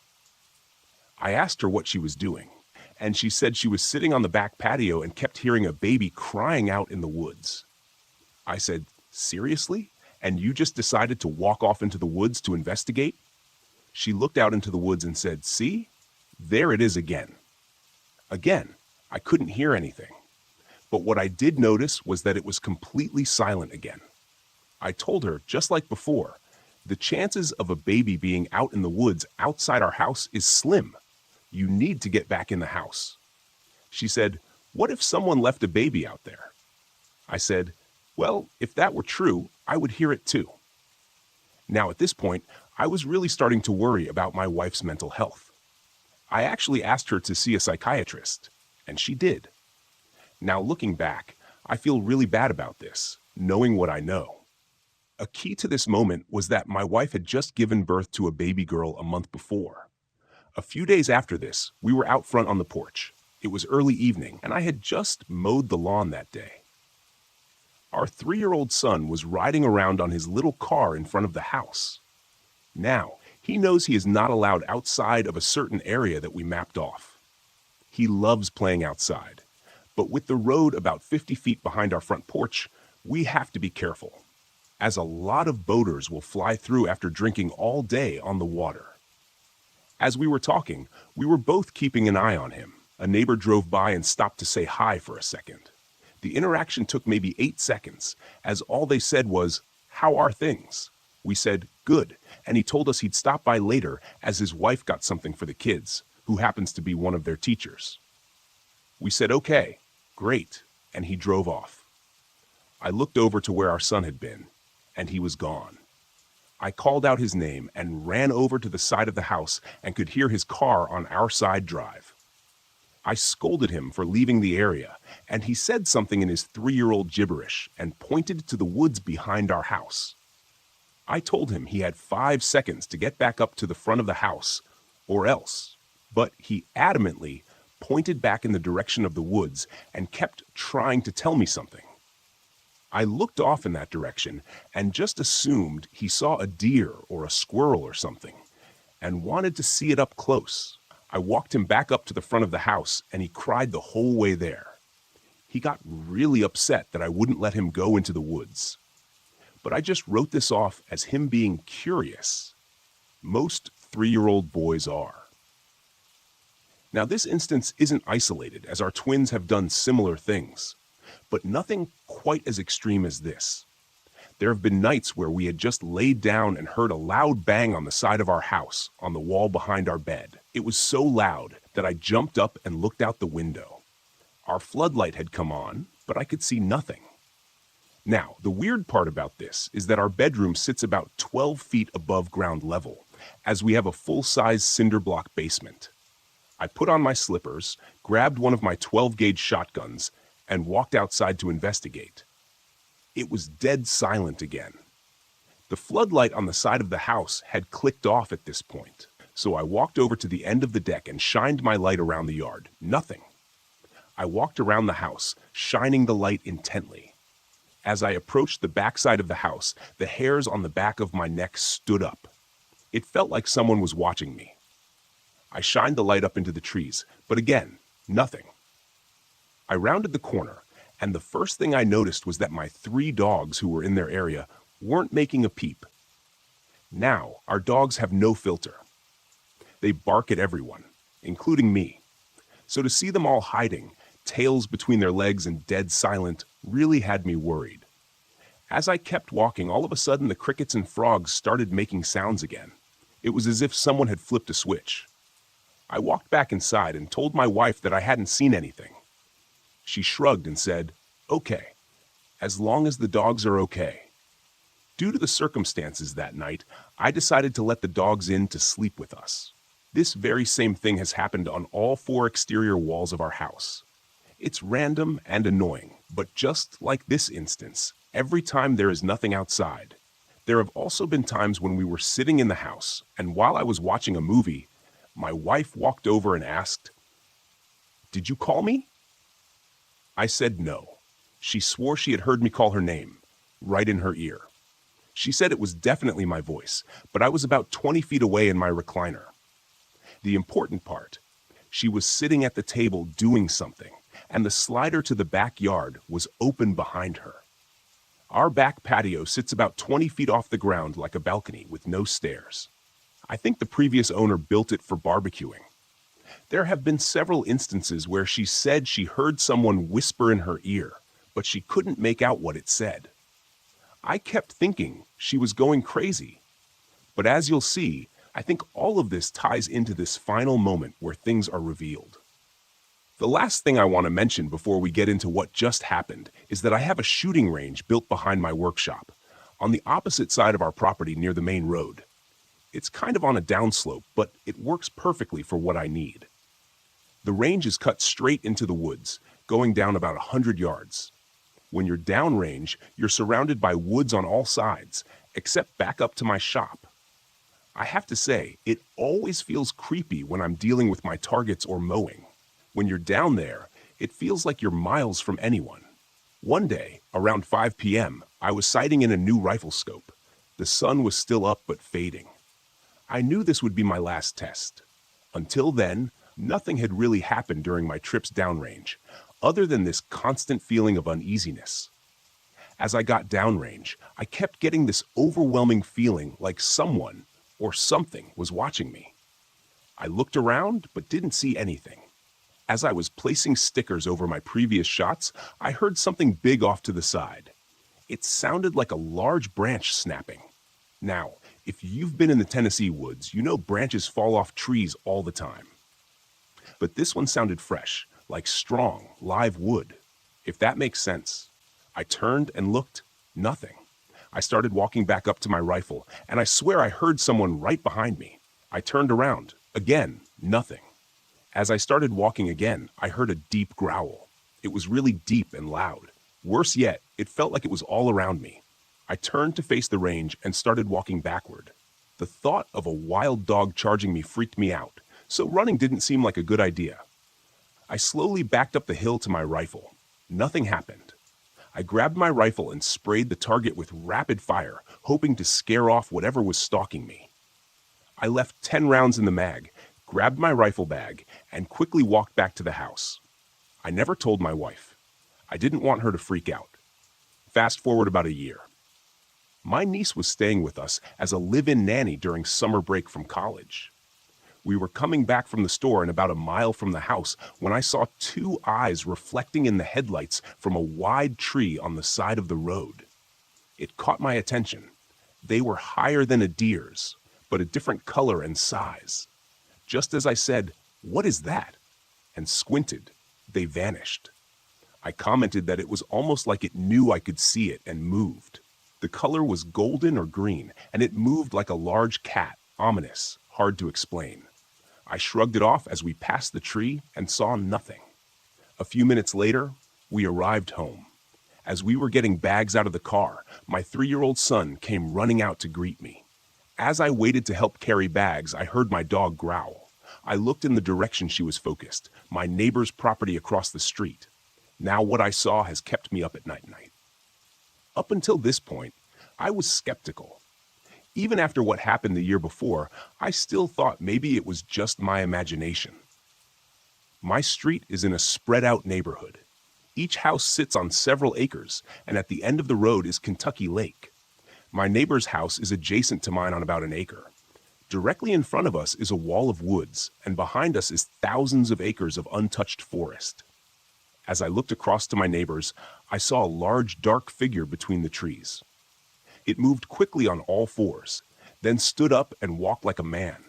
It was tall, but what was strange was the distance it was covering. When it passed in front of the shed, I swear I could see through it. It was clearly walking quickly, but faster than any human sprint. And more importantly, no sound. It was like it phased in and out of reality as it moved. I said, "What the hell is that?" and realized it was looking at us.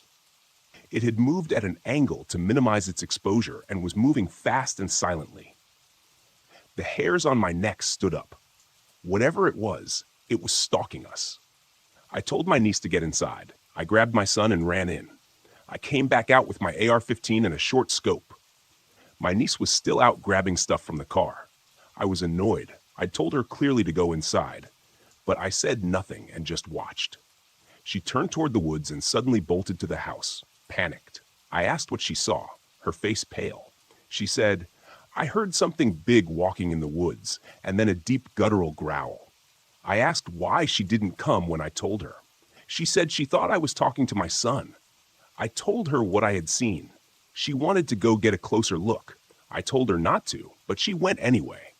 As she walked down the walkway, I heard leaves crunching in the woods. I told her to stop and take the flashlight. She was about 6 feet from the SUV. As she turned and walked back, I saw something gray and hairy bolt from behind the SUV and across the street into the woods. Our SUV is about 6.5 feet tall. Whatever it was, it cleared about 45 feet in what looked like a single leap. It moved like lightning. Whatever it was, it wanted my niece. It had been hiding behind the car, out of sight, waiting. She still doubted me and walked back with the flashlight. As she entered the driveway, she stopped, leaned forward like she saw something. I asked what it was. She ran back onto the porch, repeating, "Nope, nope, nope." She said there was a figure hiding inside a tree, and she saw its eyes. I asked what they looked like. She said at first they were dull red, but as she got closer, they looked dead. I asked, "What do you mean dead?" She said the pupils looked gray, like blind eyes, almost like a dark cloud. She wanted to go out again and took a step down, but as she did, it revealed itself from the tree. I said, "Get inside," and locked the door. It looked like a tall, human-shaped being. It was really tall and ominous as hell. The next morning, we compared its height to the tree limb. It was around 9 feet tall. The eyes were about 6 inches apart. At this point, I don't know what this thing was. After researching, I think it might have been a glimmerman or a crawler. I checked for sightings in Benton County, but found nothing. More importantly, it seemed to phase in and out, like a shadow person, but bigger, more obvious. I originally posted this on r/Bigfoot, but after more research, I believe it belongs here. One thing that makes this fit is that it can communicate telepathically. This explains why everyone was hearing things no one else could. It also mimics playback communication. So when I heard a dog panting, it was probably one of my dogs that I had heard. My wife was actually hearing our son crying for help, as he had recently fallen and cried for help. The baby crying would be our newborn baby, who she had given birth to recently. And it must have heard me call my wife's name and kept telepathically calling my wife's name with my voice. Another thing that my niece had said that night was that she felt compelled to go back outside to it. She said she felt like this thing was communicating with her somehow, and it wanted her to go back outside. The more I read about this thing, the more everything that's been happening over this past year makes sense. One thing that I find extra convincing is that down the road towards the lake, there is a property that is barbed wired off and is a wall of forest with no driveway. A lot of the property down our road is undeveloped, owned land, and on one of the trees there's this large old sign that says, "Screamer lives here," with an arrow pointing back into the woods.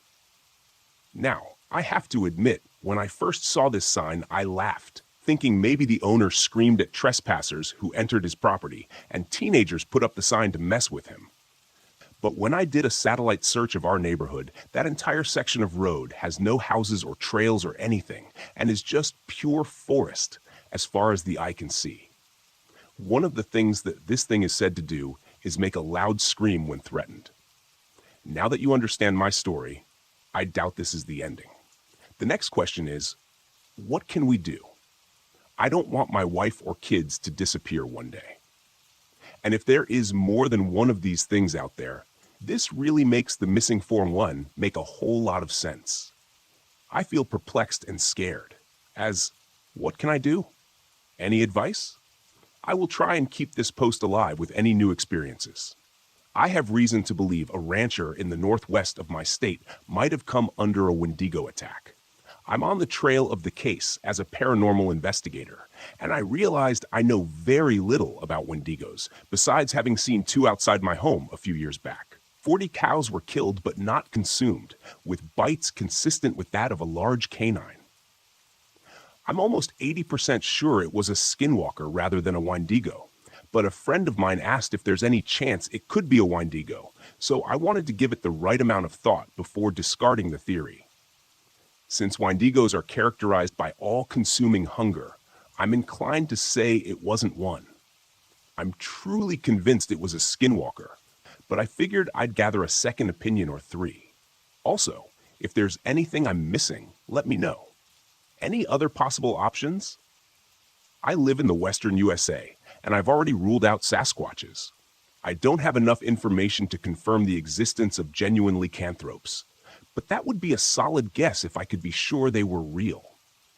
This was about 23 years ago, and I had no clue what a dogman was, and I didn't believe in anything supernatural back then.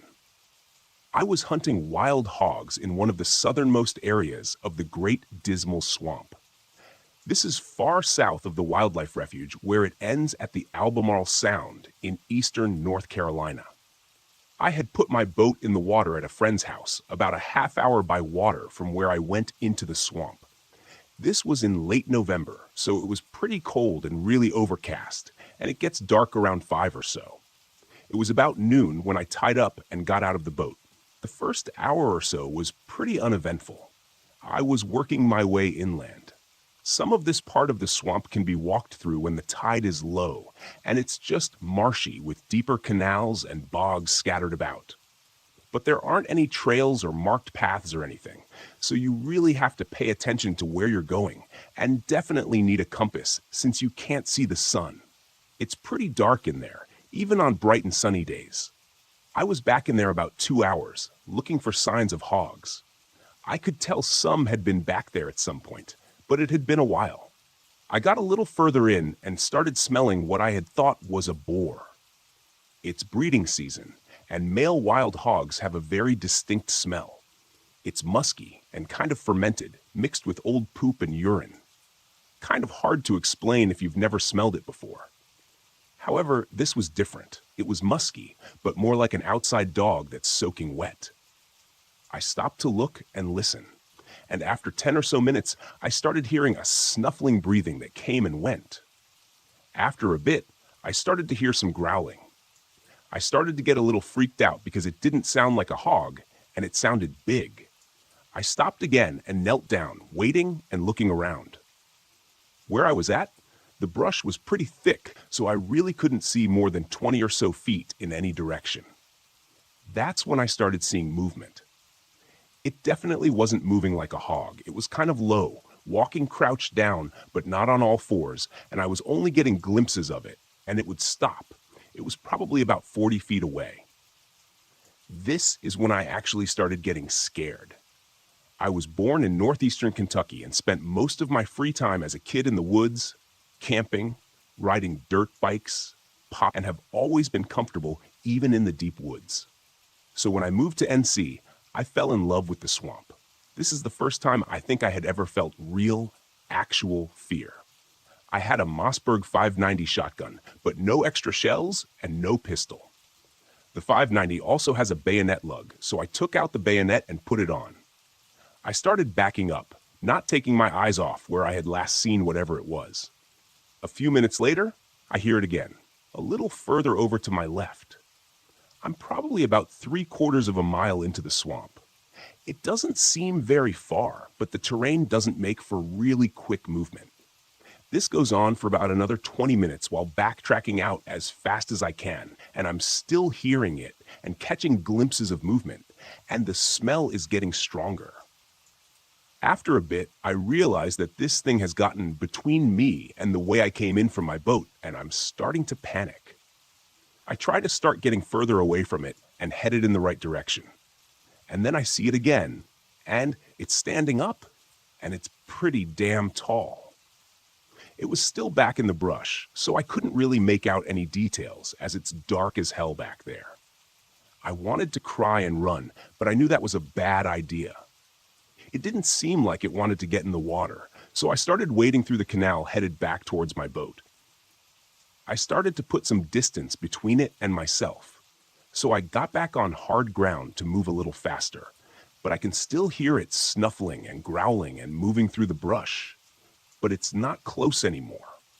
I made it back to my boat, and I'm soaking wet and freezing. But I thank God I made it out of there, and just in time as it's getting foggy and starting to drizzle. I had never been that scared in my life. I made it back to my buddy's house and told him what happened, and I can tell he knows something when I tell him where I went. He brings me in and gives me some hot coffee with a big slug of bourbon in it. When I calm down, he takes me to the other house out back of his property to where his granddad lives. I had met his granddad before, but he had always been kind of standoffish to me. I found out later he just had real bad PTSD from Korea, and he, my buddy, and his family had lived in that area since after the Civil War. I think his granddad's great-granddad had been a slave around there, but that's a story for another day. I guess what I mean to say is his family had history in that area and knew the place a lot better than me. After I told his granddad what happened, he stood up, looked me in the eye, and said, "Don't go back in there. You're lucky you made it out. That's where the big dogs live." I left and went home and slept for about 18 hours. I tried to forget about that experience and started to believe I was just seeing things and freaked myself out. I eventually forgot all about it until a few years ago when a Dogman Encounters video came up in my YouTube feed. I was curious what the hell a Dogman was, so I started listening to it, and that whole experience came flooding back to mind.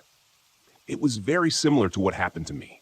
I started looking into it, and there have been other sightings and encounters in eastern North Carolina. So that's my story.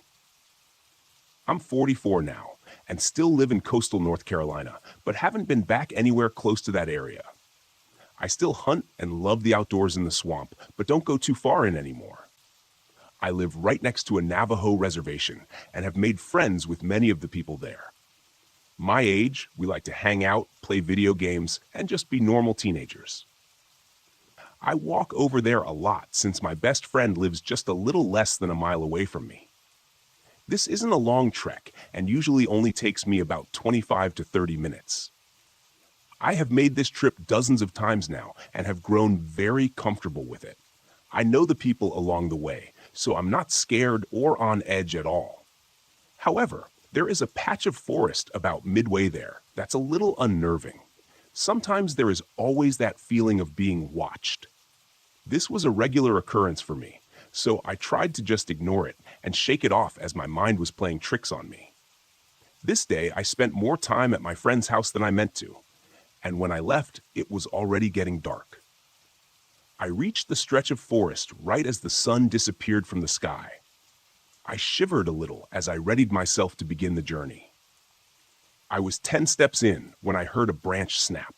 You know the sound, the one that screams that there is definitely someone or something there with you. I froze, not sure of what I should do next. Should I run? Should I turn around and book it back to my friend's house? I didn't know the best option in this situation, so I whispered, "Hello," hearing my voice crack as the words fell from my lips. I don't know why I even opened my mouth, but it was out there. So I listened for any reply. My heart sank when the answer came back, and the sound of my own voice echoed, "Hello." I started to breathe too fast, my heart pounding against my chest. I felt like I might faint. Hello. My voice came again, but not from my mouth. I wanted to run, but my feet felt cemented to the ground. I couldn't scream. I couldn't reply, as my voice echoed over and over from only a short distance away. I couldn't pinpoint exactly where it was coming from. It sounded like it was everywhere around me. Hello, it repeated. Stop it. I finally managed to tear from my lips. Everything went silent for a long minute. Nothing happened. The air only grew stale, and I realized for the first time there were no typical forest sounds, no bugs, no frogs or crickets, nothing. I stood there terrified, waiting to see what could happen next. Stop it, it mimicked back. I'd had enough and was willing for my heavy legs to move. Before I could take a step, I heard rustling in the bushes only 20 feet to my left. I watched in horror as a deer head with huge antlers protruded from the bush. And as it came further out and stood upon 2 legs, I took off. I flew out of those woods and all the way home in record time. I said nothing to my mom when I got there. I just went up to my room, laid down, and thought about what happened. My mother came in at some point and asked me if everything was all right. I replied yes, that I was just tired. I don't know why I didn't tell her.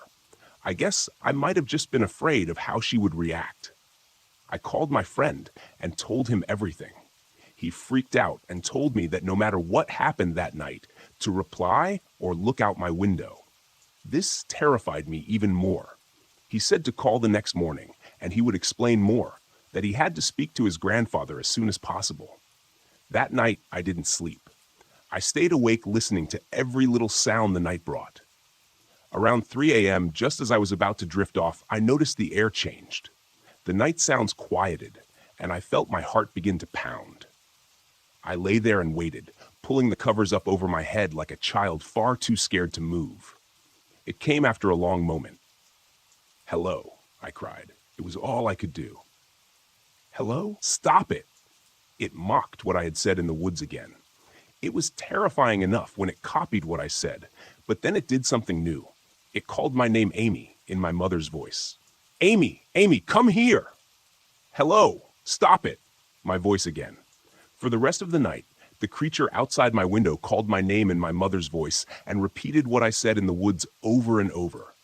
In the morning, when the sun broke through the dark, it finally stopped. I fell into a fitful sleep. I woke around noon to my friend calling to tell me that he had spoken to his grandfather and could explain what had happened to me. He said there was a creature called a Yanella Ducci who goes on all fours. He explained that it was an evil entity that used dark magic to transform into an animal with the attributes it required. It had caught my scent and knew me. Now, I was also given a warning that since it knew me, it would always follow me, and I would always have to be careful. Last night I heard scratching on my window, then a low hum. The creature began saying my name again, but also adding in things I hadn't said in my mother's voice. At one point, it started calling my name, but drawing it out really, like it tried to get me to come inside or open the door and let it in. This went on all night. At this point, I feel like I'm going crazy. I don't know what to do. Is it seriously going to stalk the shadows around me for the rest of my life? I don't think I can handle that. I live in Somerset County, Pennsylvania on the mountain ridge and was curious if there have been any reports of any type of activity here this past year. We live in a very rural area, and I've been in this home for 20 years. This past year, it just seems like some strange things have been happening. My teen daughter's bedroom window faces the road. Across the road is a wooded area and farmland, with lots of abandoned mines in this area. I'm sure the area across the road has been mined. My daughter, who is 17, has been complaining since probably the summer of 2023 about strange noises coming from the woods. One night, she woke me, and I heard them as well. The best explanation I could come up with was feral hogs. Even though we never saw what was making these noises and causing the trees to move, the noises were feral and terrifying. We have visits from coyotes, bobcats, fishers, bears, and all kinds of native wildlife, and we hear those types of sounds all the time. This was different. The trees were shaking. My daughter goes out very early for the bus when it's dark and has also claimed to see a deer that disappeared, reappeared, or shapeshifted to the point where she is afraid to wait for the bus. I saw a mountain lion on my property this past summer. I've decided that was just a normal mountain lion, despite the Game Commission's insistence that they don't live here. I know it sounds ridiculous, but things seem strange here lately. Something is just different. There is a creepy feeling I get when I'm outside at times, like I'm being watched, that I've never had before. I've also noticed much more air traffic overhead, to the point that I installed an app on my phone to see what was flying over. I've seen more strange helicopters flying over, where it used to be occasional. I usually brush it off as having something to do with the Flight 93 memorial. On Thursday night, January 18th, 2023, around 6:50 p.m., a helicopter went over so low that it shook my house. I was busy, so it took a couple of minutes of this continuing before I checked the app and noticed it was a Black Hawk helicopter out of Latrobe. It was across the road, over the area where my daughter had been complaining of the noises coming from the woods. It hovered over the area for a good 10 minutes in one spot, then disappeared from the radar altogether. I tried to see it from my upstairs window, but couldn't see much. My husband, who initially thought I was paranoid, also began to think it was strange. We saw lights in the woods over that way, but not much more. We could not see the helicopter in the air. The weather has been generally crappy here with high winds and blowing snow this week. I'm not sure if they landed or turned off the radar, but I'm guessing they may have landed because I could no longer hear the helicopter sounds. I've believed in the paranormal for a long time because I once saw a ghost in the 90s when I lived in Baltimore. I've never really thought much about cryptids or things that could be dangerous. Just wondering if you've heard anyone else reporting odd things in this area. It's not the Chestnut Ridge. I think it's the next ridge over that may run through Bedford and Somerset counties. Just curious if anyone else has said anything this way. This is an encounter my girlfriend and her friend had a few years ago, not mine personally. I've heard her tell this story a few times before, but after recently hearing them together describe what they saw, I thought that you'd find it interesting. Maybe someone has seen something similar. This encounter happened in Lakewood, New Jersey, a few years back. It was midday, sometime in September. My girlfriend and her friend used to jog together regularly at local parks. The park they were at this particular day is called Lake Curzalejo, which butts up to a housing development. The trail they were on loops around the lake, and 3/4 of the trail is basically just a normal paved sidewalk that follows a road, but eventually turns to dirt and goes through a small wooded area on the far side of the lake, the other quarter of the trail. Mind you, this place is far from being remote. It is New Jersey, after all. While jogging through the wooded part of the trail, they came upon a creepy humanoid-looking figure on the edge of the trail that stopped them both in their tracks. They both kept referring to this thing as troll-like. It was short, maybe 4 feet tall at most. It was dressed in a long black hooded cloak, hunched over, sitting on a wooden chest. Yes, a wooden chest. Exactly the kind you'd imagine a troll to be sitting on. They said they could not see any face at all because its head was directed at the ground and the hood was too long. But what they did notice was the cloak was short enough to see part of its legs, which were wearing what looked like regular flesh-colored stockings and had very small, clubbed feet. Its legs had large, protruding boils or tumor-like lumps on the exposed area. It was wearing blue gloves, too. Terrified, they eventually made their way past this thing, coming only a few feet from it, hoping it wouldn't jump out at them. They got the hell out of there faster than they've ever run before. It didn't say anything or try to cause them any harm. It just sat there hunched over. They thought at first that maybe it was just a mannequin or something someone put there as a joke, but they noticed hand movement right before they passed it. Needless to say, they have never gone back to this lake ever again. Every time my girlfriend talks about this encounter, I can hear the fear in her trembling voice, and she was obviously somewhat traumatized by the encounter. Even though I geek out about these types of stories all the time, she has absolutely zero interest in any of these types of things. She will roll her eyes or shake her head and tell me I'm crazy when I tell her about a cool story of Bigfoot or aliens or whatever that I read about, trying to pique some interest in her in these types of subjects. However, she continues to want nothing of it. I'm a very open-minded person when it comes to this stuff. I can't say I believe in anything because I've never had a convincing encounter aside from hearing a few strange sounds in the woods I couldn't explain.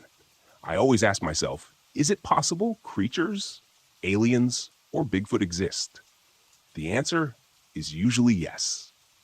But then again, someone just playing a prank to mess with people is extremely more logical sometimes, especially in a place like New Jersey. The Bigfoot I saw in Temecula, California in June 1985 was at night as I stopped on a dirt road. I couldn't drive any farther that night, and when I got out to do my business, I heard and saw it as I was finishing up. It did have an odor of something dead, like the decomposing body of a coyote. Anyway, it stood about 50 yards into a dry riverbed, with trees about 45 feet in average height. I shined my flashlight in the direction of the smell and saw movement. But what may be different than most sightings is its eyes actually glowed bright blue and were about 11 feet tall. Judging by the tree height, its eyes were just above a limb that I measured at 11 feet. The next day, I had a .357 with me, but I had a feeling that it would not stop this creature if I were to shoot it in case it came for me. I left in a big hurry, and that Toyota truck just did not seem fast enough. That was the second time I had seen one. The first was back in March 1952 in the Sage area between Hammett, California and Temecula, California. I went back the next day and measured the tree limb to its footprints, which were about 20 inches long and maybe 9 inches wide. This was a huge creature. I had a .357 I carried at all times with my own hot loads, a Colt Python with which I was very accurate. But it was so big, I felt it would not stop if he or she came for me. Do or don't take my word. I know that 11 feet is big, but that is what I believe it to be, by the footprints and the tree limb. One difference from other sightings, except for the dead and foul smell, is this one difference. Its eyes glowed a bright blue when a light was flashed in its eyes, and me being 70 yards away, which is fairly close, it is out there somewhere, most likely. This area is close to the Puma Indian Reservation, which goes down towards Mount Palmer Observatory, a whole lot of forestry-type land. I was part of an alternative spring break trip at my university, and we were in a van, and it happened a few years ago. We went from Michigan to Utah and had a day off, and we all decided to hop on our 2 vans and go to Arizona for the Grand Canyon. Well, it was starting to get dark, and it was such a beautiful experience to see. But then, out of the corner of my eye, as I'm driving, I notice in one of those remote desert houses that 2 men were throwing what looked like human-sized bags into a ditch. To this day, I keep thinking they were bodies being thrown into a ditch and buried, or maybe stashing some drugs in the desert. They were too preoccupied to notice the vans and were a good distance from us to possibly notice. But I can't shake the feeling of dread. What would have happened if they saw us or even imagined what could have been in those bags? The lack of light pollution and being in the middle of nowhere, Afghanistan, is pretty great if you like looking at the night sky. Add the light amplification capabilities of night vision goggles to this, and you start seeing some really weird stuff. Probably mostly UAVs or manned jets with a couple of satellites, and the general glitchiness of night vision explains what I was seeing. But all the same, my grandfather was a World War II vet, and one of his war stories was about being hunkered down in a ditch with a bunch of other guys when a French woman came along and went from soldier to soldier, handing them apples. He'd looked away for a minute when she got to the last guy, but when he looked back, she was just gone with no obvious place she could have gone to, and no one else knew where she went either. Probably a perfectly reasonable explanation, but he seemed to think there was something supernatural going on. I was in the Marines. We were in Okinawa for a while the battalion I served with rotated one company to Okinawa for a few months on a cycle, and I was pulling a simple patrol with a couple of other guys. No big deal, just around the restricted areas near the base. One guy radios, there's this woman walking across the beach, and he can't get her to stop. Another guy comes from the opposite end to try and cut her off. I mean, we didn't want to shoot her or anything. Come on. And they're both approaching her, trying to get her attention, when, at about 50 meters or so away from her, she turned to face the ocean and, according to them, just disappeared. They could be pranking us, but if so, they both must be damn good actors because they seemed shaken as hell by it all. We were also told this is by no means the first time this has happened. I'm an environmental educator at a nature preserve, so I spend a lot of time outdoors in sometimes isolated areas. There's one area of the park I try not to take groups of kids anymore. Once in a while, we have to go through that trail since it's a shortcut to the kayak launch. And when it's 95 degrees Fahrenheit outside, you're ready for anything that'll make your trip shorter. When I started there, one of the first things I did was familiarize myself with all areas of the preserve. So I spent quite a bit of time hiking through all of the trails, even the rarely used ones, since I have to know my way around to navigate groups or go rescue someone if they get lost, which happens. One part of the preserve is an old homestead site of a now abandoned pineapple plantation.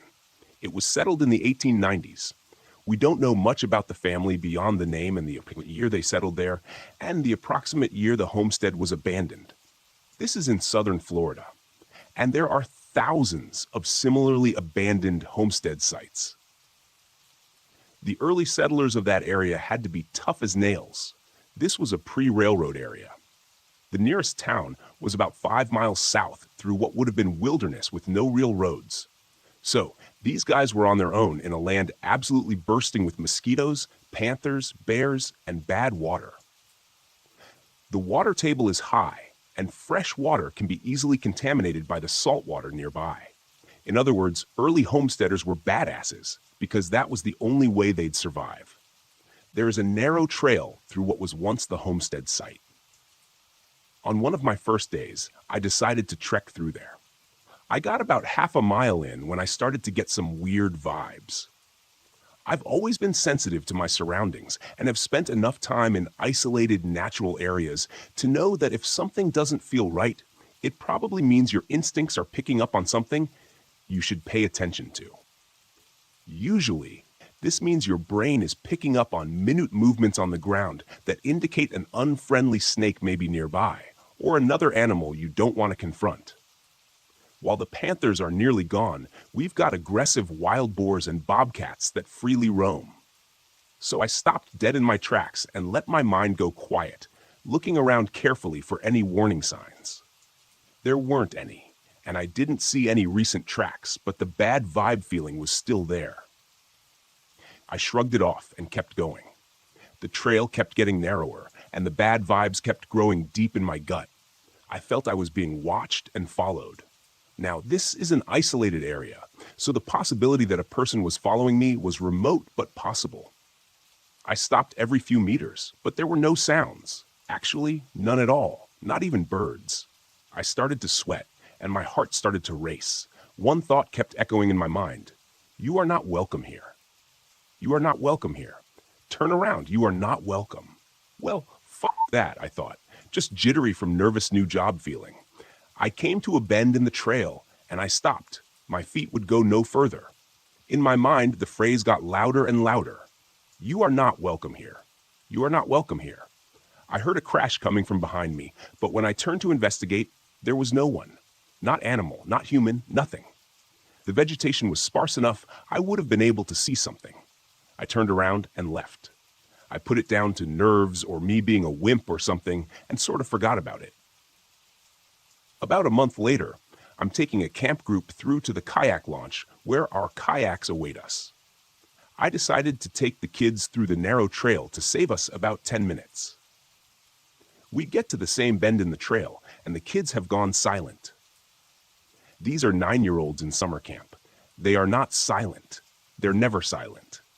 I look behind me to one kid who looks as though he's scared shitless. "I don't like it here," he said. "Why not?" I asked. He looked me dead in the eye and said, "I feel like we shouldn't be here." I couldn't turn around at that point, so we hustled to the kayak launch, and all was well, but we were all a little on edge. I took another group through the trail a week later, and again, the kids were silent at that bend in the trail. For that whole summer, whenever I took the shortcut, kids would get silent, and I'd get those bad vibes. I try not to go down that stretch of trail anymore, if I can help it. Obviously, this is nothing more than a gut feeling on my end, but only a few other times in my life have I felt a gut feeling about a place that strongly. I don't know if it's the spirit of whatever homesteader was there or something else, and it's hard to describe, but it doesn't want people trespassing. As far as I know, it's never hurt anyone, but it seems to make everyone feel the same way. You're not welcome. My father was driving a truck, and at around 3 a.m. in California, he was on a dirt road between cornfields, going faster than he should have been probably, when all of a sudden, some woman appeared on the side of the lane and stood there. It was so last second that he couldn't react, and the right side mirror ended up hitting her in the head. He stopped, couldn't find her, called the police, and made a report. They never found her. Back in the summer of 1997, I had a terrifying experience with what I now know to be the phenomenon known as the black-eyed people. At the time, I had never heard of these beings and have been bothered by the experience for many years. It's only just occurred to me to scour the internet to see if anyone else has ever witnessed anything like it, as I knew that I couldn't possibly be the only one that this has happened to. My encounter differs from any that I have now discovered so far, as they were not trying to communicate with me, but were rather trying to keep away from me. Believe me, I now know that that is a good thing. Also, it differs in the fact that my experience happened in broad daylight rather than late at night like the others I have read. It was a hot, sunny summer day in 1997. I was about 15 at the time and was out with my friends. I live in a small town called Grantham in Lincolnshire, UK. While out with my friends, I was not far from my home and decided to go home to grab a quick drink. My two friends accompanied me down to my house and waited outside while I went in to have a drink of water. I was quite thirsty, so quickly drank 2 pints of water and then went back outside. My friends had gone, so I decided I would walk back to my friend's house, which was around the other side of the block. As I walked up the path to the street, I happened to look about 5 houses down where my mom's friend lived. At the front of her garden, she had a wooden fence at the time and a driveway on the furthest side of the garden. There was also a wooden fence, and just behind it, there were 2 very large conifer trees that overhung the fence. So, looking down the street, I saw 2 people backed up to the fence, and the top of them was pushed back into the overhanging conifers. So, I only saw the 2 pairs of legs. Thinking that these were my friends messing around with me, I started walking down towards them. As I got closer to them, I shouted out, "Come on, you 2. I can see you hiding there." Thinking that they would come out laughing, I smiled to myself. But instead of coming out, they managed to jump up into the conifers over the fence and come out in my mom's friend's garden.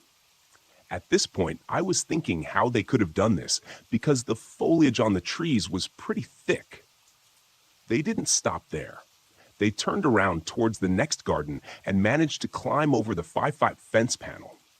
As I watched them weirdly go over the panel, I shouted again to stop messing around. I said that it was weird the way they got over the fence because it wasn't a hop or a jump. I can only describe it as lizard-like. That's the only way that comes to my mind to describe it. So, I kept walking down the road and watched as they went over a 6-foot gate into the next door's back garden. So I thought to myself, I know what to do. I would carry on walking and catch them when they come out of the next garden. I picked up my pace, carried on, and caught sight of them in the next garden and stopped dead in my tracks as I looked in horror at what I'd been chasing. They stood a few feet away from each other. One looked like a teenager. He was wearing the fashion of the time, which was a blue puffer jacket that was zipped up. He was wearing jogging bottoms that had studs up the legs, which were called poppers, trainers, and a baseball cap. I didn't look at his face, as the other one caught my attention nearly straight away. This one was much older, very pale skin.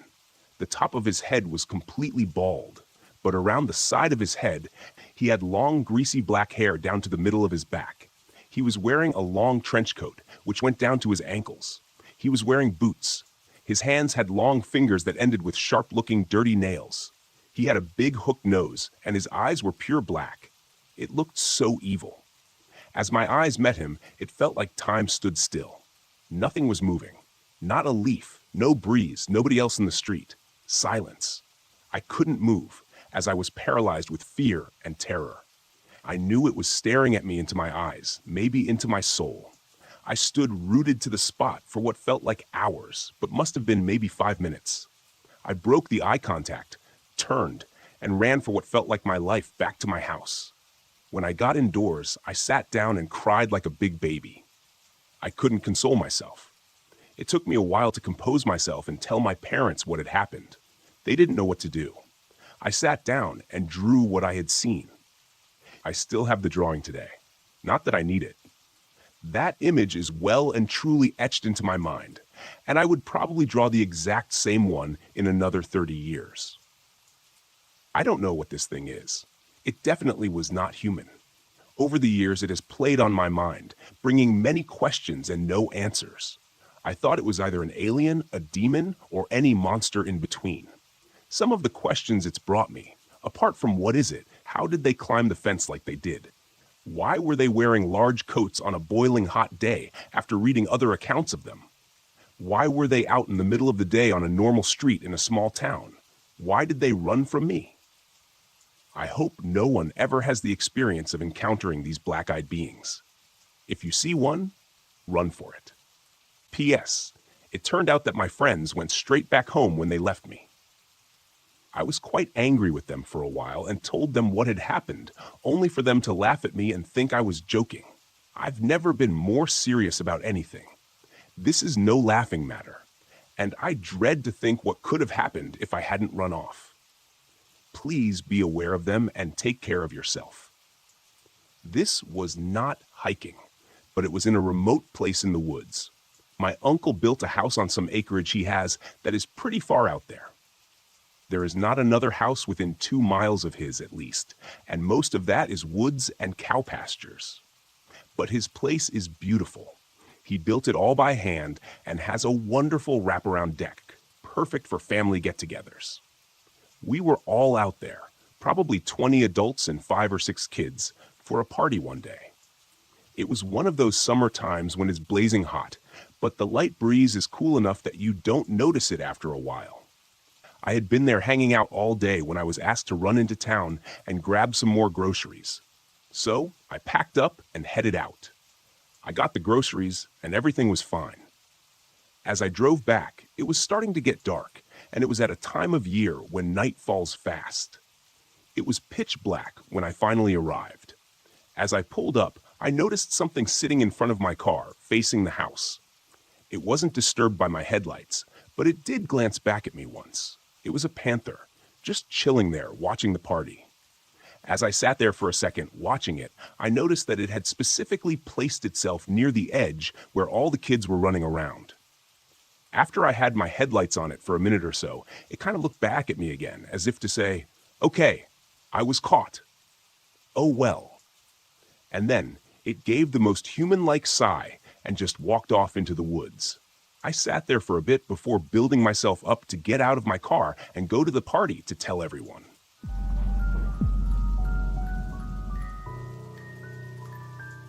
I've lived in East Tennessee for most of my life. Growing up, I'd hear old wives' tales and urban legends about strange creatures that roamed the forest. For the longest time, I thought what every other kid thought, that they were just stories told to scare kids away from dangerous places so they wouldn't fall into a ravine or get lost in the massive wilderness. I never thought any of it was more than made-up stories. That's not to say I didn't spend my share of time with covers pulled tightly over my head when the wind blew branches against my window, which happened to face the woods. As I grew older, I found myself gravitating toward the stories of strange creatures in the woods.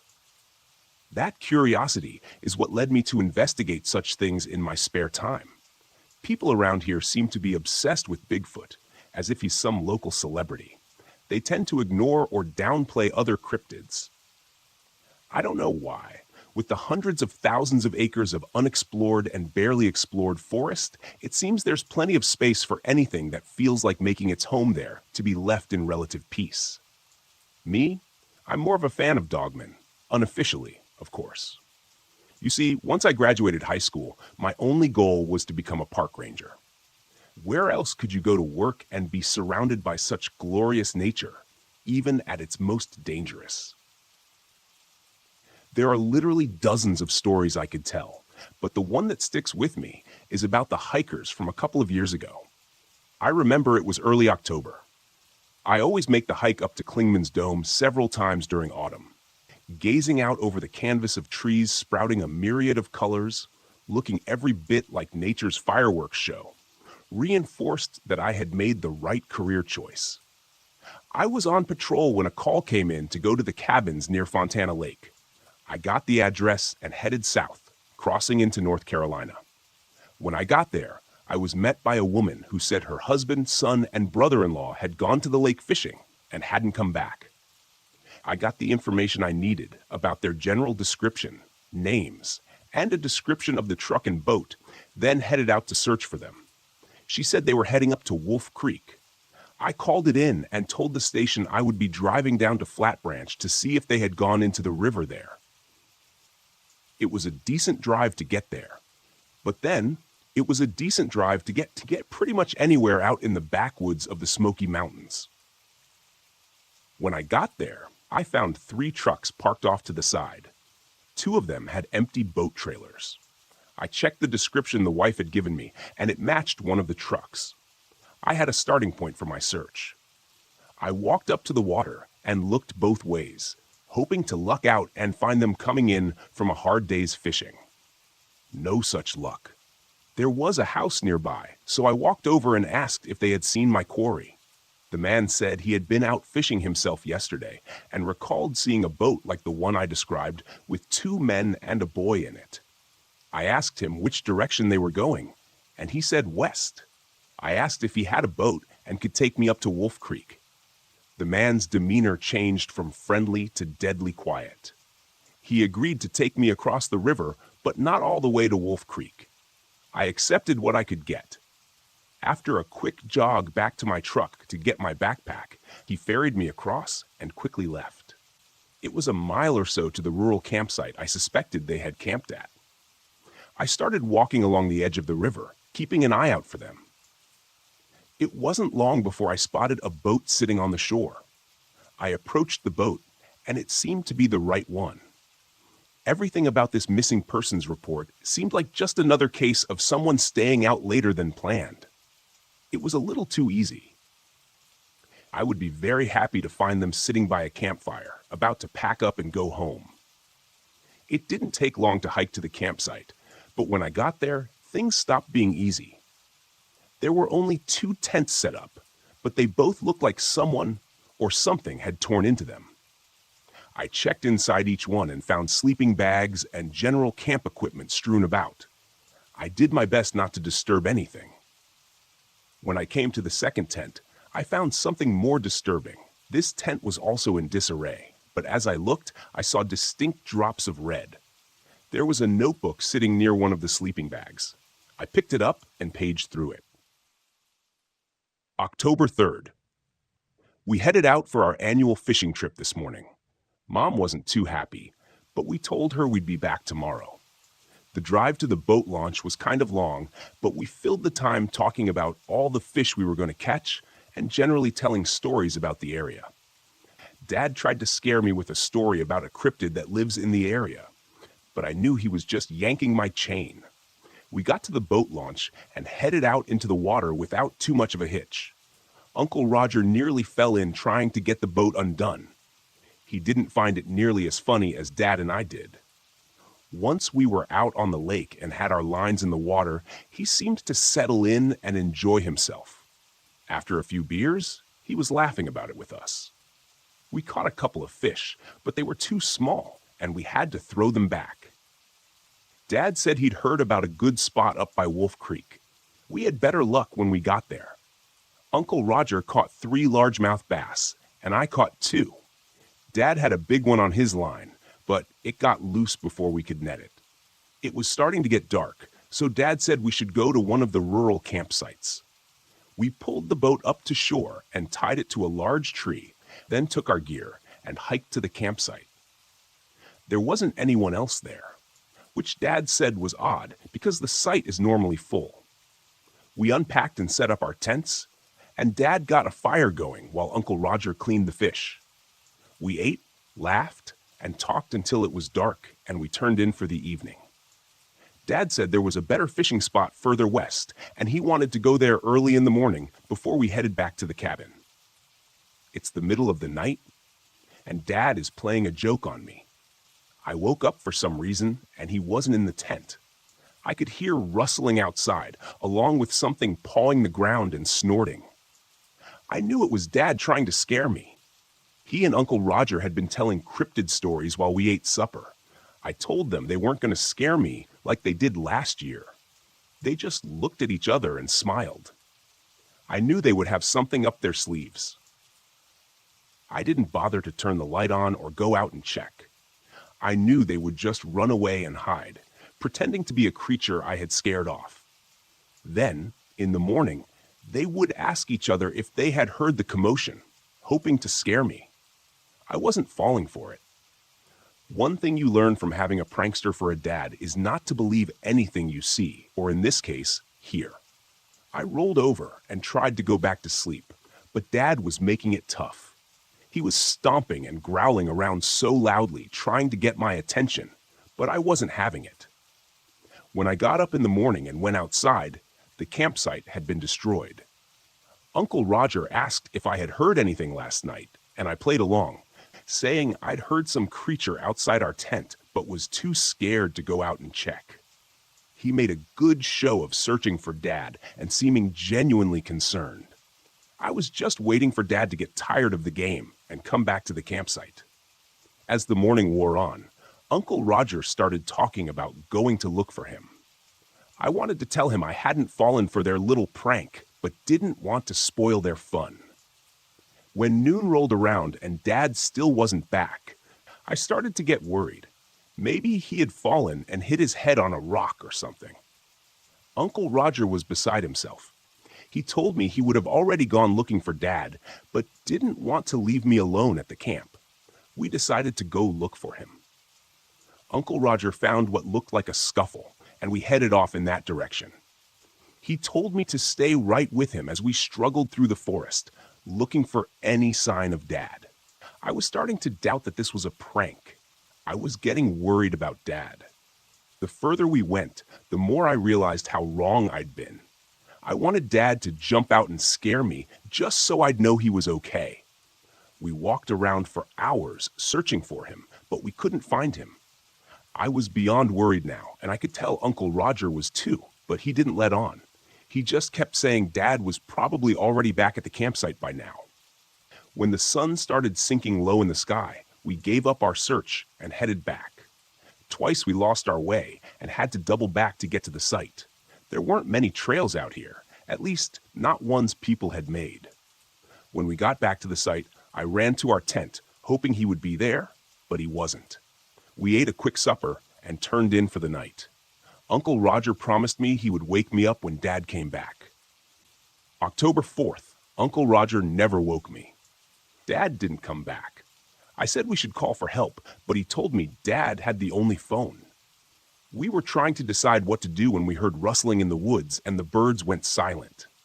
We looked around for the source of the noise, and unfortunately, we found it. There was a thing coming toward us. It stood on its hind legs, and its body made these loud cracking sounds, like its bones were snapping into or out of place, echoing all around us. This thing was huge. I literally froze. My body refused to move as this horror came toward us. Uncle Roger grabbed me and yanked me over behind his tent. We tried to hide, but this thing saw us and let out a massive roar. We were so close I could see blood on its claws and teeth. I prayed it wasn't Dad's. "What do we do?" I said. He put his finger up to his lips. It looked over at us and then went into my tent, like it was searching for something. "Come on," Uncle Roger said. We snuck away from the monster as quietly as possible. We slipped down the bank of the creek and walked downstream in the water. "Where are we going?" I whispered. "There's a bridge downstream. If we're quiet enough and that thing loses our scent, we could hide under it and hope it goes away." I focused on walking as quietly as I could through the water. The sound of the creek was loud, so I was hopeful it wouldn't see or hear us. It seemed like forever until we reached the bridge.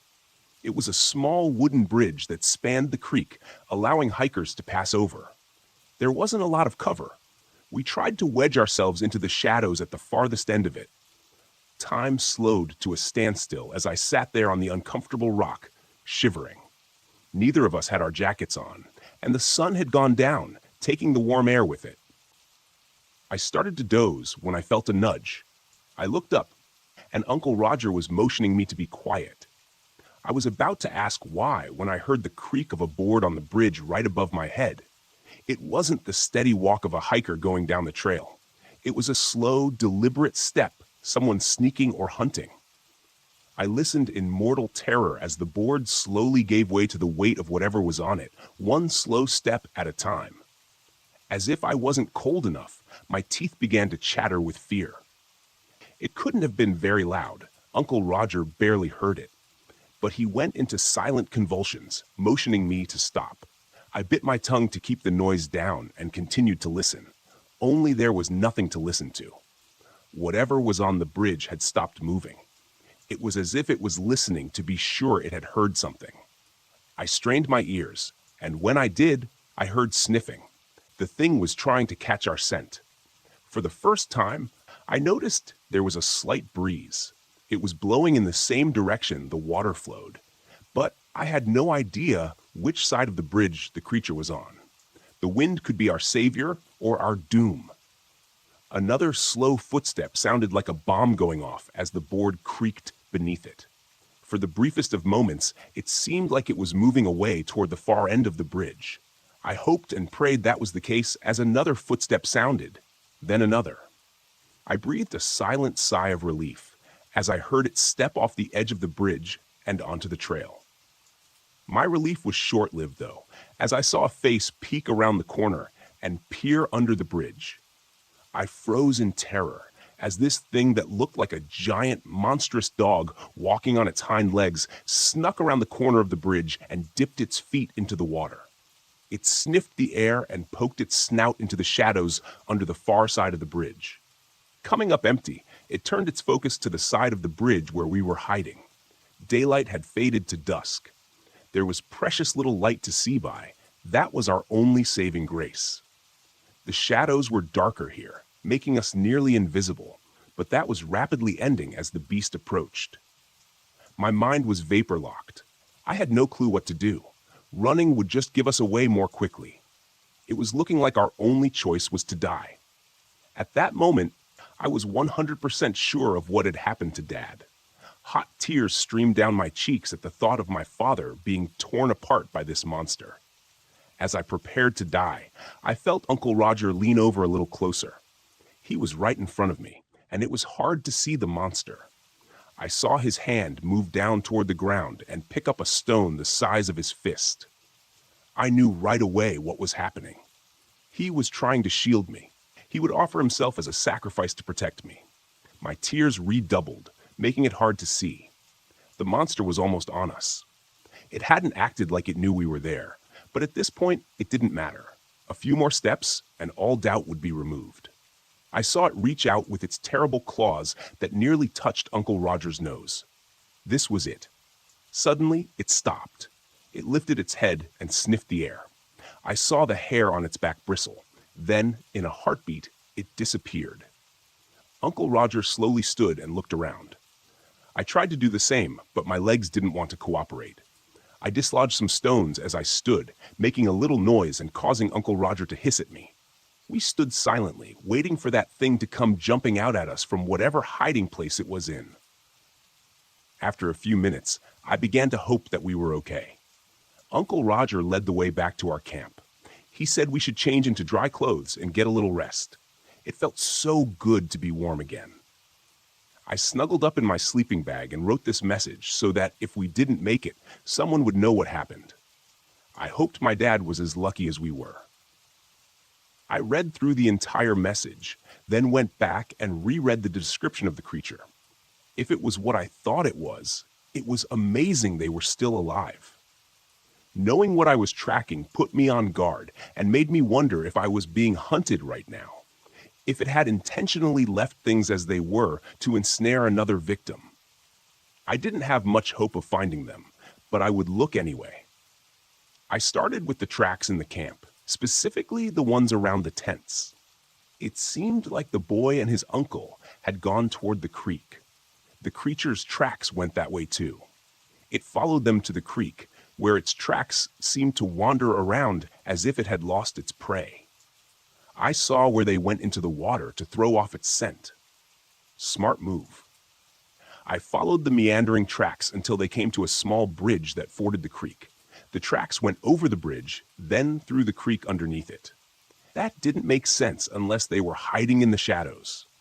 The creature's tracks made a sudden turn and went toward the trail, then up a hill, almost like something spooked it. If it was what I thought, I couldn't imagine anything spooking it.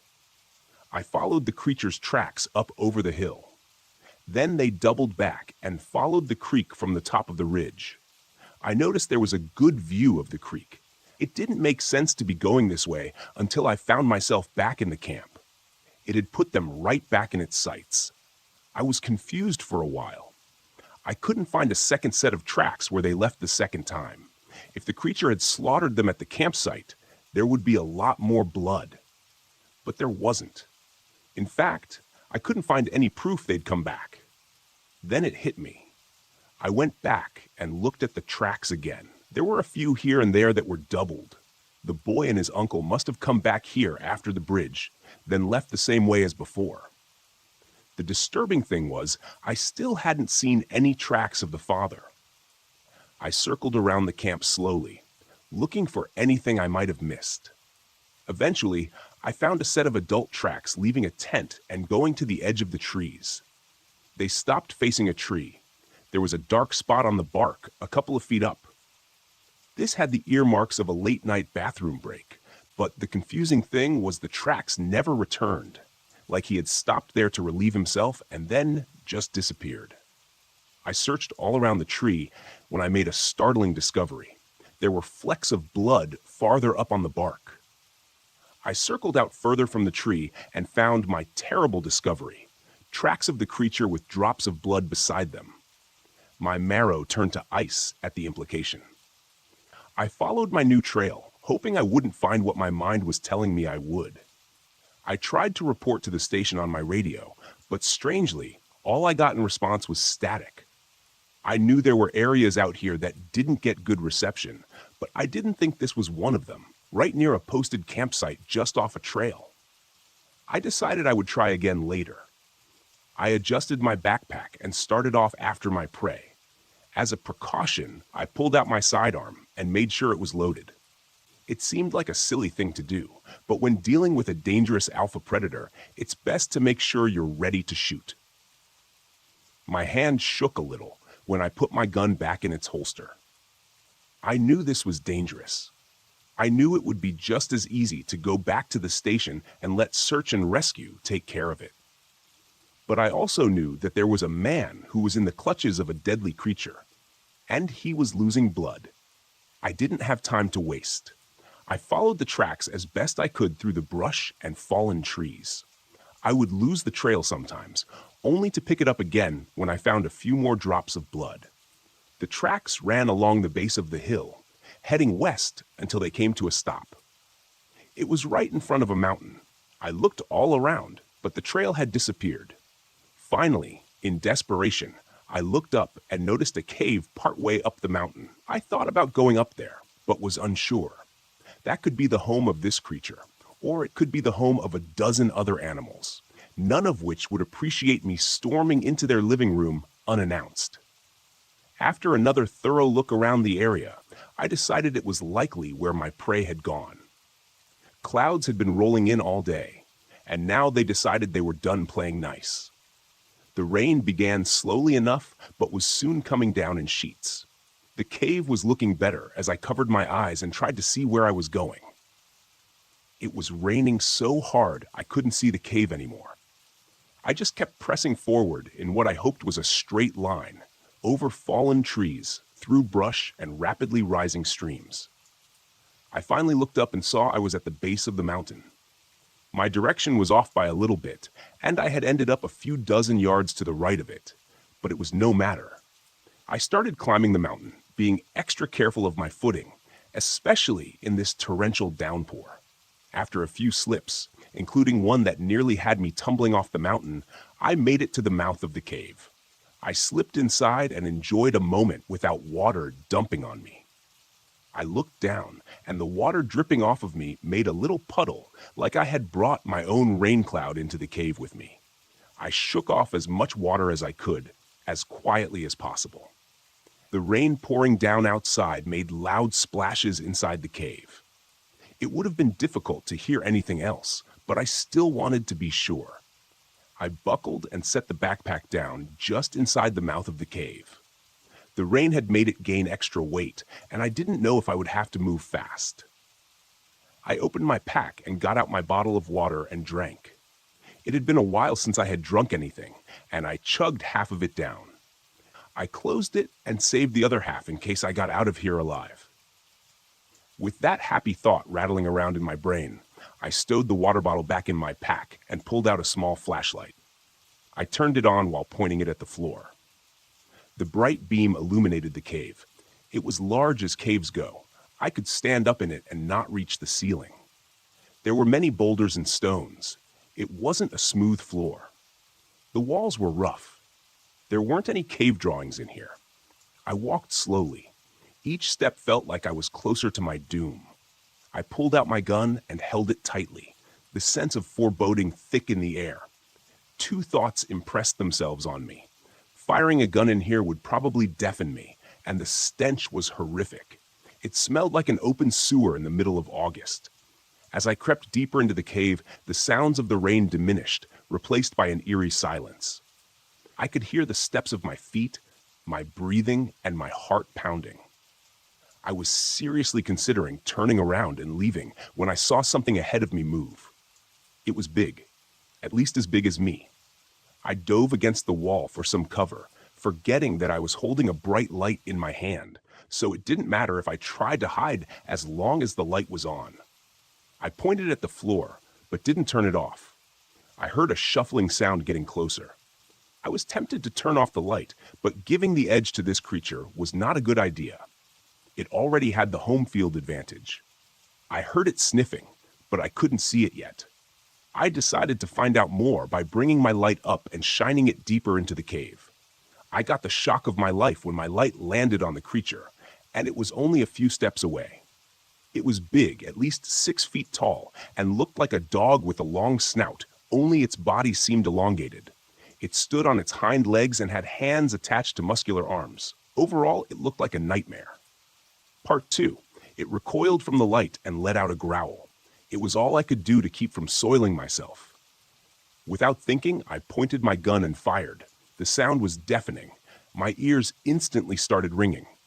The creature roared at me, then turned and ran deeper into the cave. It had roared a mere few feet from me, yet I barely heard it. I stumbled and had to take a minute to steady myself. Then I started following it deeper into the cave. To this day, I really don't know why, other than needing to know if the hiker was alive. I looked at the ground to see if there was any blood, but there wasn't. I must have just startled it with the shot. That wasn't great news. I'd hoped I would have hit it and that it was wounded. Just scared meant it would be ready to fight when I saw it again. After all, I'm sure to the creature I was the invader, and it was defending its home. I continued farther into the cave, shining my light and watching for any sudden movement. I had no idea where it was or if it was setting a trap for me. I felt a whiff of air and jumped back a split second before the claws sliced the air where my face would have been. I rolled and came up shooting, holding my light beside the gun to illuminate my target. I fired over and over, pointing and shooting without having the time to aim. I watched as it ducked every shot and ran with inhuman speed. Just before it disappeared from sight, I saw it skip a step as I fired my last shot. My hope soared that I had hit it at least once. I ejected the magazine and put a fresh one in, reminding myself that I only had one more and chastising myself for not being more careful with my limited ammo. I justified it by telling myself there's no use dying with a full magazine. I followed once again, nearly jumping for joy when I came to the spot where it had disappeared and saw a spot of fresh blood on the ground. I was hoping for more, but as I went, the drops were every few feet. Even though it didn't seem like much, at the speed it was running, I was sure it had sprung a major leak. I followed the trail deeper into the cave. There was a chill in the air that made me shudder. My mind told me it felt like a tomb. My tomb. I shook off those thoughts and continued until the blood stopped. I shone my light on the small puddle and the ground beyond, where there was no blood. My mind screamed at me that it was a trap. I shone my light all around, even on the ceiling, but I couldn't see it. I started backing out the same way I'd come in, my eyes darting all around in search of my prey. It hit me like a bulldozer going 60 miles an hour. It had come out of nowhere and rammed me in the back. I sprawled out on the floor, rolling to a stop. My flashlight lay a few feet away, and I had no idea where the gun was. The wind was knocked out of me. I tried to breathe, but couldn't. I just lay there, gasping for air. It slowly circled around me, growling and bristling. I knew it was going for the kill. I screamed at my brain to move, but my body refused to cooperate. I tried to focus on my breathing and regain mobility. As it circled closer, I could see its breath chugging out of its mouth like a steam engine. I knew it was time. My arm was the first to recover. I slowly moved it toward the flashlight. It stopped circling just as I got a grip on the light. I saw the creature hunching to lunge at me. I clicked the light to strobe and aimed it at the creature's face. It screamed and clawed at the air as if it could fight off the light. I rose to my knees, keeping the light on it. When it turned away, I shone it around desperately, searching for my gun. I found it a few yards away and tried to run for it, but my body hadn't fully recovered and I fell flat on my face. My life in the balance, I didn't bother with the pain of my freshly broken nose. I crawled toward the gun with every ounce of energy in me. It seemed like an eternity until I put my hand on the grip and brought it to bear on the creature. It had recovered and was running at me full speed. I shone the strobe at it again, and it veered away from the light. I stood and aimed at it, squeezing the trigger. I saw the satisfying impact of the bullet in its side and squeezed the trigger again, making another hole on the far side of its chest. I squeezed over and over, hitting it each time and watching it reel from the impact, but it stayed on its feet. It growled and charged as my slide locked back, showing an empty chamber. I shone the strobe in its eyes once more, but this time it just ran off to the other side of the room. I used the distraction to eject my magazine and load in the last full one. I released the slide and started firing immediately, hitting it in the hindquarter and leg, but not stopping it. I stopped shooting and forced myself to concentrate. I aimed carefully as it ran toward me, and at the right moment, I squeezed the trigger. It went down hard, squealing like a stuck pig. It thrashed and clawed at its face, tumbling over itself. Blood flew everywhere from its many gunshot wounds, but it still continued flailing about and squealing in pain. After a few minutes of this, it finally settled down and was still enough for me to see my handiwork. I had shot it in the eye. There was nothing left there but a bloody hole. I didn't dare approach it. I stood at a respectful distance and watched, my gun ready if it tried to make a move. Its squeals became moans, finally turning into a heavy sigh, and then it was still. I shone the light on it, feeling cautiously optimistic that this thing was no longer a threat. Then I remembered what I was doing here in the first place. I tried to get my bearings and proceeded further into the cave. My main thought was not only finding the hiker alive, but also hoping and praying there wasn't another one of those creatures here. I didn't have another fight like that in me. The path curved downward until it came to a large open area. I shone the light around, looking for anything. Off in the far corner, there was a flash of red as I panned through. I approached it cautiously and found it was a jacket. Inside the jacket was a piece of meat that used to be a human being. His throat had been ripped out, and his legs were gone. All that was left of them were some bones. The thing must have been working its way up, saving the arms and torso for later. The man's face was a frozen scream. I can't even imagine the horror of being dragged away from your loved ones, only to be murdered and eaten in some cold, dark cave. I wasn't even sure if he was dead when the thing ripped his legs off. I had to stop focusing on such things and decide what to do. If I left the remains here, there was no doubt some other animal would come by and finish off what the creature had started. I needed to try to get him to his family for closure and a proper burial. I bent down, trying to figure out how to carry him. A fireman's carry was out. There were no legs for counterbalance. In the end, I picked him up by his arms and flung them over my shoulder, holding on to them and turning his body into some macabre backpack. I started back out of the cave, hoping I'd be able to carry him all the way back to the campsite and finally back to my truck. As I trudged back through the cave, I came to the section where our fight had taken place. Shell casings and blood were strewn about the ground. I wondered to myself how I had avoided getting hit by a stray ricochet. When I looked over to where the creature lay, only it wasn't there. I shone my light all around frantically, whipping around, but it was gone. I found the spot where it had lain still, where I thought it had died. There was a large pool of blood there, but no body. I pulled my gun out of my holster, ejected the magazine, and checked to see how many rounds I had left. There were only 2. I hoped wherever that thing was, it was no longer in the mood for hunting or revenge. In the end, I decided there was nothing I could do.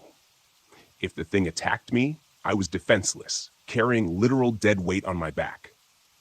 I holstered the gun and hitched up my human backpack, then shone the light toward the mouth of the cave and kept walking.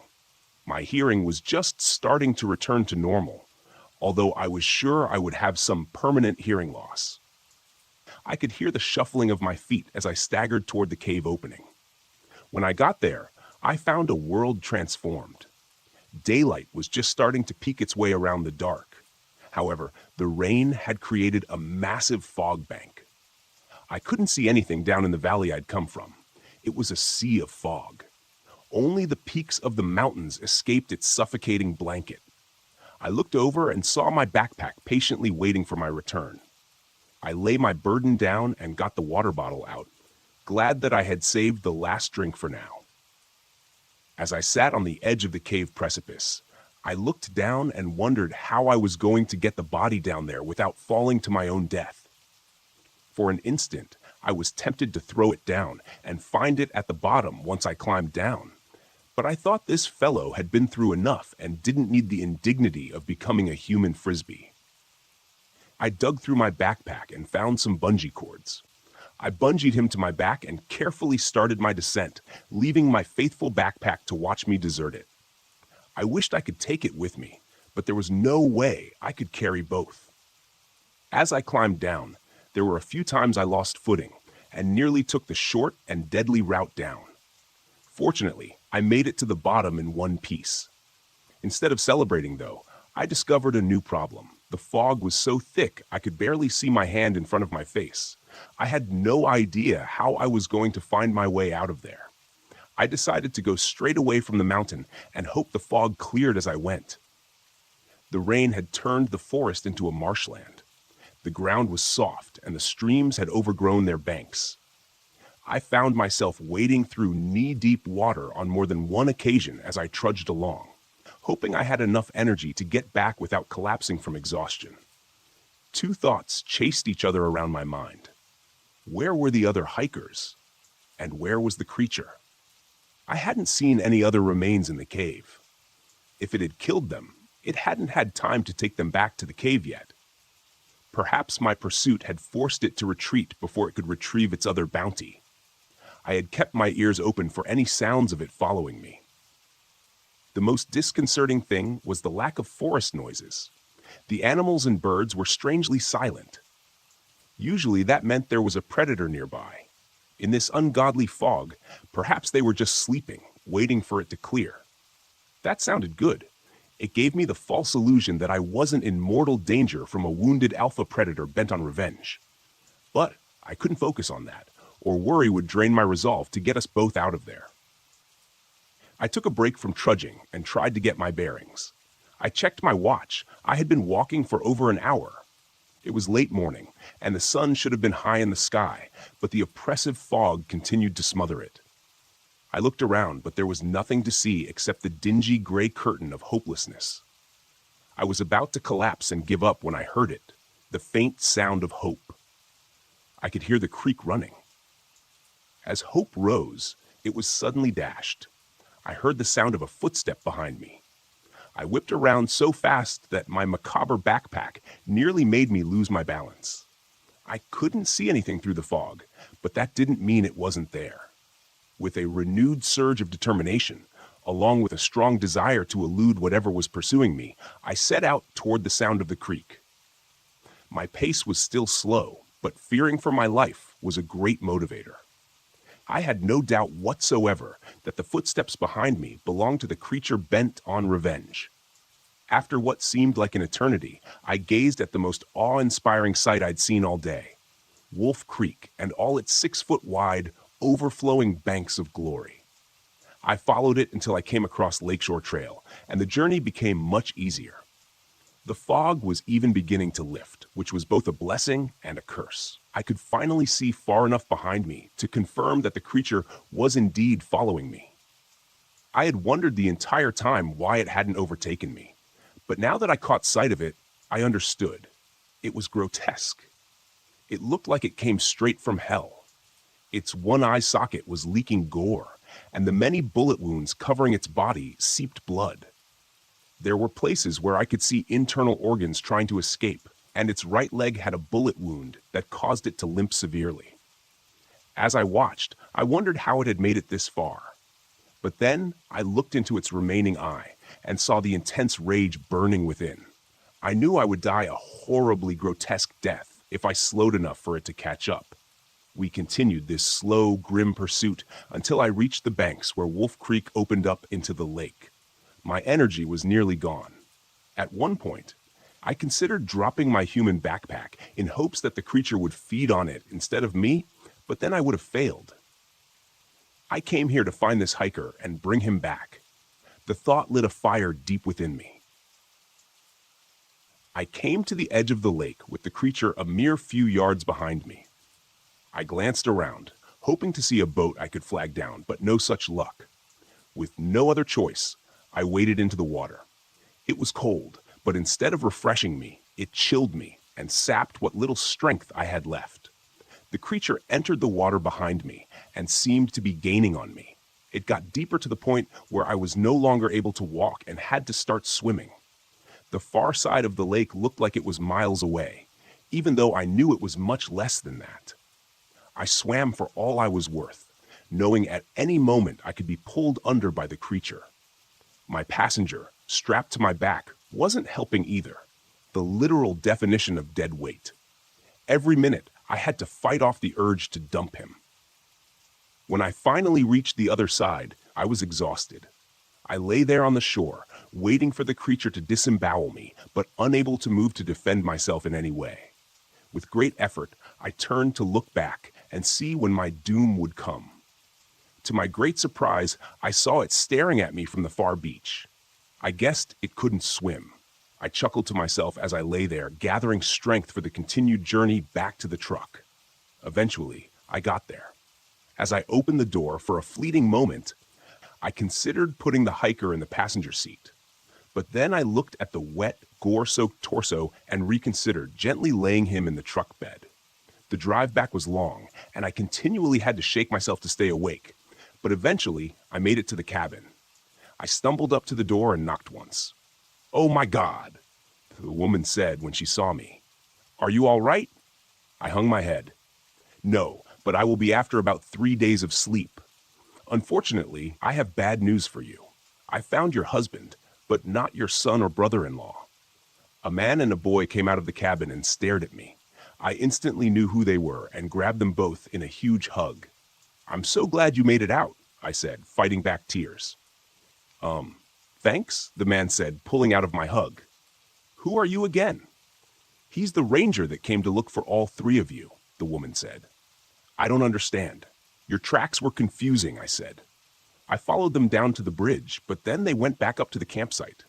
"We got some rest," the boy said. "Then Uncle Roger came and said we were going. We left everything and slipped away to the boat, rowed across the river, and left." I smiled. "I'm very glad you did." He looked at me with expectant eyes. "You said you found my dad?" My face fell. "I did, but it was too late." "So I nodded solemnly. "Where is he?" "He's in my truck, but you don't want to see that." Before I could say another word, he ran to the truck and looked in the passenger seat. A look of confusion fell over his eyes when he saw no one there. Then he slowly looked toward the bed of the truck. He stepped back and peered over the side. He instantly dissolved into tears and slid down the side of the truck, sobbing. "I'm so sorry," I said to the woman and the man. She grabbed me and gave me a hug. "Don't be," she said. "Without you, we wouldn't have known for weeks, months, maybe even years what had happened. We would have gone on looking with false hope. You've given us a chance for closure and to properly grieve." She released me, and I wiped my eyes. I looked at the man and walked down to the truck.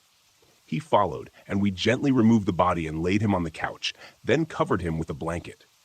The boy followed us back to the cabin, but wouldn't look at me or anyone else. He sat in a chair and stared at the blanket covering his father's body. I knew I had done all I could, so I excused myself and started toward the door. I paused and said to the boy, "I promise I'll make sure that thing never hurts anyone again."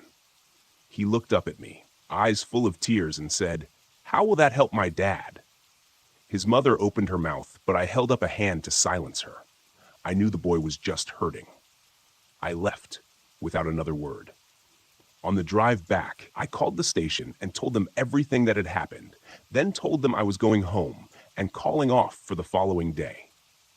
After getting home, stumbling into a shower, and collapsing in bed, there was only one thought on my mind.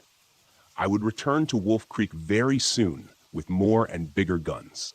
I would end that monster if it was the last thing I did. But that is another story. Thanks for listening, Horror Cowboys. See you tomorrow at the same time.